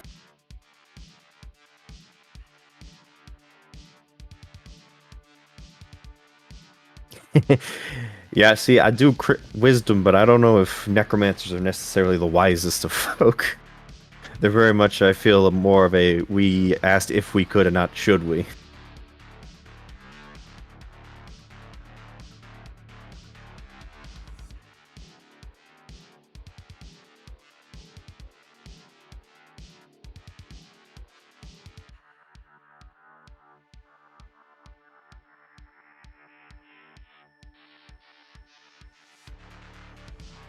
Exactly, yeah, Hale. That was kind of my thing, is you're using arcane knowledge to twist the world around you to defy death, rather than just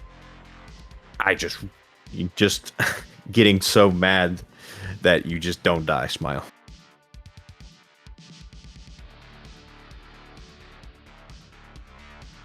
Con classes. I don't know, guys. See, the problem with Con is that Con is already really good.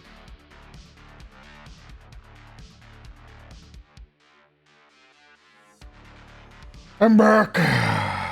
Welcome back. Thank you. Jesus.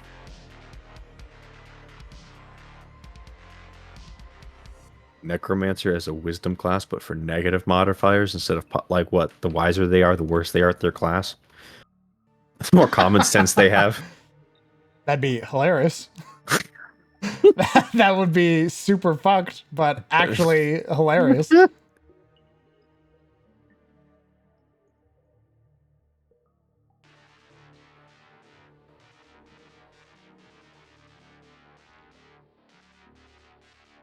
Oh, Gren, thank you very much for the 5 months.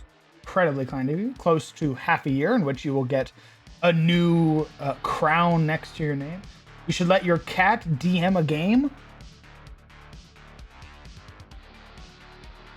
What? I don't have a cat.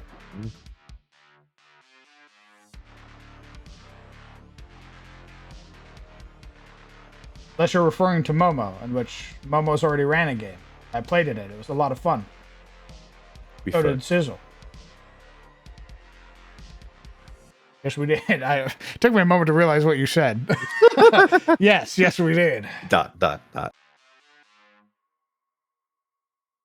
It was great. Yep. I played Billy Harrington as a half-giant. I don't remember what my character's name was, but they were an Air Genasi bard of swords. Dude. And both of them were fucking bimbos. Holy shit. Yeah, they were.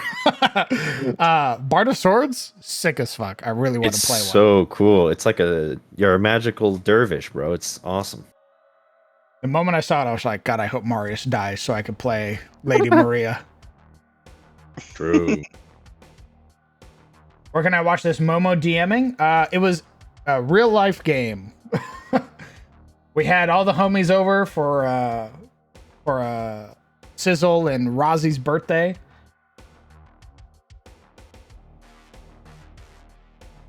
And we played it.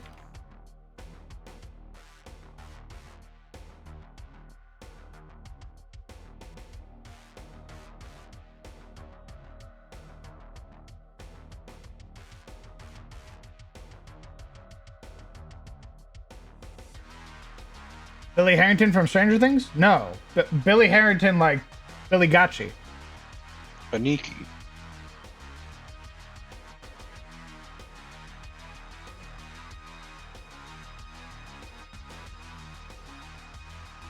It was D&D in its purest form, around a grubby folding table with Halloween store wizard hats. It was great.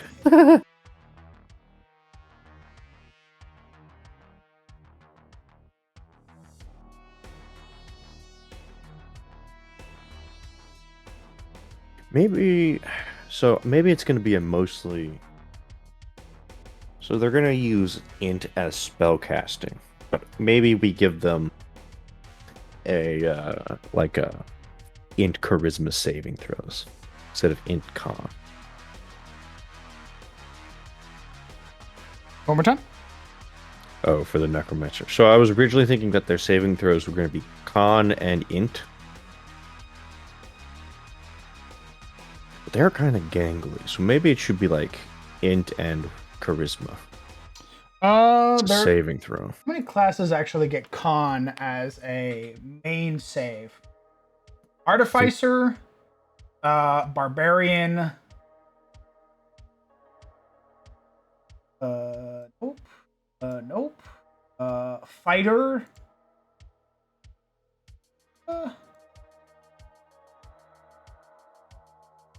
Honestly, Sorcerer. Honestly, I mean, you could just copy the Artificer, which is con and int. Like, those are your two main stats as the Artificer. That was my first thought was con and int. Yeah, especially I mean, with a 1d4 each.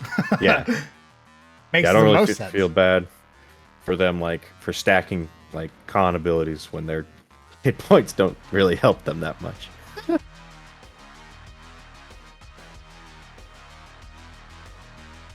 And I imagine most of their abilities are going to be based off of their int. Yeah. Yeah. So you would have to put in a very particular clause for them, because heavy armor has strength requirements. So for them, it'd have to be some class ability where they can like imbue armor and remove its strength requirement. Because like plate mail has a 15 strength requirement. True. But artificers, once you make like an armor artificer, by the way, can like just touch a suit of armor, it no longer needs a strength requirement. So I could be like an 8 strength artificer, touches a suit of heavy plate, and I can wear it now.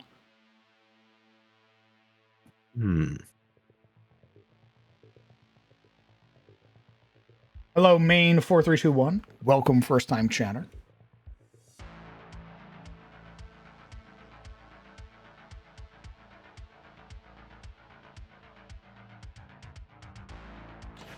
Ooh, it afflicts the creature with horrified. God damn.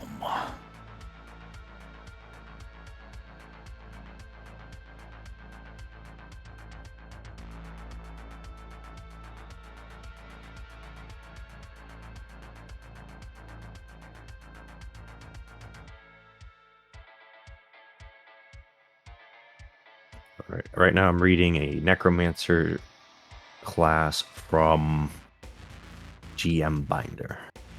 It has Creed of the Departed, Creed of Siphon, and Creed of Tomes.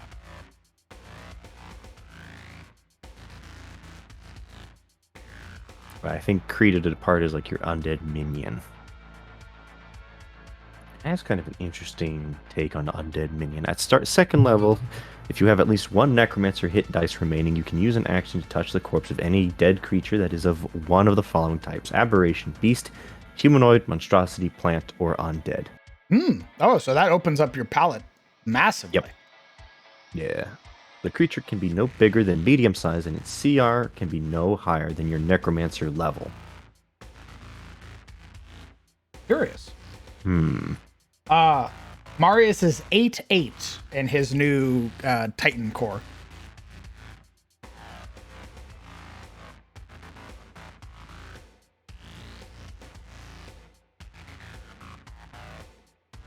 Start your session 0 with Brett and the others? Yes, I'm super excited for the Fandover campaign.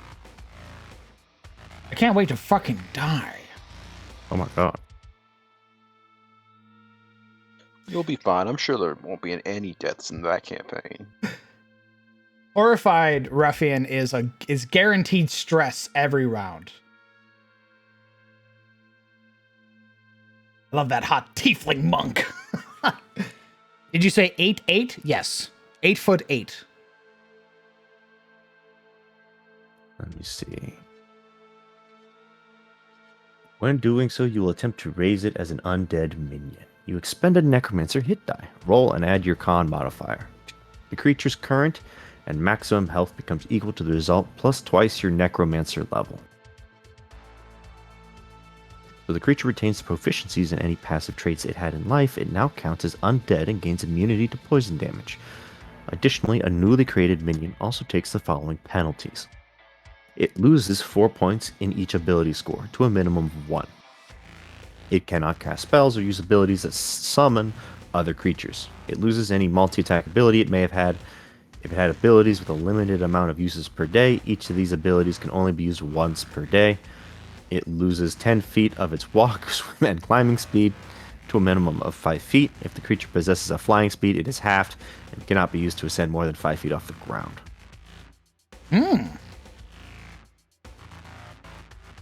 So it is a heavily... So whatever creature you're summoning is going to be like a nerf version of that thing.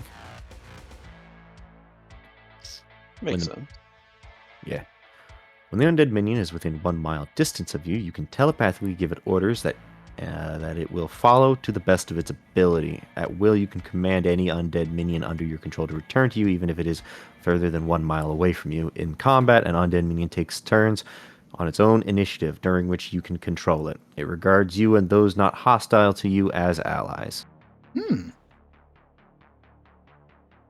God, this thing just keeps going. Holy shit. It just keeps going. You only control the physical body of an undead minion. It retains the memory, personality, and consciousness it had in life, but is forced to act as you command it to.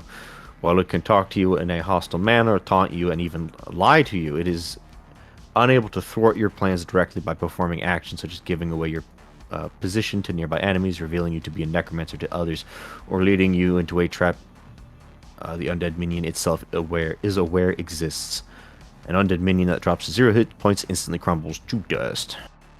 Otherwise, it lasts until the end of your next long rest, at which point you can choose to spend a number of hit dice equal to half the creature's CR, rounded down, to extend its lifespan until the end of your next long rest. Hit dice spent this way are lost, and no health is added to your minion's pool. Hold on. You are... What? Hold on. You said it's Valda's Fire Secret? I have that book.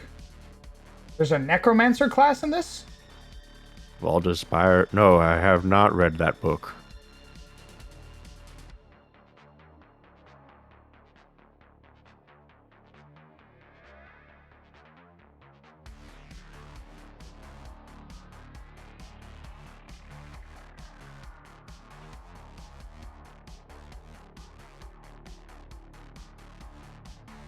I don't see it.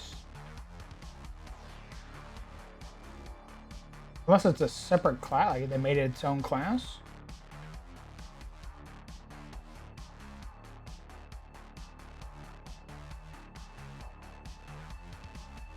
Book is taking its sweet time. Jesus. It seems like there are, in fact, a lot of just straight up necromancy classes. Oh yeah, Necromancer, page 127. You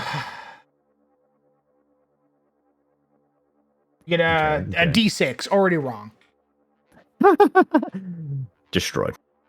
You are a 1d6 per necromancer, or per necromancer level, 6 plus your con modifier. No armor proficiencies, simple weapons, no tools. Your saving throws are con and int. Choose 2 from Arcana, Deception, History, Investigation, Intimidation, Medicine, Persuasion, and Religion.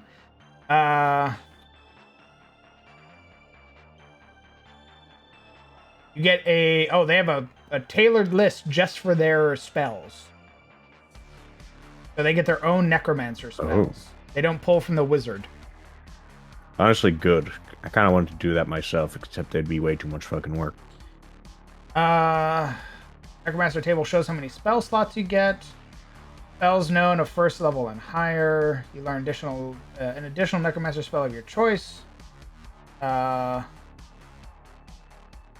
how do you actually... Oh, you're like a... Ooh, wait a minute. Are you a freak? Maybe. Share it.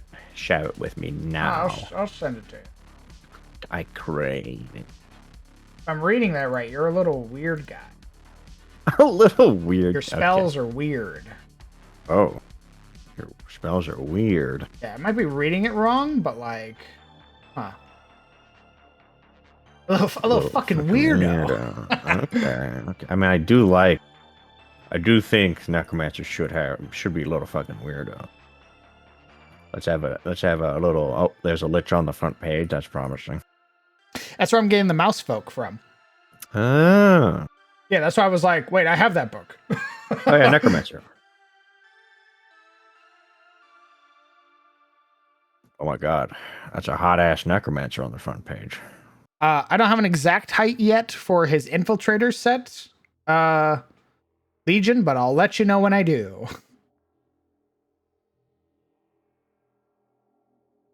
I shake your hand, fellow mouse folk user. Yeah, we replaced halflings in my setting with mouse folk, because they're practically the same. What the fuck? They have a class in here called the Martyr? That's terrifying. Uh-oh. Aw. Can I see the funny guy? Yeah, I'll take a picture. Hold on. Mouse folk necromancer.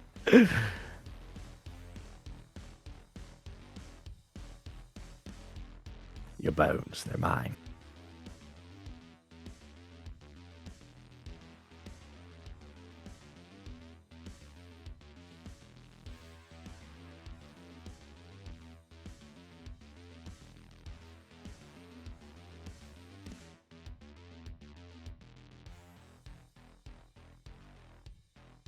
There you go, Grungren. I put it in media.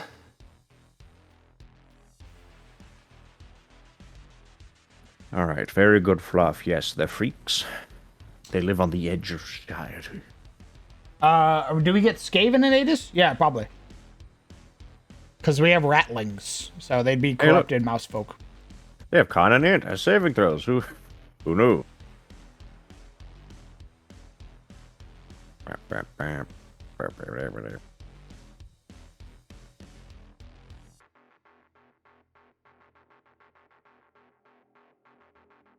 Alright, so what you mean they're little freaks? I might have read it wrong. Double check their spell casting stuff, like when they gain spells. Okay.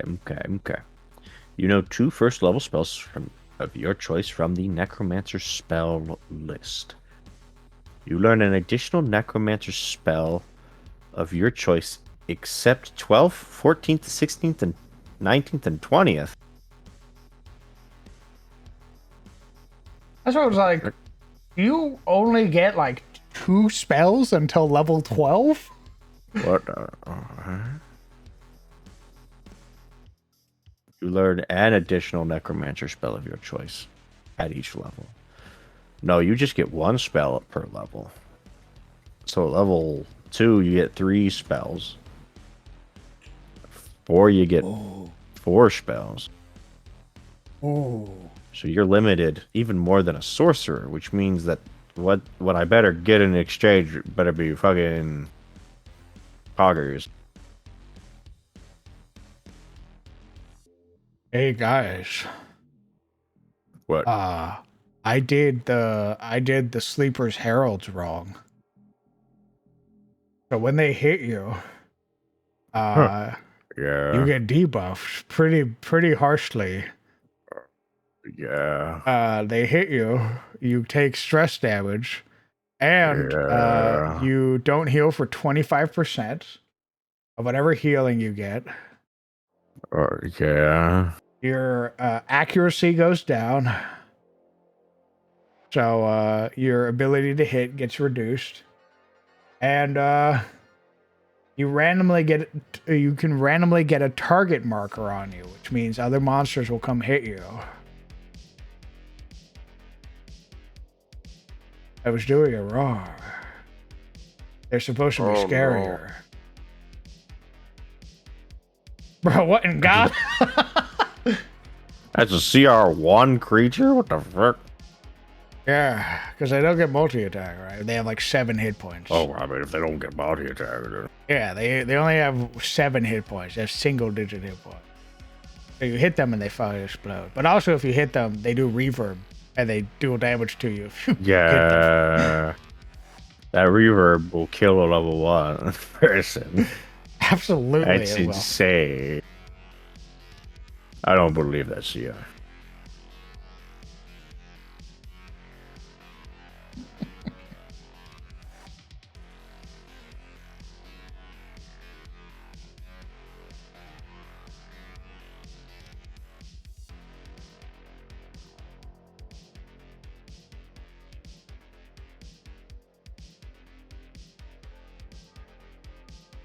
Okay, so you're very limited. Oh yeah, see, so level 20, you only know 15 spells, but at level 20, you get Lichdom, so that's pretty cool. See, they got my idea. They know that necromancers just want to be liches. What the fuck?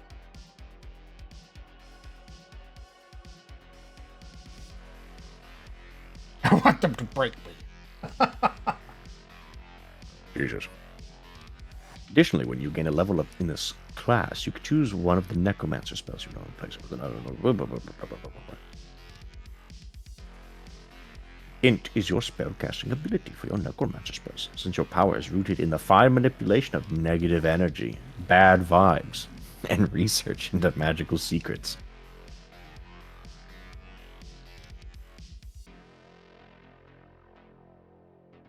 You use your int whenever a spell refers to your spellcasting ability. Yada yada yada yada. You get ritual casting, very pog. Arcane focus is a spellcasting focus.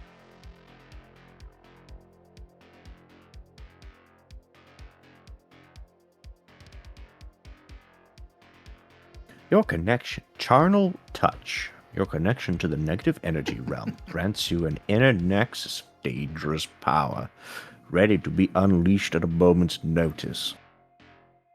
At first level, you have a pool of charnel touch points. Oh wow, it's like these assholes gave them like lay on hands, but evil. Oh, so sort of like the Ale Rigger. Kind of.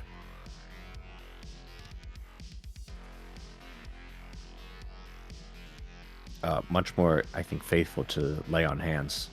Because the Illrigger has like Energy transference, effectively. yeah. It can pull from its own hit points, give to another. Yeah. At first level, you have a pool of points equal to your Necromancer level times 5 that replenishes when you finish a long rest. As an action, declare the number of points you wish to expend, up to a maximum of 5 times your proficiency bonus. And make a melee spell attack against one target within reach. On a hit, you expend the declared amount of points and deal necrotic damage equal to the points expended. Instead of lay on hands, it's throw hands. If you miss, you do not expend any points. The damage dealt by your Eternal Touch is doubled when you score a critical hit, expending no additional points. This attack deals no damage to constructs and instead heals undead for the amount of points expended. Smile. You can target a willing creature with this ability without making a spell attack roll. So it is lay on hands for, dead things. Thralls. While lesser spellcasters can only animate flesh and bone in a rudimentary fashion. Wow, they're just throwing shade at the necromancer subclass. Must expend valuable energy to maintain their undead's loyalty.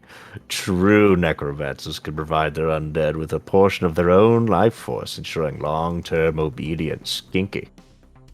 Beginning at the second level, you learn an ancient and powerful ritual, which allows you to raise and command your own army of undead. Animate Thralls. By spending 10 uninterrupted minutes performing this ritual with a spellcasting focus or component pouch, you can raise the remains of one or more small or medium humanoids into undead creatures. Undead created in this way become your thralls. You maintain control over your thralls indefinitely. Stat blocks for zombie skeletons and other thralls can be found in the Undead Thralls section at the end of the class description. See, I kind of agree with this because I think it's too chancy, chaotic, difficult to balance when you start fucking around with, I can start resurrecting like CR rated creatures. It falls into the same problem that Wild Shape has, where you now have all these options, and now WotC will forever have to balance things around the fact that a druid can take a beast form, and now they have to label everything as a monstrosity.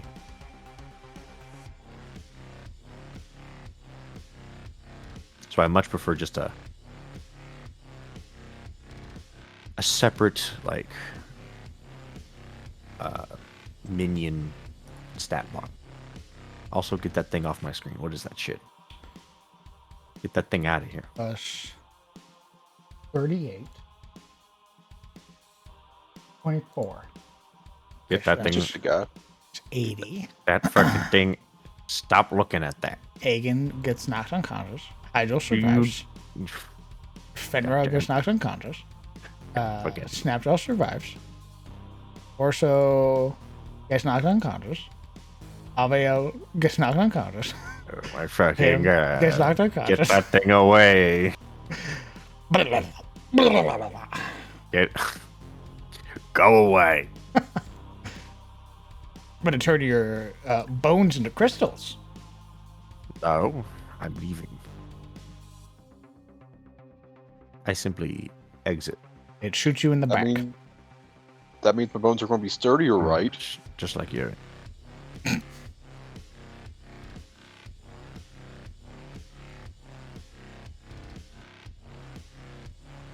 do think, I think instead of stunned, we're gonna make it dazed.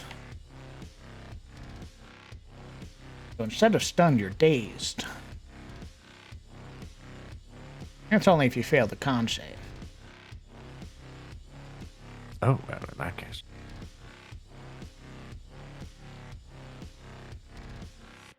Hagen fails. Hagen Hagen is blinded. And then it rolls up to Tegan, who's blinded. And then it rolls all of its attacks at advantage because Tegan's blinded.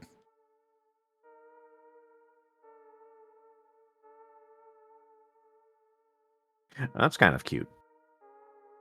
When you command the thralls, if you're conscious, you mentally control all of your thralls without using any actions. If you're unconscious, your thralls will move to protect your body from harm, but will not attack. They just stand around you in a circle. Hey, Lord, get up. They start poking you with a stick. You good? Hey, Mom. Poke, poke, poke, poke, poke. Mom. Wake her up. Billy won't let me play on the Xbox. Poke, poke, poke, poke, poke, poke.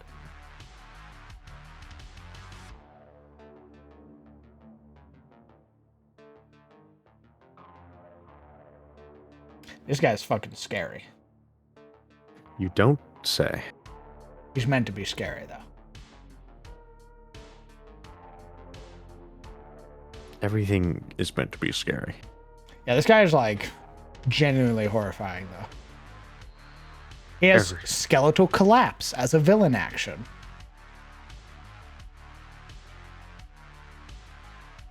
Everything's meant to be scary. Name one thing that wasn't meant to be scary. What boss out there in the world isn't meant to be scary? What point do we find the thing that isn't scary? I mean, Stardox was like hot instead of scary.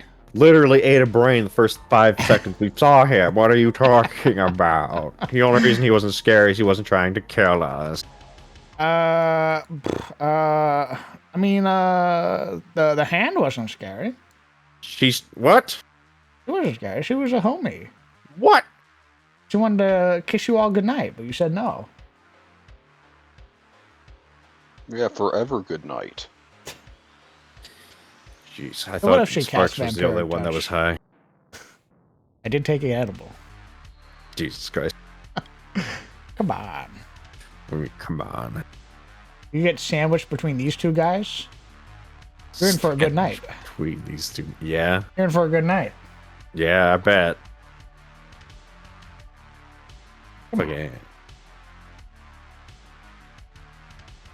Come on. Look at that. Look at this guy. This little guy. He's a Why did little I guy. agree to this campaign? What I think was going to happen. I did tell you guys it would be fucking brutal. These guys have been doing so well so far. Yeah. Yeah. Next session is PvP where all falls apart. Woo! I mean, it was good up until then. Like,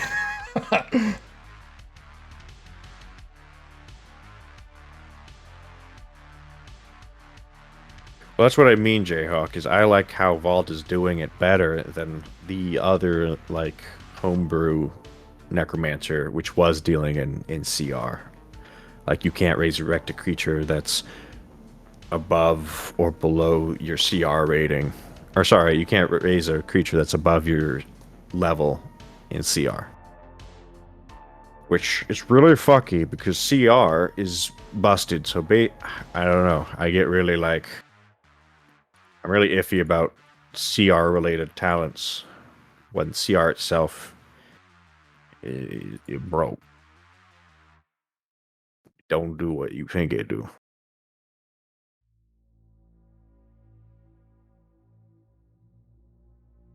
You're pretty gnarly. thanks. You animate Wicked control. even.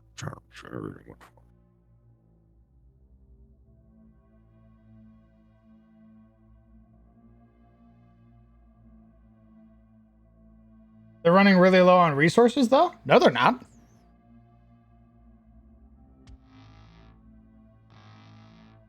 They are not running low on resources. They've been doing a very good job.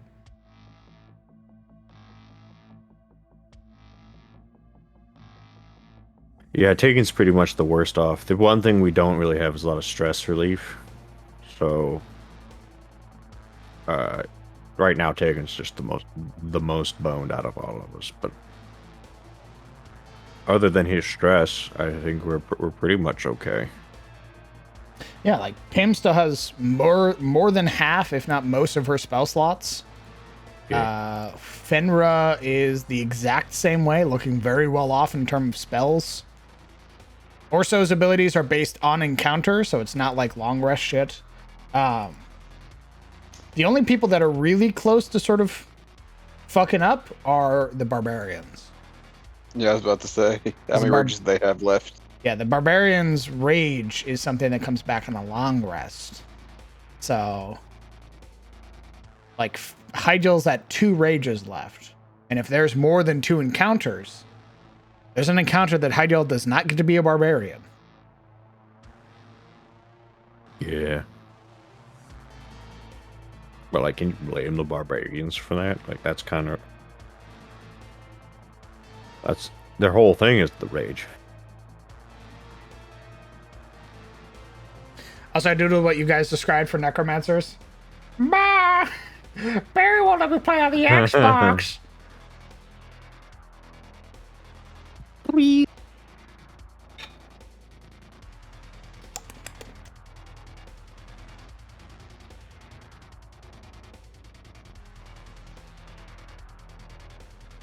Let's see.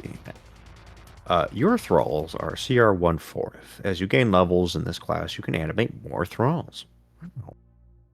The combined CR of all your thralls can't exceed the numbers shown in the thrall CR total column of the necromancer table. Okay. I'm playing a campaign that has us wait for 3 days and only long rests at specific locations. I'm playing a barbarian paladin. Damn, brother. So at second level, you get 1 thrall. Because it's 1/4, right? Yeah. Mhm. So you get 1 CR 1/4 thrall. At third level, you can get 2 CR 1/4 thralls. And then at fifth level, you can get 4 CR 1/4 thralls because you get a total CR of 1. That's interesting. That's like, oh my god, CR is actually useful. Wow, look at that. It's crazy.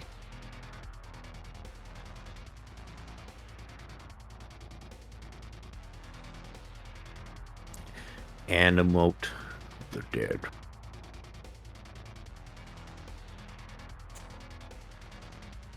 Yeah, we're gonna... And then throw some DM fiat shit at it if it changes. Theo, what's going on, brother? Monka.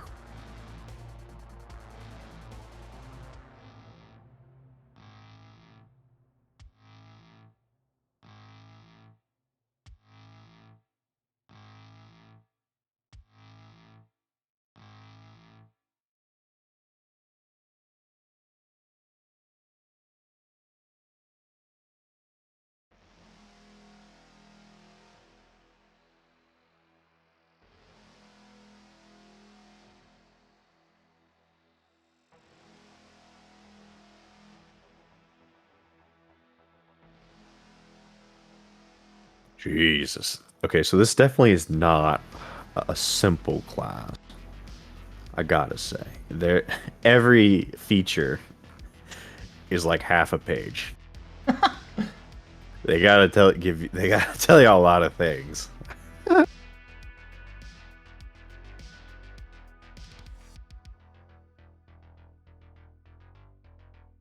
You not have a cat? No, I don't own a cat. My roommate does. His name is Dante. He's a little boy, little guy, cute as fuck. He also sneaks into my room a lot, which is what you hear me yell about.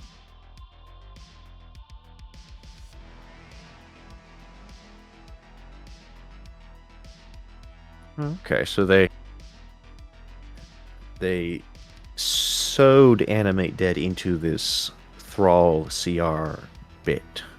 Because you get the Animate spell, a staple of the School of Necromancer. Necromancers can cast the spell as an action instead of 1 minute. All undead creatures by the Animate Dead spell, as well as any other magic such as Create Undead spell, which allows you to control undead, count as your thralls and can be commanded as such. So so do they huh.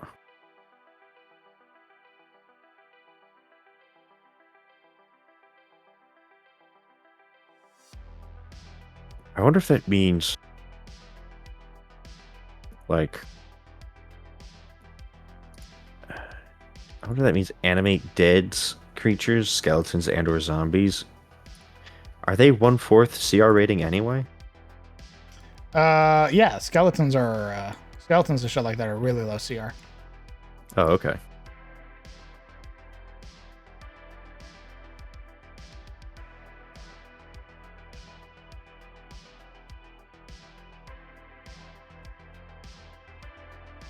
So yeah, that checks out.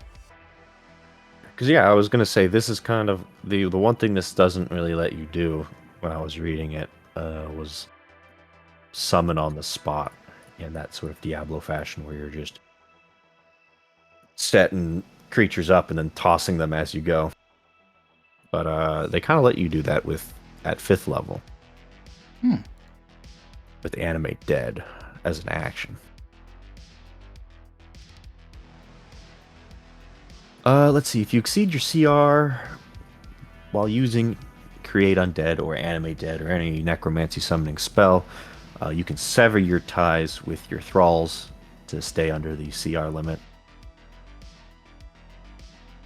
And you can't reanimate your undead, which have been reduced to 0.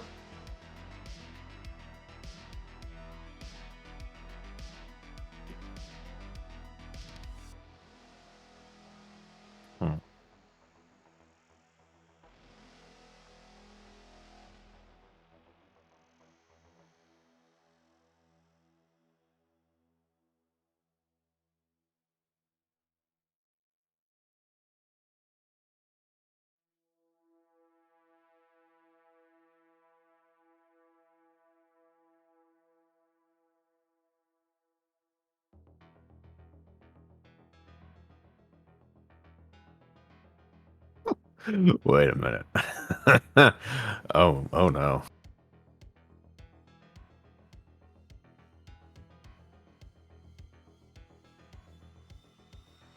I still don't like that it's only humanoid corpses so far. I feel like that's really limiting. Because, like, how often are you going to be fighting humanoid things versus monsters or beasts or other undead? Very little. Yeah.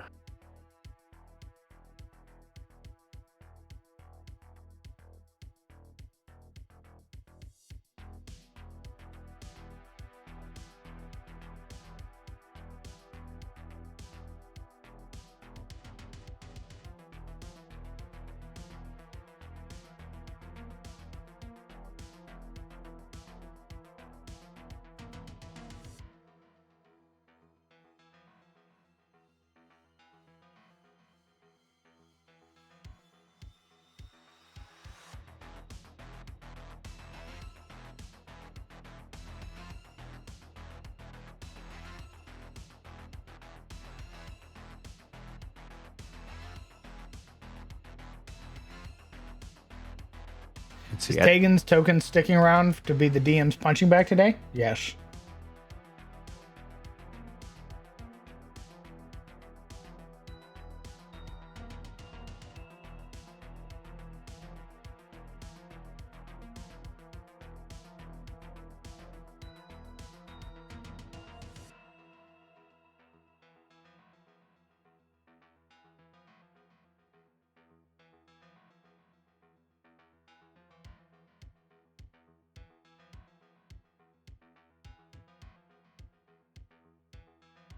See, also at 2nd level, you learn how to create a necromantic magic item, a bag of bones.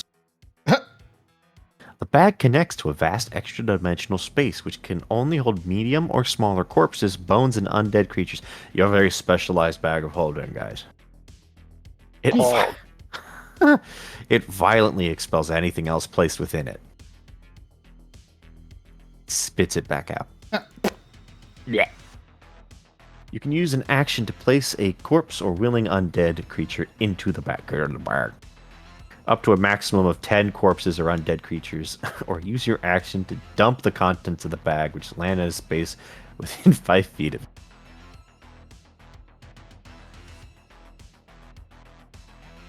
Hold on, guys. I got a bone for this dumped out bag. Just fucking meat falls out. You can transform any container you can carry into a bag of bones. Be it with my bag of bones fanny pack.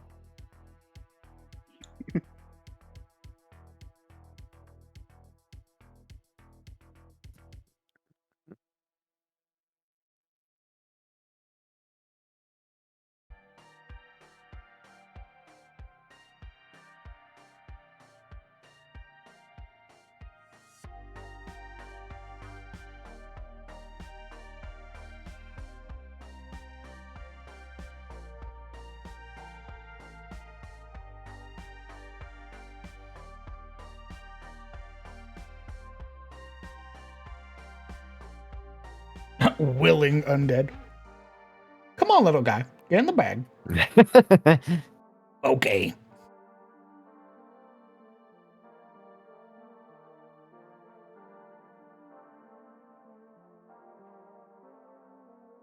So you get your subclasses at 3rd level. Well, at 5th level, you get critical spellcasting. Huh? I raise a hope- brow. Your potent necrotic powers punish your enemies at the first sign of weakness. When a creature rolls a 1 on a saving throw against one of your spells, it automatically fails the save and takes twice the number of damage dice dealt by the spell. Additional damage only applies to the creature that rolled a 1. Additionally, your spell attacks score a critical hit on a 19 or 20. That's pretty cool. Yeah. Oh, at 14th level, creatures automatically fail the saving throws against your spells and take additional damage when they roll a 1 or a 2. And your spell attacks score a critical hit on a roll of 18 through 20. That's really fucking strong. Yeah, at 14th level. That's really good. Oh my god. I see. My God.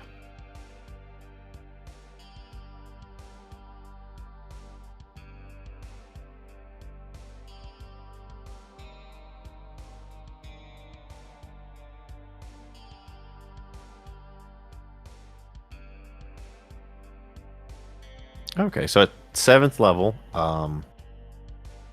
other creatures can no longer turn your own undead against you. Neat. Convenient.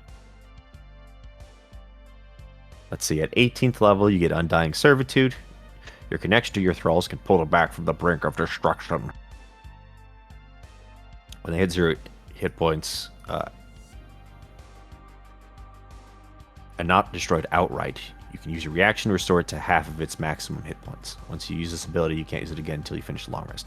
That's kind of poop, but okay.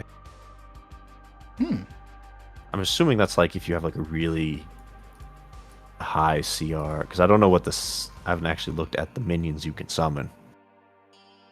I'm assuming you're gonna want to do that for like your prized undead thing. My boy. Yeah. Ooh, and at level 20, you have unlocked the pinnacle of necromantic prowess, through which you will conquer death itself, the right of lichdom.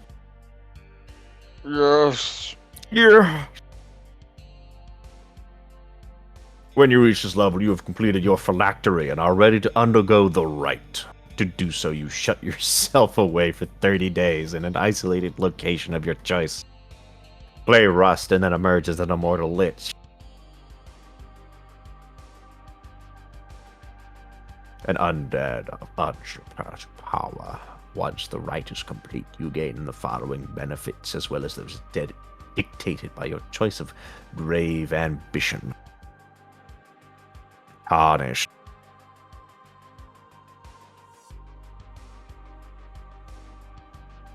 You get a phylactery. Cool. It's a small object that houses a lich's soul, safeguarding their immortality. If you drop to 0, your body crumples to dust, but your will and mind escape to the phylactery. After 1d4 plus 1 days, a new body coalesces as near to your phylactery as possible and returns you to life, or rather unlife. When your body reforms, you gain the benefits of a long rest. Nappy time. The new body is identical in every way to the one that was destroyed. You're immune to poison and necrotic damage. I would hope so.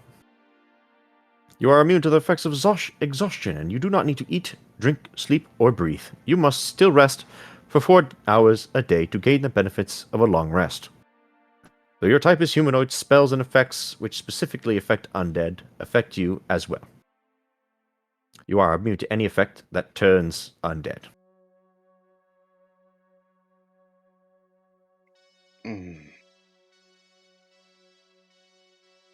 Unlimited power.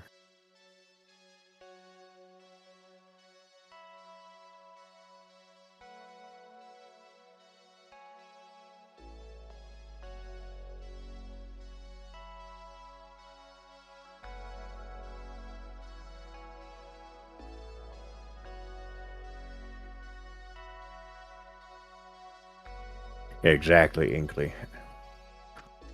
I guess we'll have to take a look at the minion.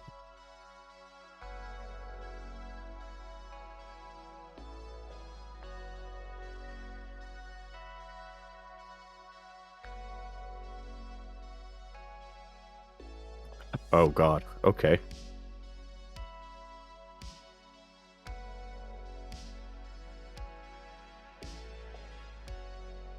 I'm gonna make some magic items. I'll be right back. I'm gonna go refill my drink, and then we'll work on some magic items maybe. I love magic. all right. items.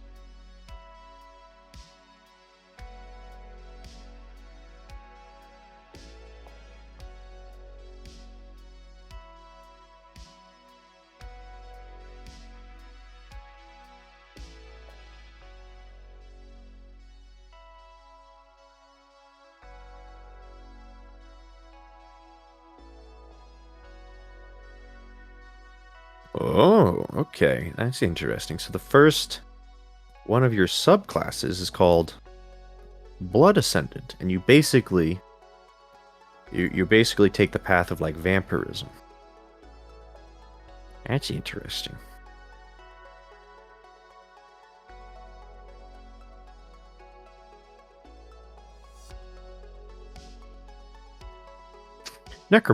Necromantic might comes in many forms, but a singular ancient source is the blood curse of vampirism.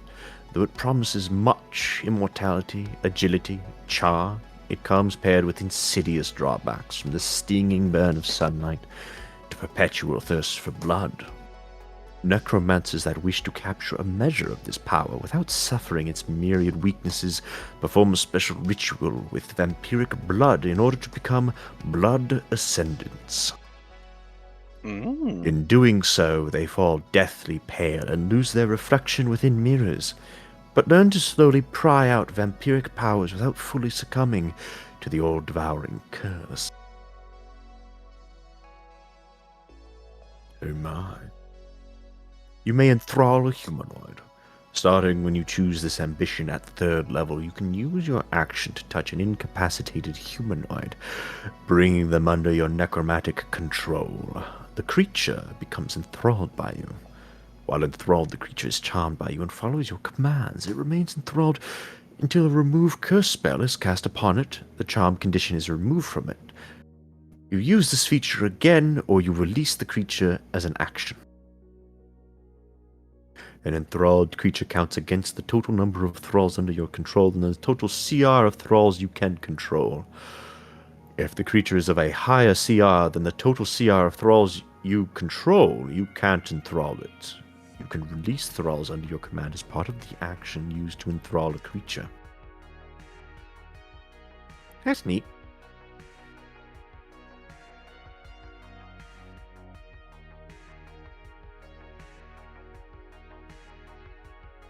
At 3rd level, you draw the essence of those you slay. Charnel Drain. When you reduce a hostile creature or an enthralled humanoid to 0 hit points with your Charnel Touch ability, you regain hit points equal to your intelligence modifier plus your necrotic level. Additionally, you can choose to knock the target unconscious instead of killing it. Let me suck your blood, kid. The Zuck. The Zuckerberg.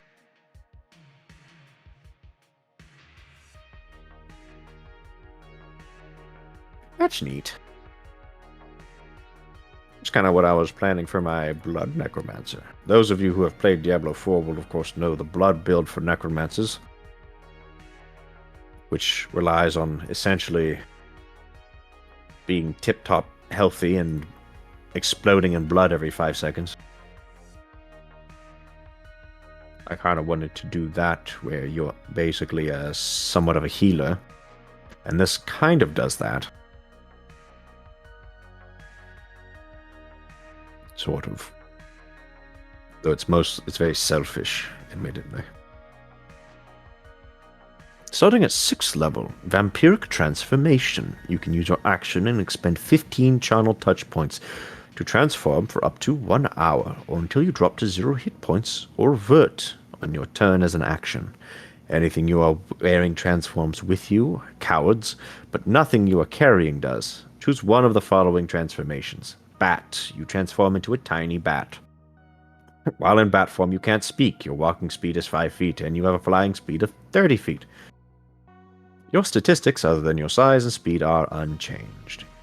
Mist. Oh, you get blood mist. Look at that. You transform into a medium cloud of mist. While in mist form, you can't take any actions, speak, or manipulate objects. You are weightless, have a flying speed of 20 feet, can hover, and can enter a hostile creature's space and stop there. In addition, if air can pass through space, you can do so without squeezing, and you can't pass through water. You have advantage on strength, dex, and con saving throws, and you have resistance to bludgeoning, piercing, and slashing damage. That really is just the blood mist from Diablo. At 10th level, Children of the Night.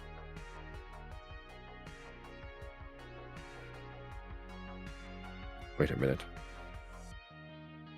How many of these grave ambitions are there? There's a lot, guys. I thought there were only 3. There are a lot. Okay, we're not going to read all of these, but they look interesting. We got Blood Ascendant, Death Knight, Overlord, Pale Master, Pharaoh, Plague Lord, Reanimator, and Reaper. That's sound dope. That's 8 different subclasses you can get for this fucking class. Jesus. Yeah. And they range wildly. Like Blood Ascendant, the one I was reading, is like vampirism. You like siphon, you get traces of vampiric power after I don't know, snorting vampire blood or something. And your lichdom is Nosferatu. You get a coffin phylactery, you have regeneration, and you have vampiric agility. That's pretty sick. So you basically slowly turn into like a type of vampire without any of the weaknesses. I'm better than you in every way. Not every way. Every way. All right. Well, I mean, Can I it's walk sort over of one water, of those. running water? Yes. I'm You're better also than not, a vampire already. You're not weak to sunlight. You versus a vampire they tell you not to worry don't- about. You don't have to drink blood to survive, so that's nice. But you don't get You're also not immortal, so just letting you know. Mortality is overrated. Yeah, all right. What am I gonna do with it? Oh shit! They even got Death Knight. God damn it! I thought I was gonna have it over them. I was gonna be like, haha, but my necromancer has heavy armor. And then they're like, nope, idiot. We thought of that.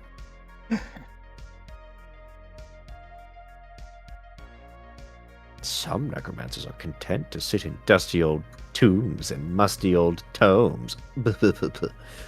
Pivy to pick apart a battlefield for fresh ingredients and new company. The Death Knight is impatient as fuck and makes corpses. Reap his own rewards through the meddling of magic and traditional combat. Eldritch Knight, but worse. Starting when you choose the ambition at 3rd level, you've honed your body and mind to various tools of war. You get medium armor, shields, and martial weapons. Oh my. Additionally, you can perform some somatic components of spells while wielding weapons or shields you are proficient in, as long as you have your arcane focus on your person. Bro, they gave him Warcaster. What the fuck? Better in every way. What the fuck? At 6th level, you get extra attack. What the fuck? Bruh, imagine having fucking medium armor. You're like a hexblade, motherfucker. Better in every way. You get extra attack, and you get fucking the base fucking class gets crit spells. Holy shit. And you still get thralls. What the fuck? Jesus Christ.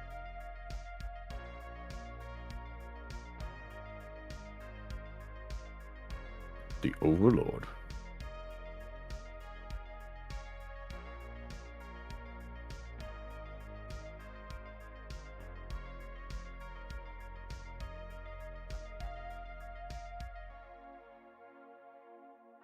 Oh, the Overlord's like a buffer. That's cool.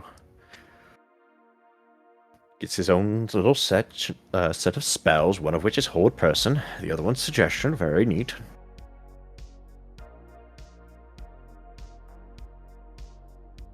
Oh, yeah. So, yeah, you're basically a buffer.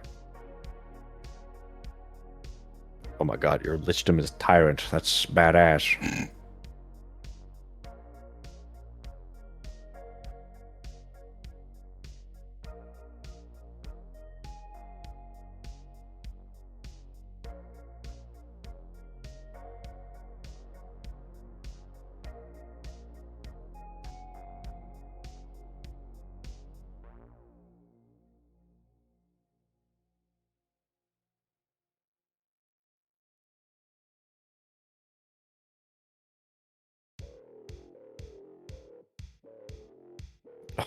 There's a Pharaoh. Nice. Your Lichdom face is called God King. Wow, these liches are badass. What the fuck?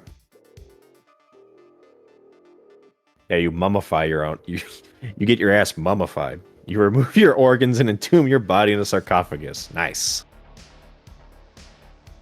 You become the oldest and most exalted type of lich, a God King. Jesus. Fucking Tomb King ass motherfucker. Bro, this shit sounds badass, man. I mean, on one hand, I'm kind of like, well, I guess I don't need to make my class. But on the other hand, this is kind of badass. I'm still kind of sad that it's only humanoids you get to make as thralls, but I guess it's okay that you can at least carry them around in your bag of bones. That's something.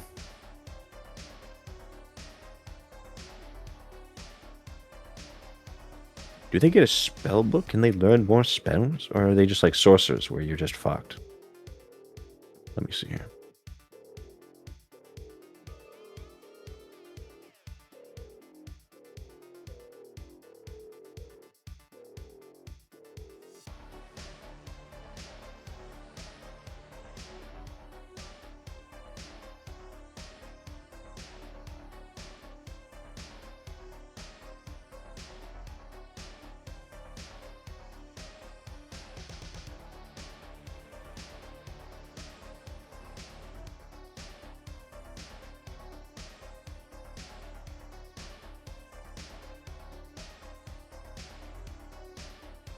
What magic items am I working on? I'm working on some more basic magic items that I can like sort of hand out to the players. Because I've been making a lot of like hyper specified magic items, but I sort of want to hand out like more little doodads, more little trinkets, weird things. Where the fuck are my purity seals, DM? Where are they? They're at the church. I'm going to church, Yuria says, stomping back. Comes back with a purity seals that says, get lost. It's written in celestial. It says, yikes. Get help. It says, how didn't you burst into What flames? does that say? It's a number to a therapist. God damn, a mirror throwing shade. It's just, yeah, it stamps like some therapist business card on your shoulder pod. There you go, kid. You're gonna need this. I think that'll save you more than any blessing. Oof. God damn, get help. Nice.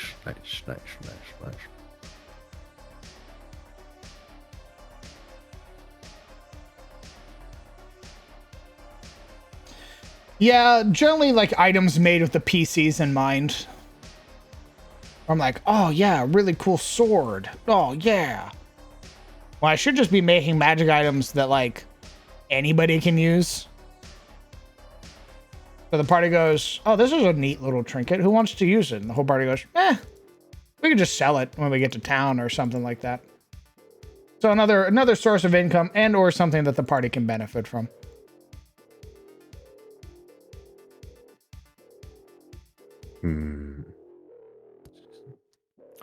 Everything in here sounds really cool. There is one major glaring issue that I'm kind of like, First being that the hit dice is 1d6, fucking cowards. The other being that they don't have a spell book. And they only get 15 spells. It's the fucking... it's the sorcerer problem.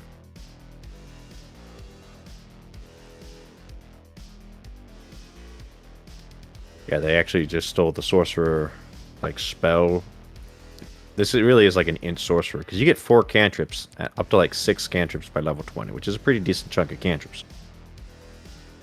But you only get 15 spells by level 20, which ain't a whole lot. I guess because they want you to rely on the thralls as much as your spellcasting. Sounds about right. Sounds like you're more like focused around your keeping your guys alive. Yeah, Micromanaging. Yeah, I guess, whatever. They're like, we know you're just going to pick every necromancer spell you can get anyway, so... You freak.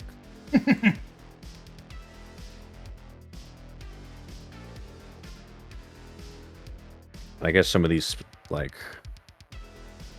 Oh, I guess some of these subclasses do give you some extra spells. Like Overlord gives you Hold Person and Suggestion. Some of them do have expanded spell lists. Not all of them. Like the Knight, the Death Knight doesn't get some, which makes sense.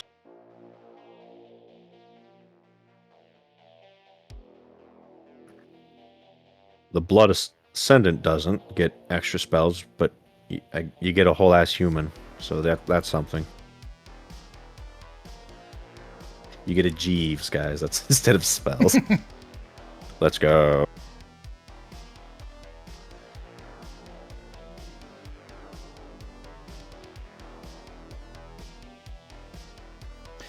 The idea that I have is like it's sort of like the little minor trinkets that you would get from DD. So like, yeah, this is a guardian trinket. It gives you a +1 to your armor class. That's a nifty cock ring we just found. This is a blade trinket. You deal 1 more slashing damage.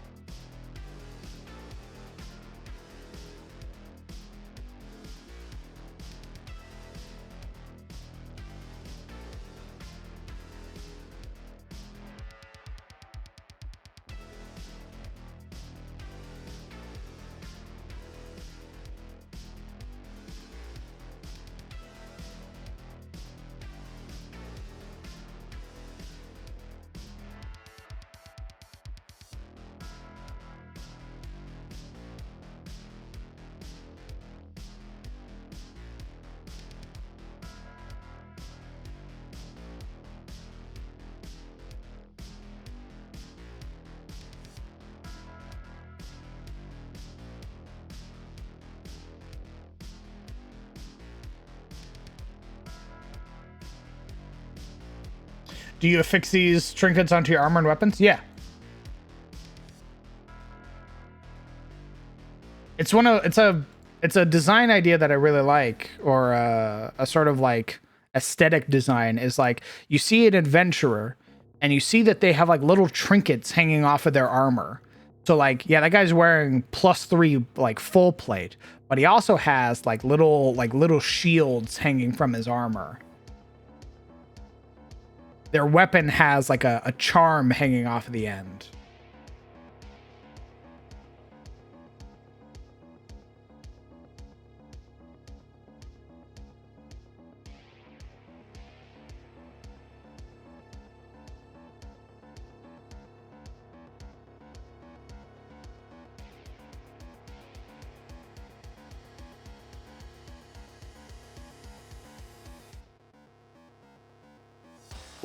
Wait. Something caught my eye while I was scrolling through this. Pharaohs get channeled divinity? What the fuck? They're god kings, baby. Oh, yeah. Praise me.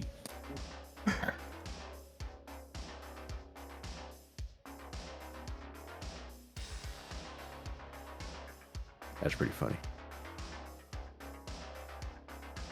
Oh no, but that was my Moonblade? Yeah, exactly.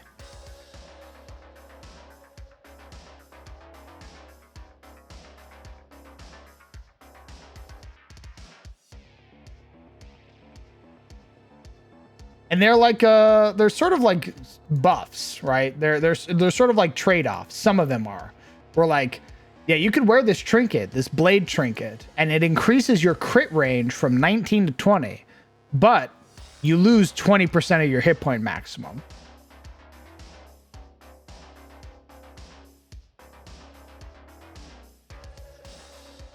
Hey, Rat Stealer.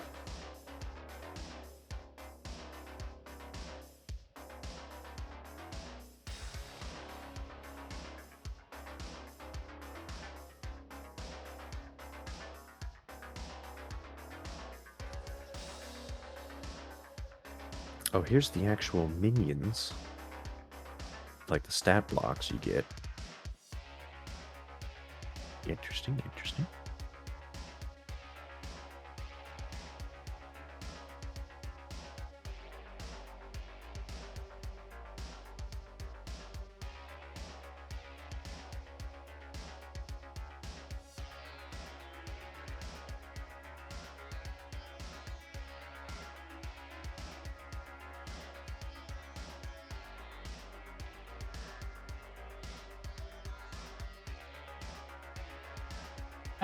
That's a decent chunk.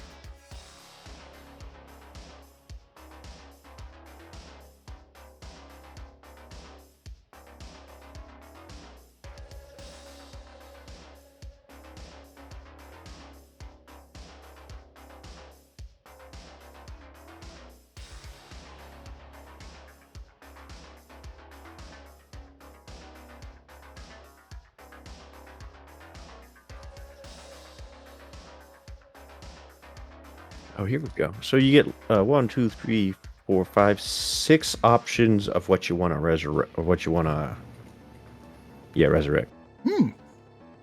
Some, like the skeleton, the spirit, and the zombie, are 1/4. The bone beast and the gorger are CR1. And then you have the grave touched ghoul and the visage.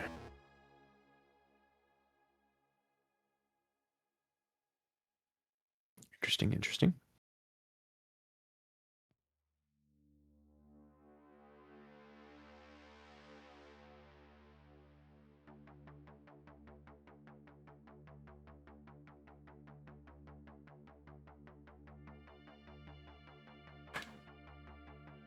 Oh, there's also little conditions they add.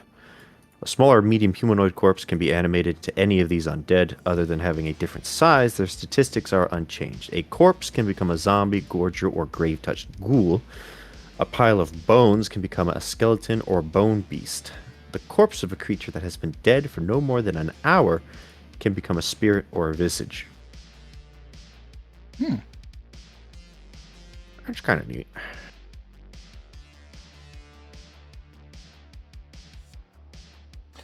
Oh, you like the music? This is music I used to listen to for a while, and I'm going back to it now because the fantasy music I was listening to started getting copyrighted like crazy on YouTube. So I went back to the old cyberpunk synthwave shit.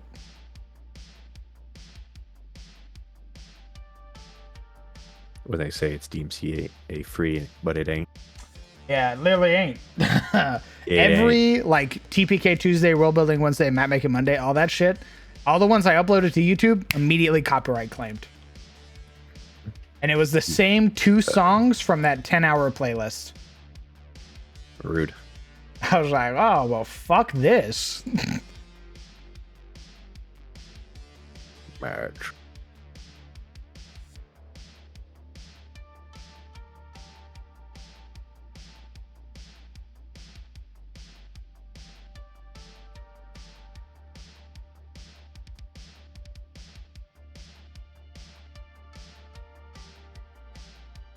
I wonder Alright. if we can make a Radon. A Radon? Star Scourge. Like the dude? Yeah. With his tiny horsey? Plummeting from the stars in a fucking meteor strike? Party's just chilling and they, like, the earth around them starts turning red. Like the sun itself is descending upon them.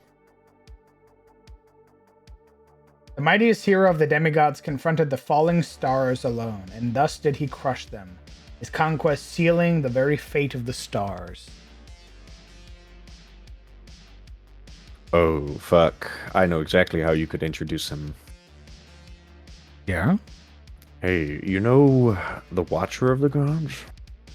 Anarim, yes. Yeah, what if there were others like him out there? Like the Watcher of the Stars. Ooh. Who's like a patron for like the extraplanar classes that basically kill extraplanar things like Like Watcher Paladins? right. Holy shit. He's like their the patron that they kind of not necessarily worship, but he was like Aspire maybe he to was like be. maybe he was like the first forged during the Age of Woe. To battle back the abyss. Yeah. Ooh. You're fucking welcome. And his tiny little horsey. Yeah, it's tiny little horsey. I think his tiny little horse is named Leo. Yeah. And Leo. The mightiest hero of the Watchers confronted the falling stars alone, and thus did he crush them, his conquest sealing away the very fate of the stars. And then Yuria comes in and ruins all of that. Hey, what the fuck? You want to be Ronnie. You want to be Ronnie. Yeah. That's literally what Ronnie does. What do you come on? She literally goes, yeah, go kill Radon and then free the stars. Thank you. It's not me. It's the guy I sent. Come on. It's not my fault. And then you have to fight Radon because you want to free the stars. Yeah, and then when that guy I said kills him, a meteor comes and crashes into the earth and reveals the City of Night. Probably killing hundreds, but I was there to see it, so it's not my fault. Not me. How would we know? Guys, how am I supposed to know? Get back.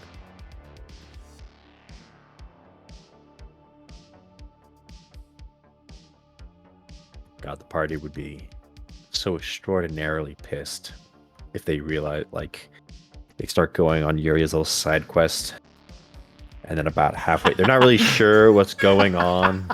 It's just this weird eldritch shenanigans. Then they're like, yeah, okay, Yuria, whatever. We'll go with it for now. You're being kind of weird and stuff. And then halfway through, some massive lad, Jojo posing on a tiny horse, rolls up. Shouts in a booming voice, do you think your deeds would have gone unnoticed? Brandish, like hands outstretched, blades pulling into them. Everyone looks at Yuria. You fucking do this. Hey, bitch, what the fuck is he talking about? I don't know. Her shrugging with her helmet. Prepare. One of them hits a high wisdom history check, realizes this is like an ancient hero of yore. Looks down at the trinket of Radon they have in their hand. Oh, looks fuck. back up. Oh. Guys, I think, are we the bad guys?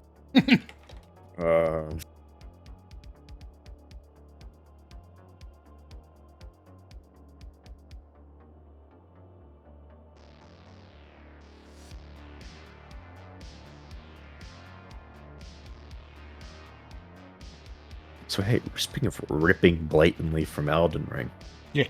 When does what's his name?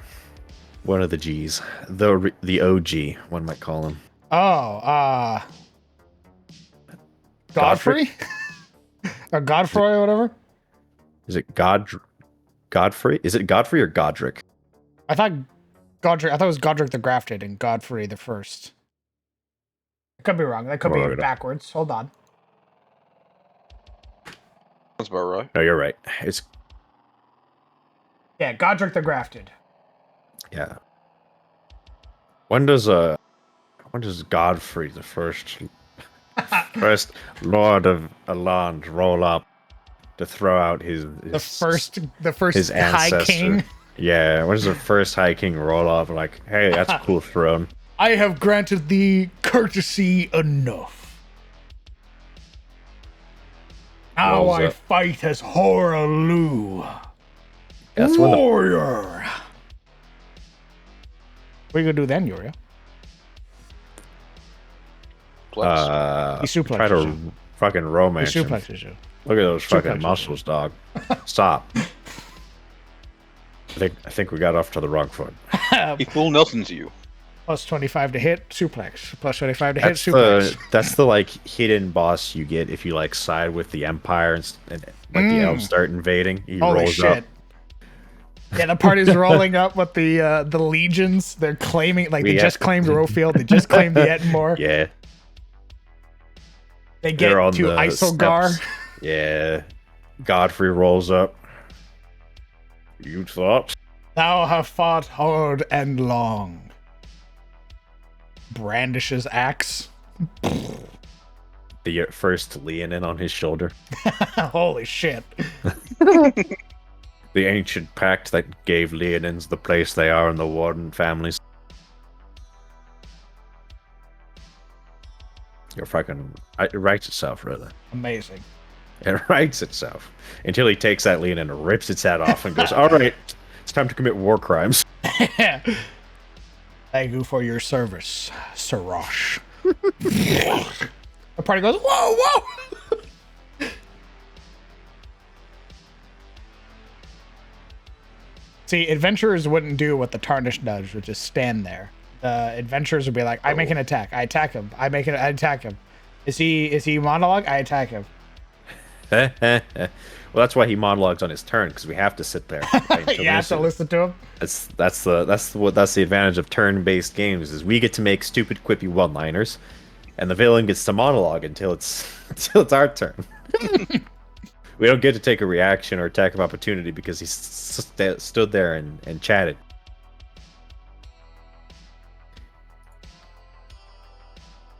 It would be funny if we did though. That'd be fucked if like you count how long a person talks during combat, and if it's like over 6 seconds, the enemy like makes an attack of opportunity. Because you weren't paying attention. Super toxic.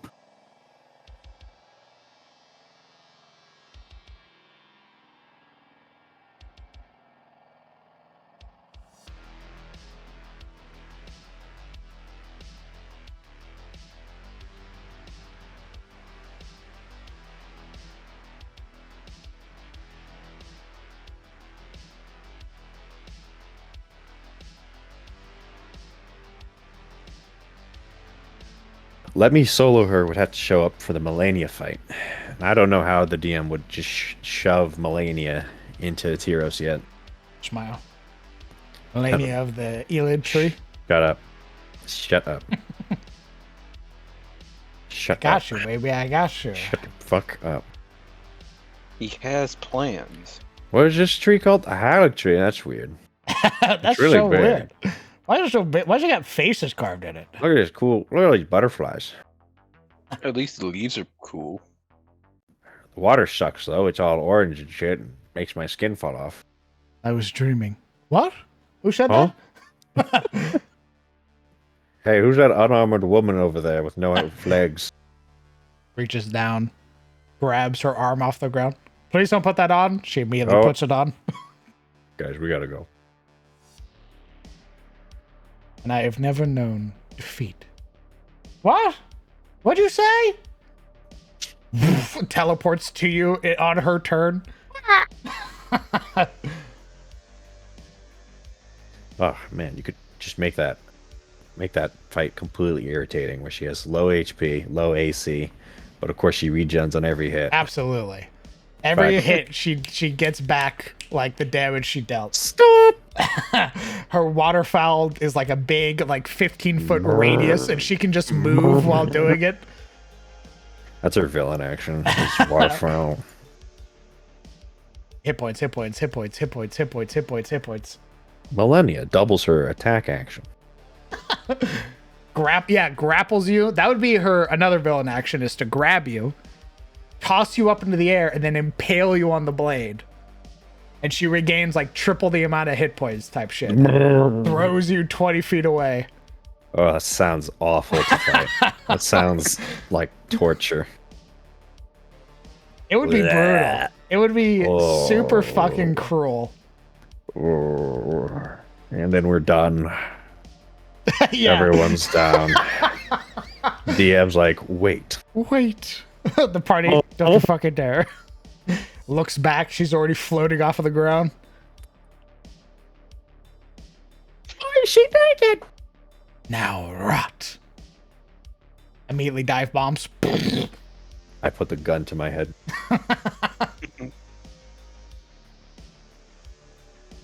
But DM, I cast heat metal on her prosthetic. Oof.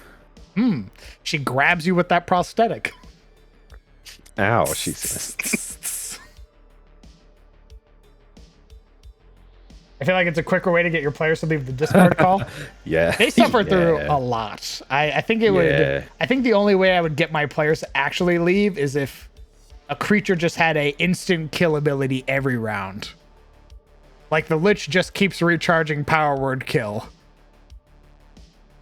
And even then, I think they would stick through it.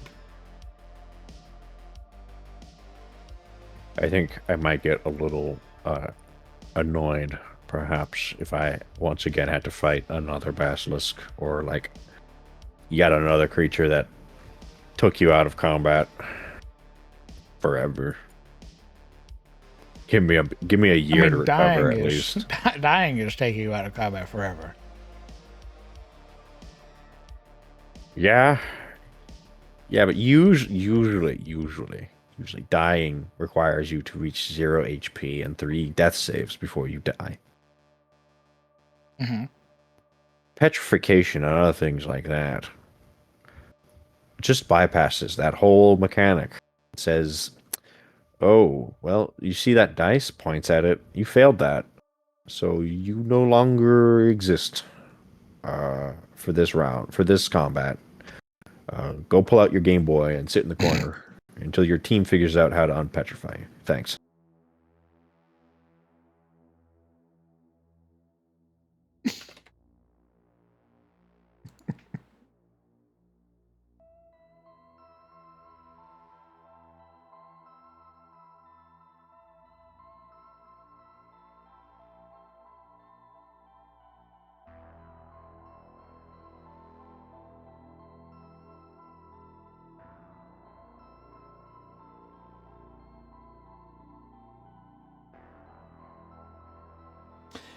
I had something similar done to my Eldritch Knight. Picked up by an abomination, crushed, then thrown across the room through the thick glass tube of an incubation vat. Nearly 40 hit points worth of damage, which is almost half of my total hit points. Oh. Nice.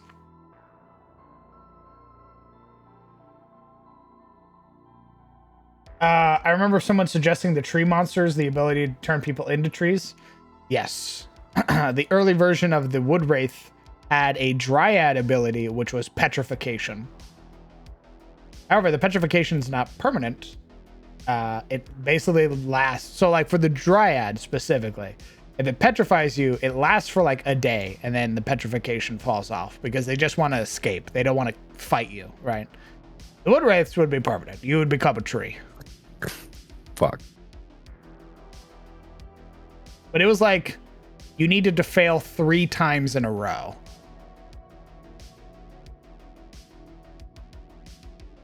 And I think your friend could sacrifice an action to like tear away the roots, and then you'd be fine. Oh, thank God. Yeah, see, that's reasonable.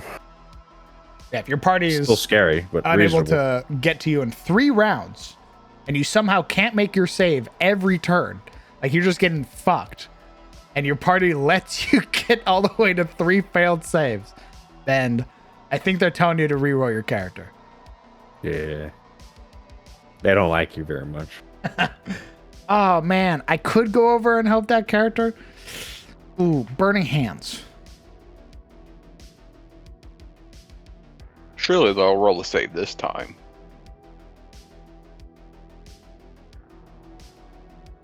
No one in our party would do that. Not CTF. I don't think there's been a game yet where like the party's been like, yeah, fuck that person.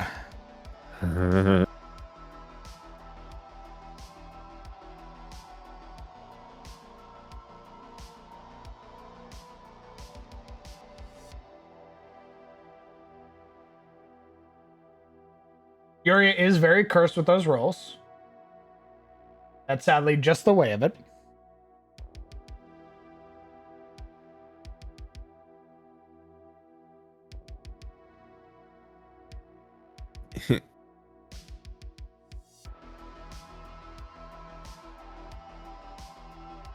I cry.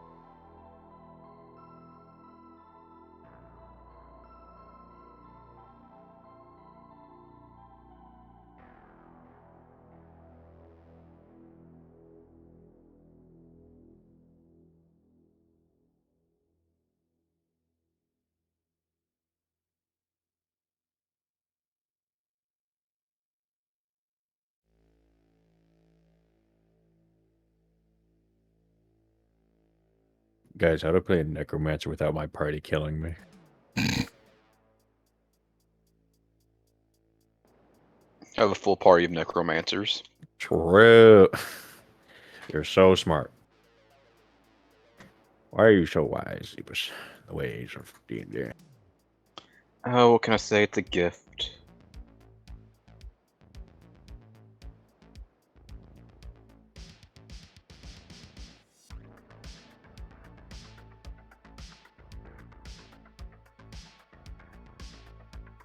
Do I think Yuri would trade with Alaric and become bound with the dry? No. Of course not.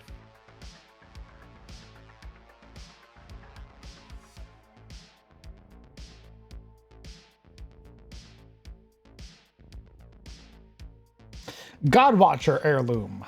While wielding this charm, your intelligence score magically increases by +2. This can push you beyond mortal limits, allowing you to pass the 20 intelligence cap. As a free action, every day, you can channel the power of this heirloom and draw upon the intelligence of the Godwatcher. For 1 minute, you gain advantage on all intelligence saving throws and checks. This ability recharges at midnight.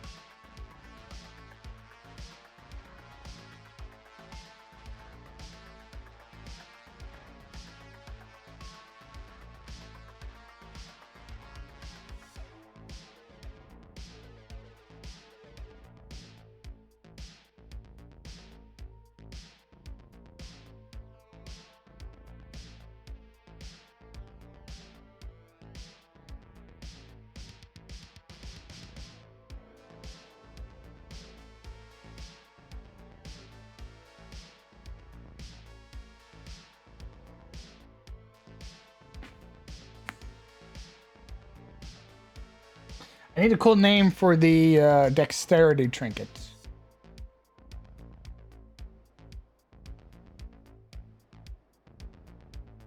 Currently, it's called the prosthesis wearer heirloom. But I need a cooler name. Ominous. Ominous. Bloodhound heirloom.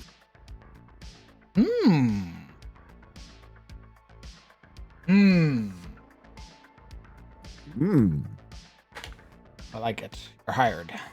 Thanks. Where's my money? I want pictures of Spider-Man in the morning. I mean, have you seen Spider-Verse? What? Have you seen There's a whole Spider-Verse? verse of them? Yeah. Dear God. I need pictures of every last one of them.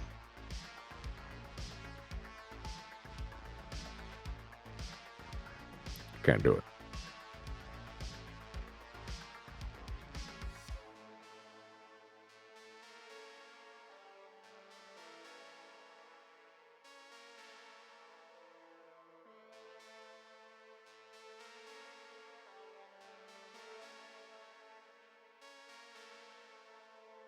Words like.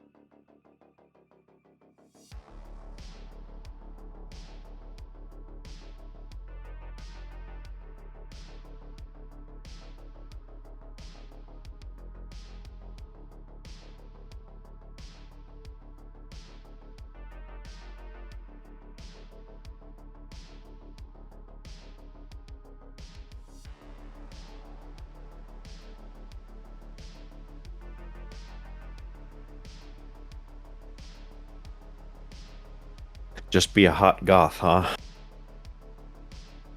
It's worked so far. Yeah, kind of. I mean, I haven't actually resurrected a corpse yet, so.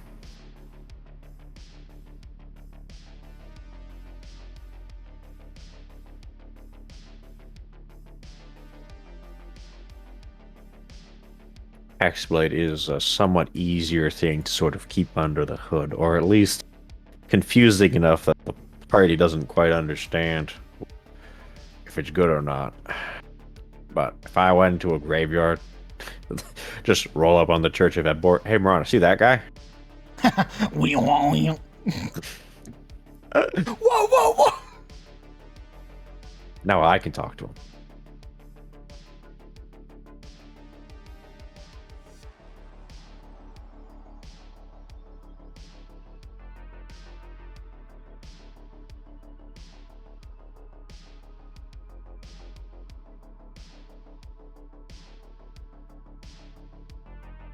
It's time to get my Conan dailies done.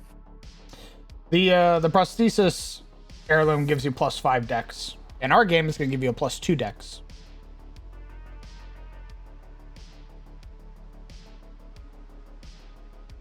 That's pretty good.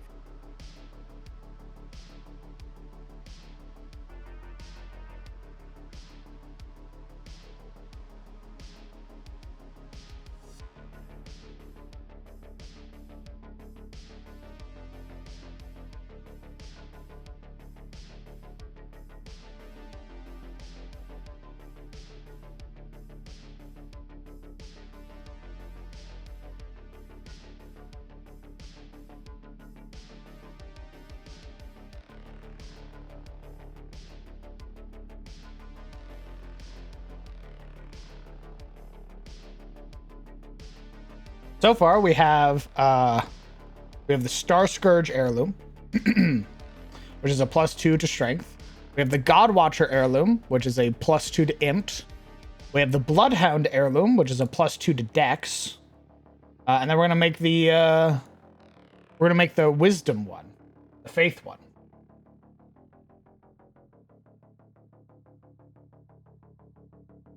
I'll make you a wisdom one.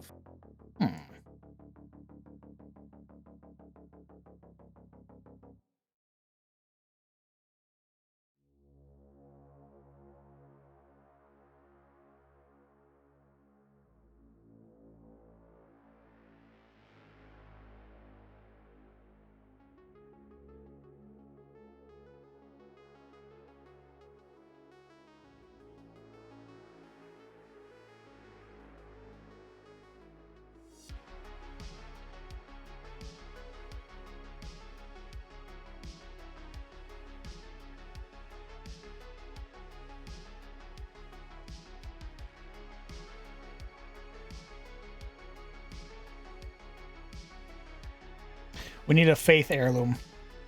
A wisdom-based heirloom for a watcher type character.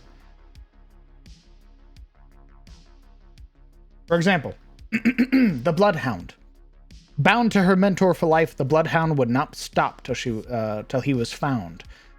An unshakable tracker such as she not be stopped, not by her watcher companions, nor the gods. Hierophant? Hierophant? Always so bad at pronouncing that one.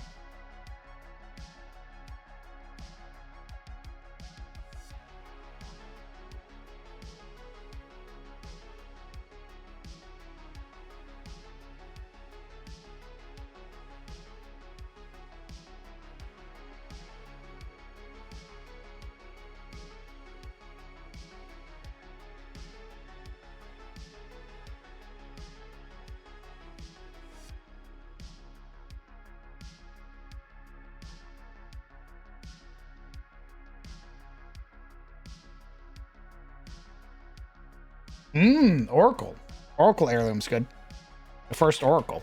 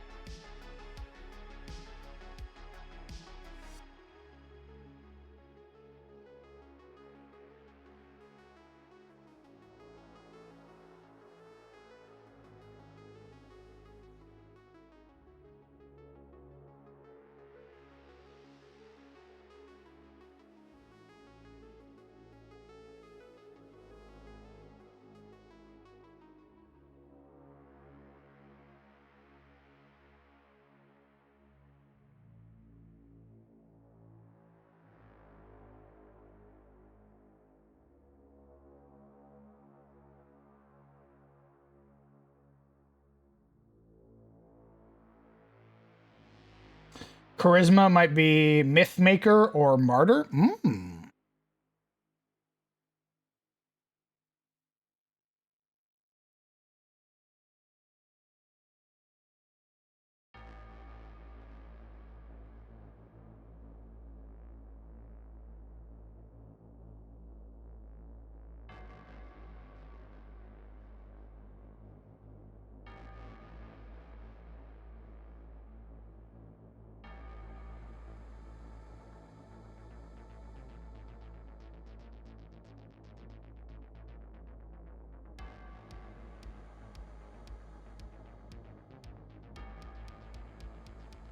Delightful. Lovely.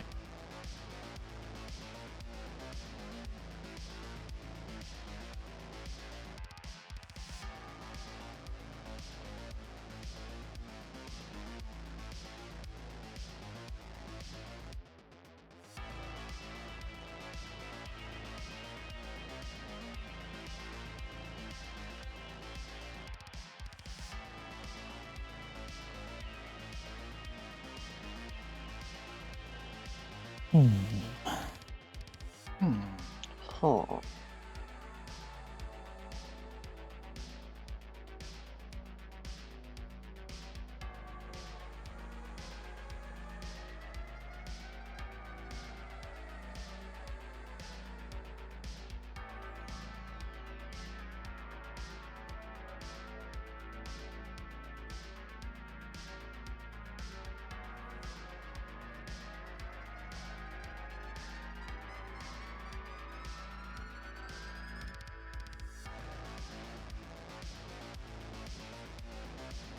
Ooh, wait a minute.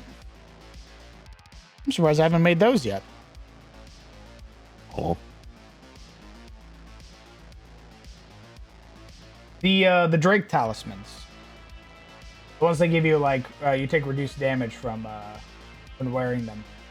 So like the spell Drake. Oh yeah. Lets you take like reduced magic damage.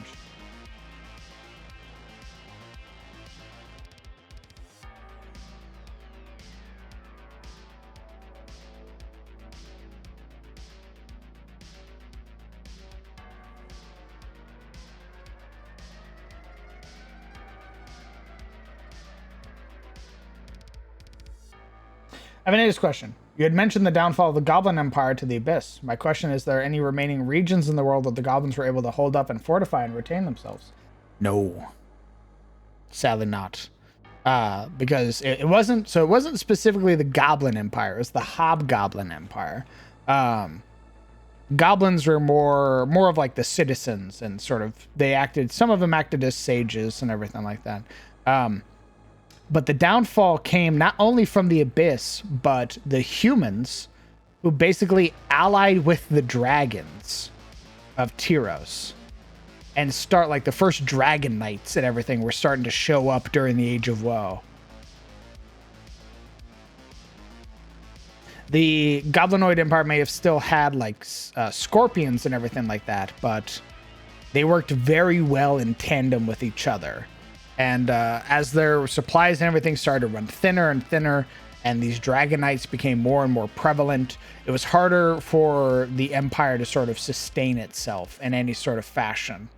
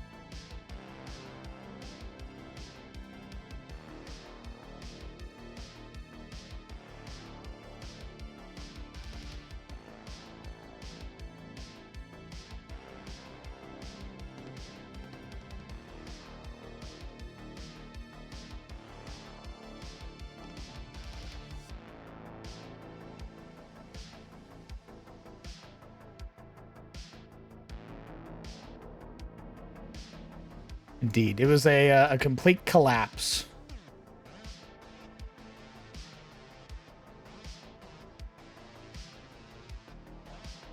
There are a lot of hobgoblins today that want to try and rebuild that empire.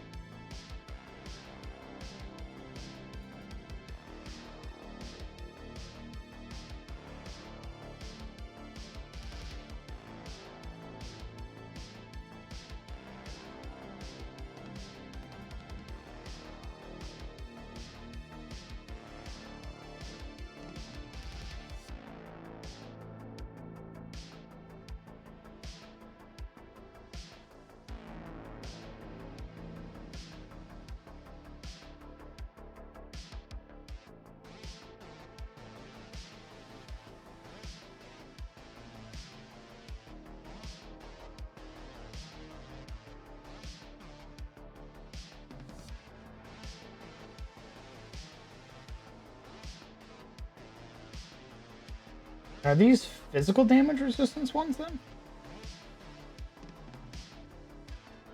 Oh yeah, they're physical damage resistance. Neat.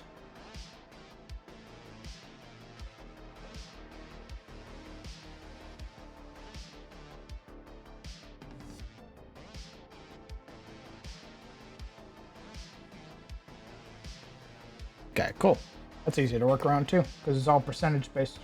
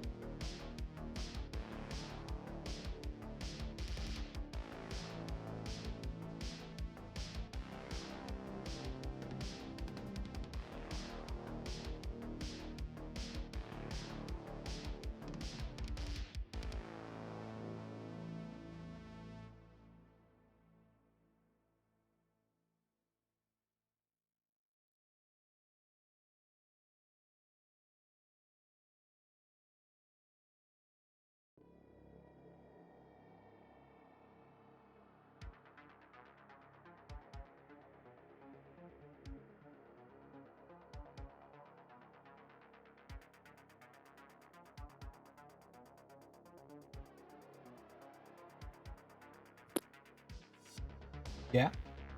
Yep.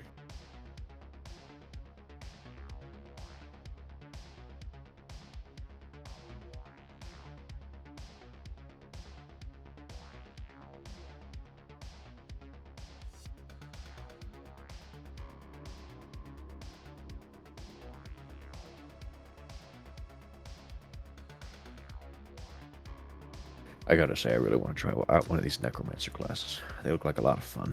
Hmm.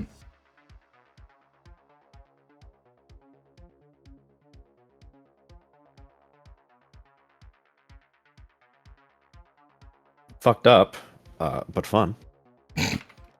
Really hard to like. It would take a very creative mind to turn most of these from evil necromancer to good guy necromancer. Yeah, you wouldn't be good. Not gonna lie. Yeah.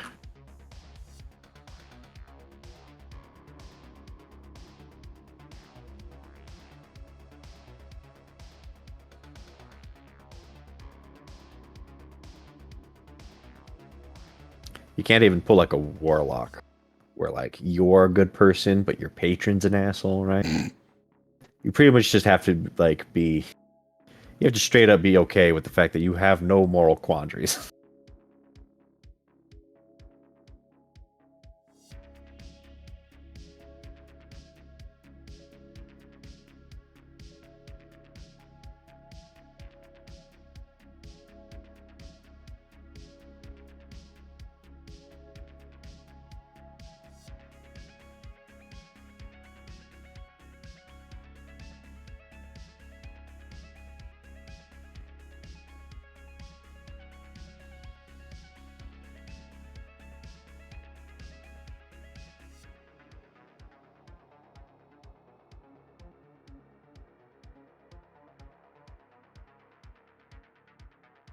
You want to hear something that's funny?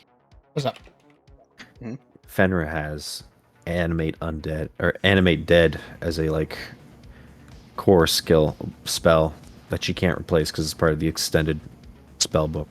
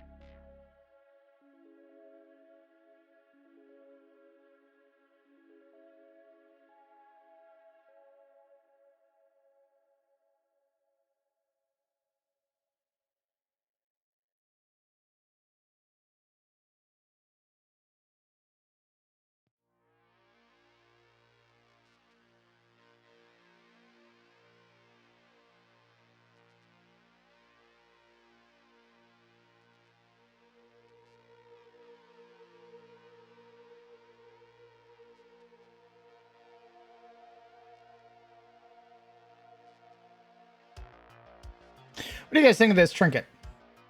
It's called the Spelldrake Talisman. In the Age of Woe, it is said that many ancient dragons sacrificed their lives to protect the mortals of Tyros, and so it is that the shape of the dragon has become symbolic of all manner of protections. While wielding this talisman, you gain a +1 bonus to all saving throws made against spells. If you fail a saving throw against a spell while attuned to this trinket, you can reduce the damage dealt by an amount equal to your proficiency bonus.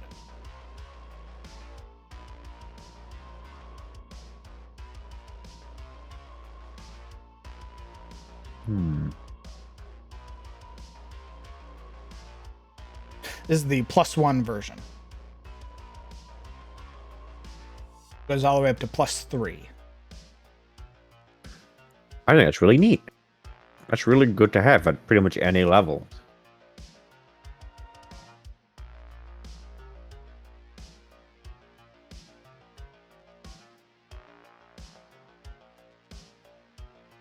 Like, it won't save you necessarily, but it's a nice little bonus.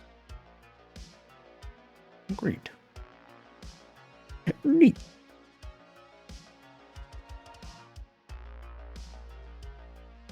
I dig it. Nice. It's just a nice little passive trinket to have. Don't gotta roll anything on it or anything like that. You just have it on your person. You're attuned to it. You take a little less damage from spells.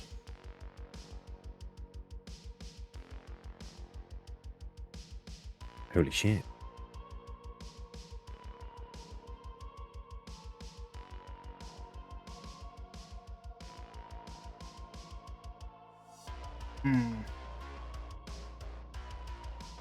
There's some like other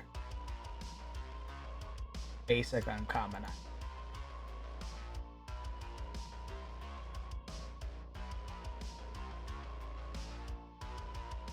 Basic uncommon item. Is that a thing? Basic uncommon? Yeah, they're called minor wondrous items. Oh. They're things that generally don't have attunement requirement. Isn't one of the ones like that jar that like makes free booze or something? Yeah, the alchemist jar. Yeah. Alchemy jug. Yeah. It's a minor tier wondrous item. You can make acid, half an ounce of basic poison, beer, honey, mayonnaise, oil, vinegar, fresh water, salt water, or wine. Oh, I know. What if you had that, but it gave you like one of your custom items instead? What do you mean? Like a wondrous herbalist kit that lets you make once per day like anti-venom or bandage or like a basic survival item. I like the way you think. Or stress item. Or you could just take... Hey, I pushed that out of the way. Hey, hold on a minute. Well, like, specifically, like, the beer, right? The whiskey and stuff. Yeah, the whiskeys and shit. Okay, that'd be fun. Good, I'm smart. You really should DM, brother. Like, you keep being like, no, I could never. You absolutely could, you fucking freak. I'm just really lazy. Stop being lazy and just do it. Just really You're starting lazy. to piss me off. You're starting to make me angry. That's the thing, though. Is I'm more of a a dungeon master. I'm more of a critic than I am a creator. That's what everybody says. We're gonna. You know what? When you come here, What? for Halloween, you're running a game. What? Oh, fuck. I'm making you run a game when you show up for Halloween. Making me run a game? I have all of the books. You're running a game. Jesus Christ. All right, fine. We'll do a one-shot or something. Beautiful. I don't know what. You have until Halloween to figure it out.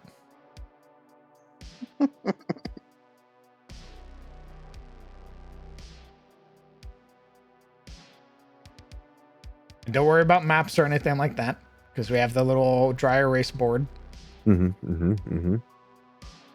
Oh, I know. I have to. It's Halloween. I have to make it like a spooky Halloween one shot. Easy. There you go.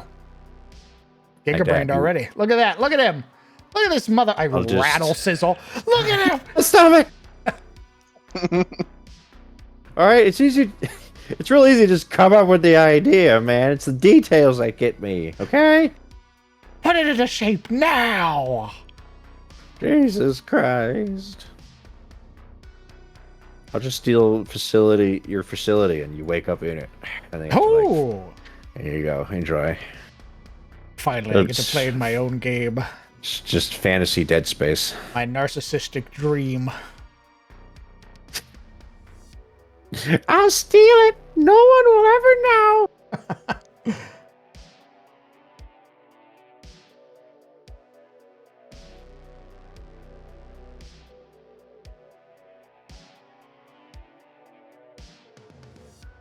I'm looking for an item right now, which is why the screen's not moving. I'm going through my trinket, see if I have anything that could vaguely represent that magic item.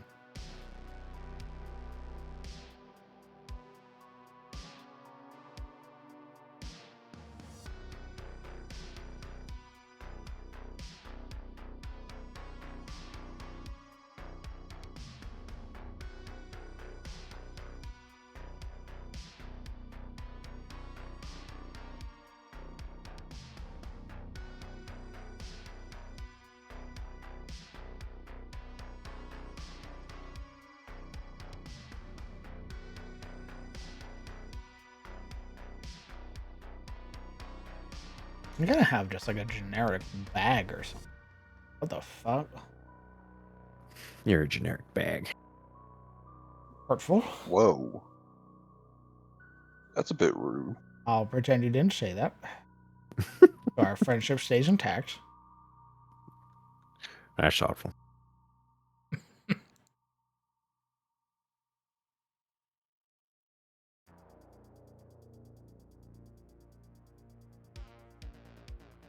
Oh, I can just use this bag. I use this bag for the little bag of colding, so we use this bag.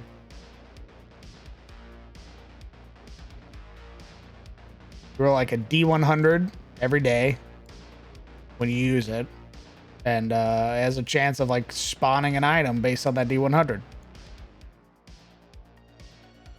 It could be bandages. It could be anti-venom. It could be like restorative herbs, and then I want to put like a big item on there, probably. At the bottom of the D100, the high percentage roll.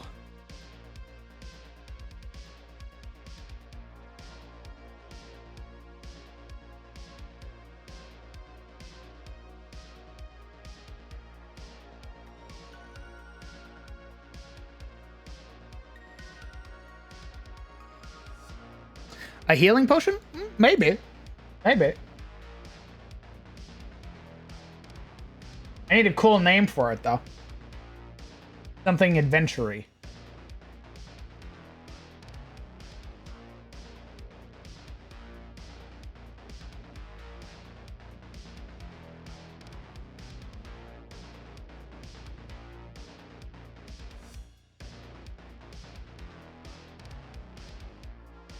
Tree juice? What the fuck, Major Stone? Isn't that just sap? Apothecary's pack? Hmm. Hmm.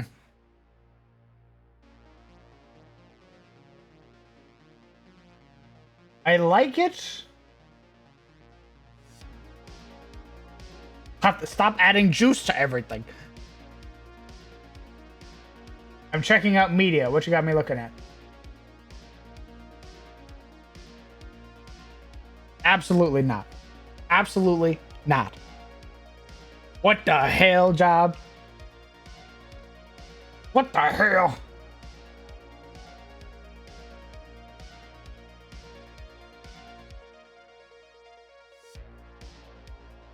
That's it. I'm gonna go get some water. There better be cool names when I come back, or else. Nos. Monka Giga.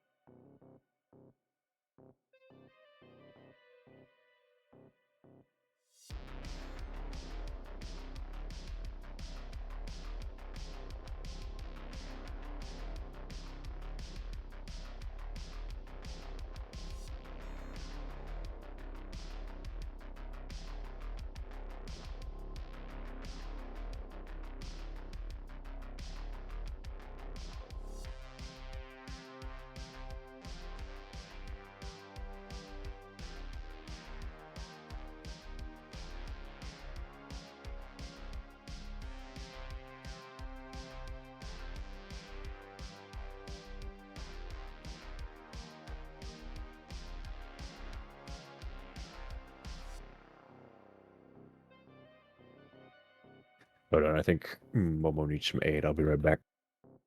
Alright. The traitor.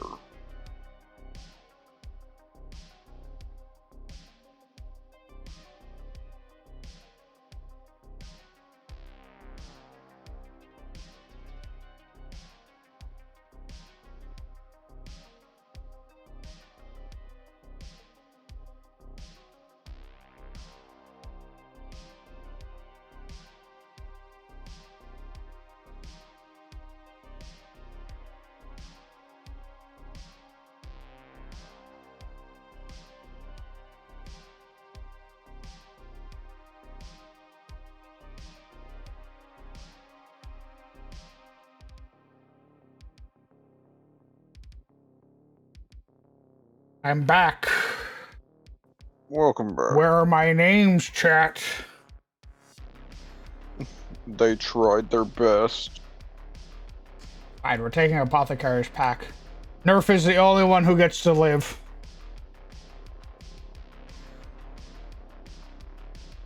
Zebus.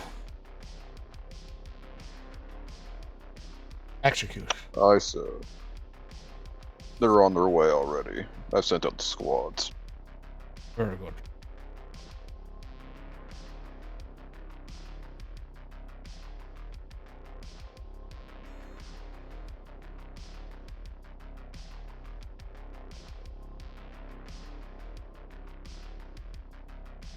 Serum of Vigor. Fuck, I forgot to push my name. The sweet embrace of oblivion.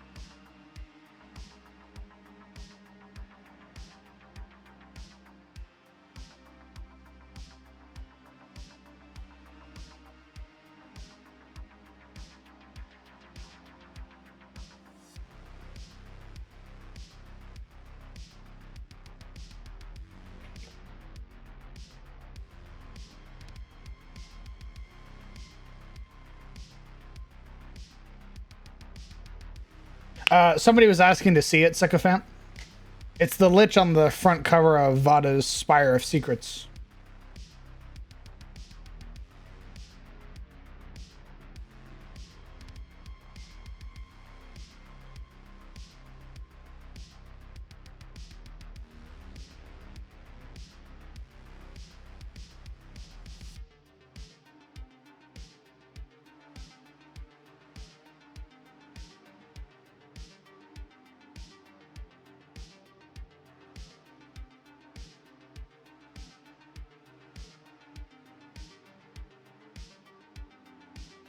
I love that man. He gave me 14 classes.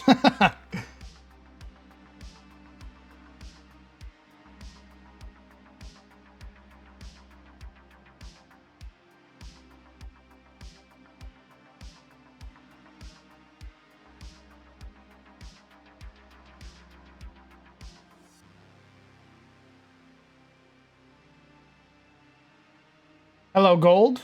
Welcome.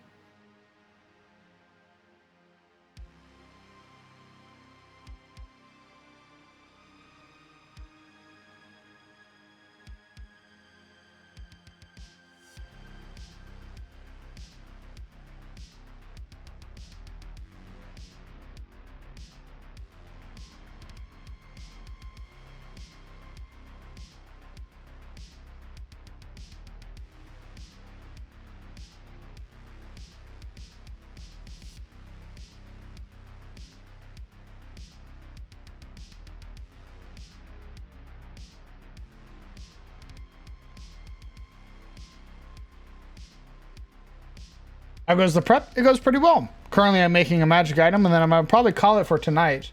And I'm going to save the Wednesday stream for the race making stuff. So,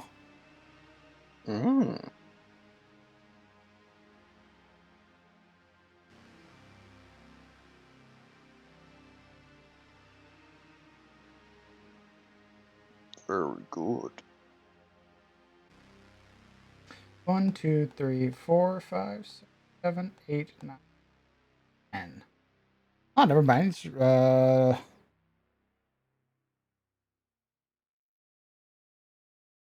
Actually, yeah, that's fine. Because we can do 15.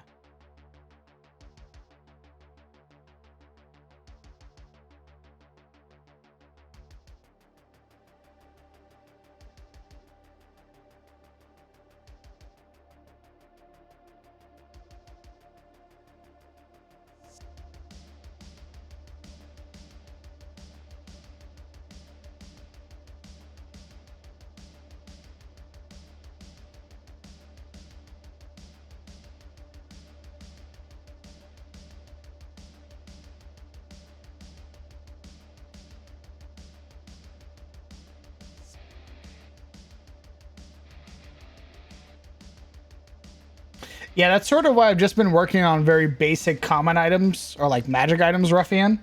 I realized my brain was sort of mush. I've been having a lot of pain in my leg again. So I figured I would just vibe today and do some easy stuff, things that aren't too stressful.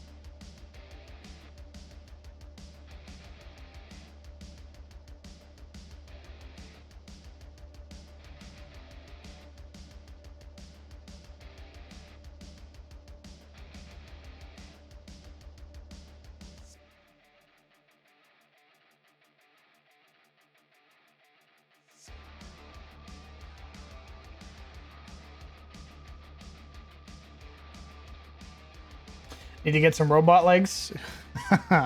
One day, hopefully. One day. Become Marius IRL now.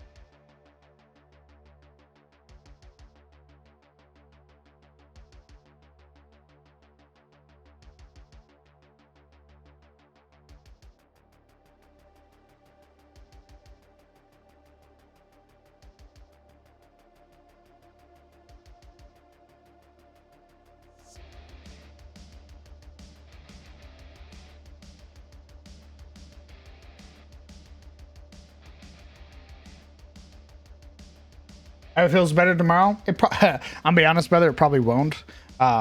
This is like this is a familiar sensation I often get when my foot starts getting very inflamed, which is the old injury basically acting up again. And as a result, I'll probably end up being unable to walk normally for a week and a half, 2 weeks, same as before. It'll be very painful. I will, it'll be hard for me to sleep and all that fun stuff. So, yeah.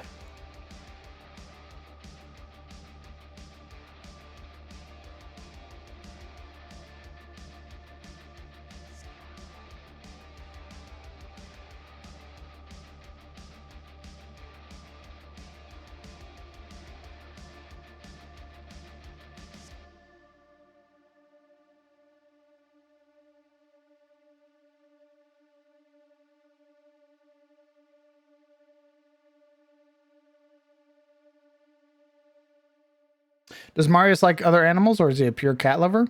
Oh, I think he likes other animals. I think he likes a lot of mystical animals. A lot of things that probably don't exist anymore. Or probably things that are more very rare to see in Asmodia.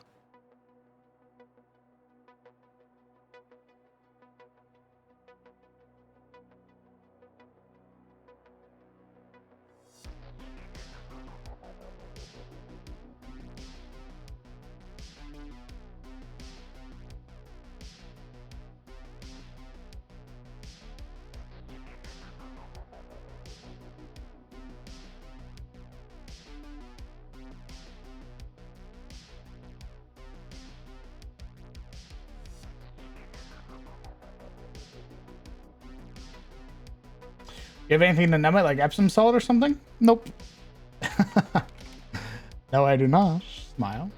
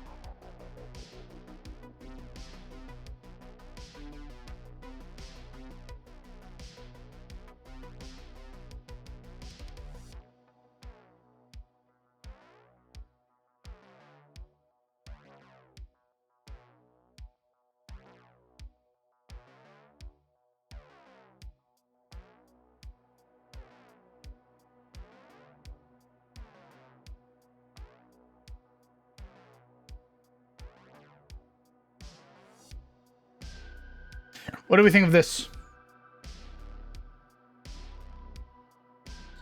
So the way it works is you take an action, then you rummage through the bag and you roll a D100. This list determines what you get from it. So let's say somebody has the Adventurers pack, right? They roll D100. They rummage through. They roll D100. They get a 60, so they get 1 medicinal herb. Next day, they roll again. They get a 6, they get some anti-venoms. They roll again the next day. They get some bandages. They roll again on the next day. They get some bandages, lots of bandages. Next day, they get a hail draught.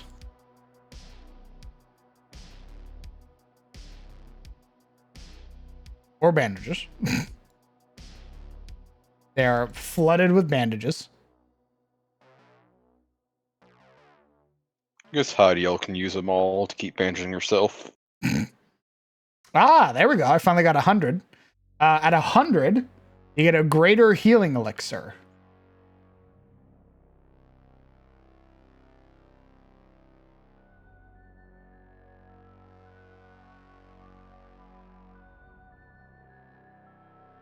Okay. That's a fun little pack. I love my gotcha healing item. It is that. It's a little gotcha bag.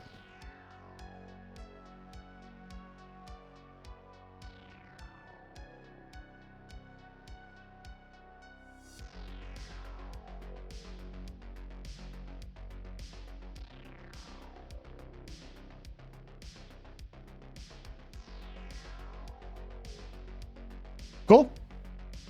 I think this is a good place to call it. Indeed, good 7-hour stream. Indeed.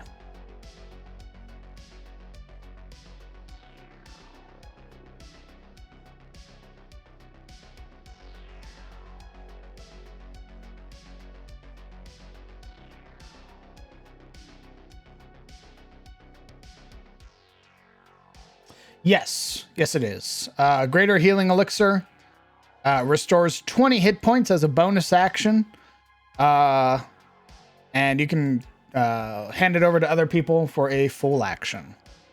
It's considered magical, so it ends all status effects, all damage over time effects effectively. So burning, blight, bleeding. And it can be used on unconscious creatures. Mundane healing, such as hail draughts, cannot be used on unconscious creatures.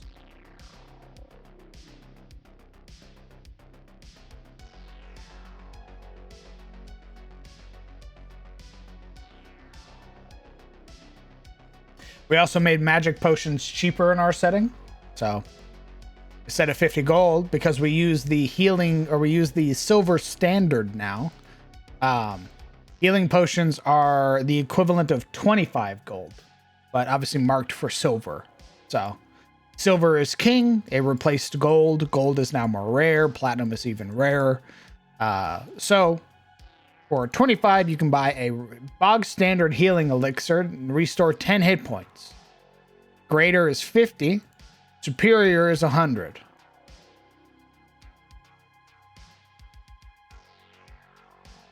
So this is the uncommon version. So all of the equipment here is either common or uncommon, with a wider sort of number range given to more encounter-oriented items.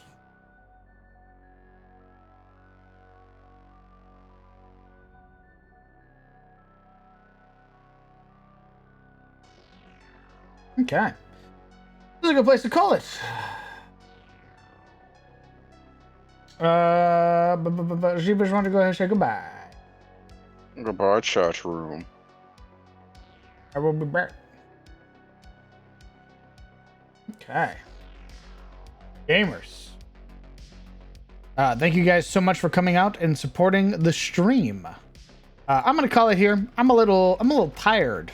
My foot sort of sapped a lot of strength from me, and I am lamenting what is going to follow. So I don't want to bring you guys down. I hope you guys have a fantastic night. I hope you guys take care of yourself. It's plug time. I'm a Rogue partner. If you ever want to try out Rogue Energy, they have a free little box for you to try out as a shaker, a bunch of energy supplements. It's meant to replace all your coffee and energy drinks that you drink without the crash. And if you use code CROWN on checkout, you get 20% off. And hey, if you're considering supporting at all, why not consider supporting the Patreon, where I don't get pushed over by Twitch. And you get beautiful maps, such as the map we were just on, which is over on the Patreon. It's called the Pale Tree. It was released as a bonus map last month in our $10 pack. We just did some city maps this month, so why not give those a poke? Join the Discord to come hang out with all the cool people you chatted with tonight. And if you don't know who I am, don't worry. I'm the Crown DM. I'm a 5th edition dungeon master who owns games in his own homebrew setting, the world of Adis. What you just saw is TPK Tuesday. Tomorrow we'll be doing World Building Wednesday. We're going to be working on races tomorrow, heritages. So if that interests you at all, why not tune in? Come take a look. We have a game every Friday at 7 p.m. CST. It's called Cometh the Fall. It is a high fantasy adventuring game. Lots of magic, a lot of terrorizing beasts, heroes, and legends. And then every Sunday at 11 a.m. CST, we have our Darkest Dungeon inspired game. So if any of those interest you, be sure to check them out. You can also watch them over on YouTube, over on our YouTube channel. And that's it for me. I hope you guys have a fantastic night. I hope you guys take care of yourselves. Hug your loved ones. Tell them that you love them. And I will see you guys later. Goodbye, chat.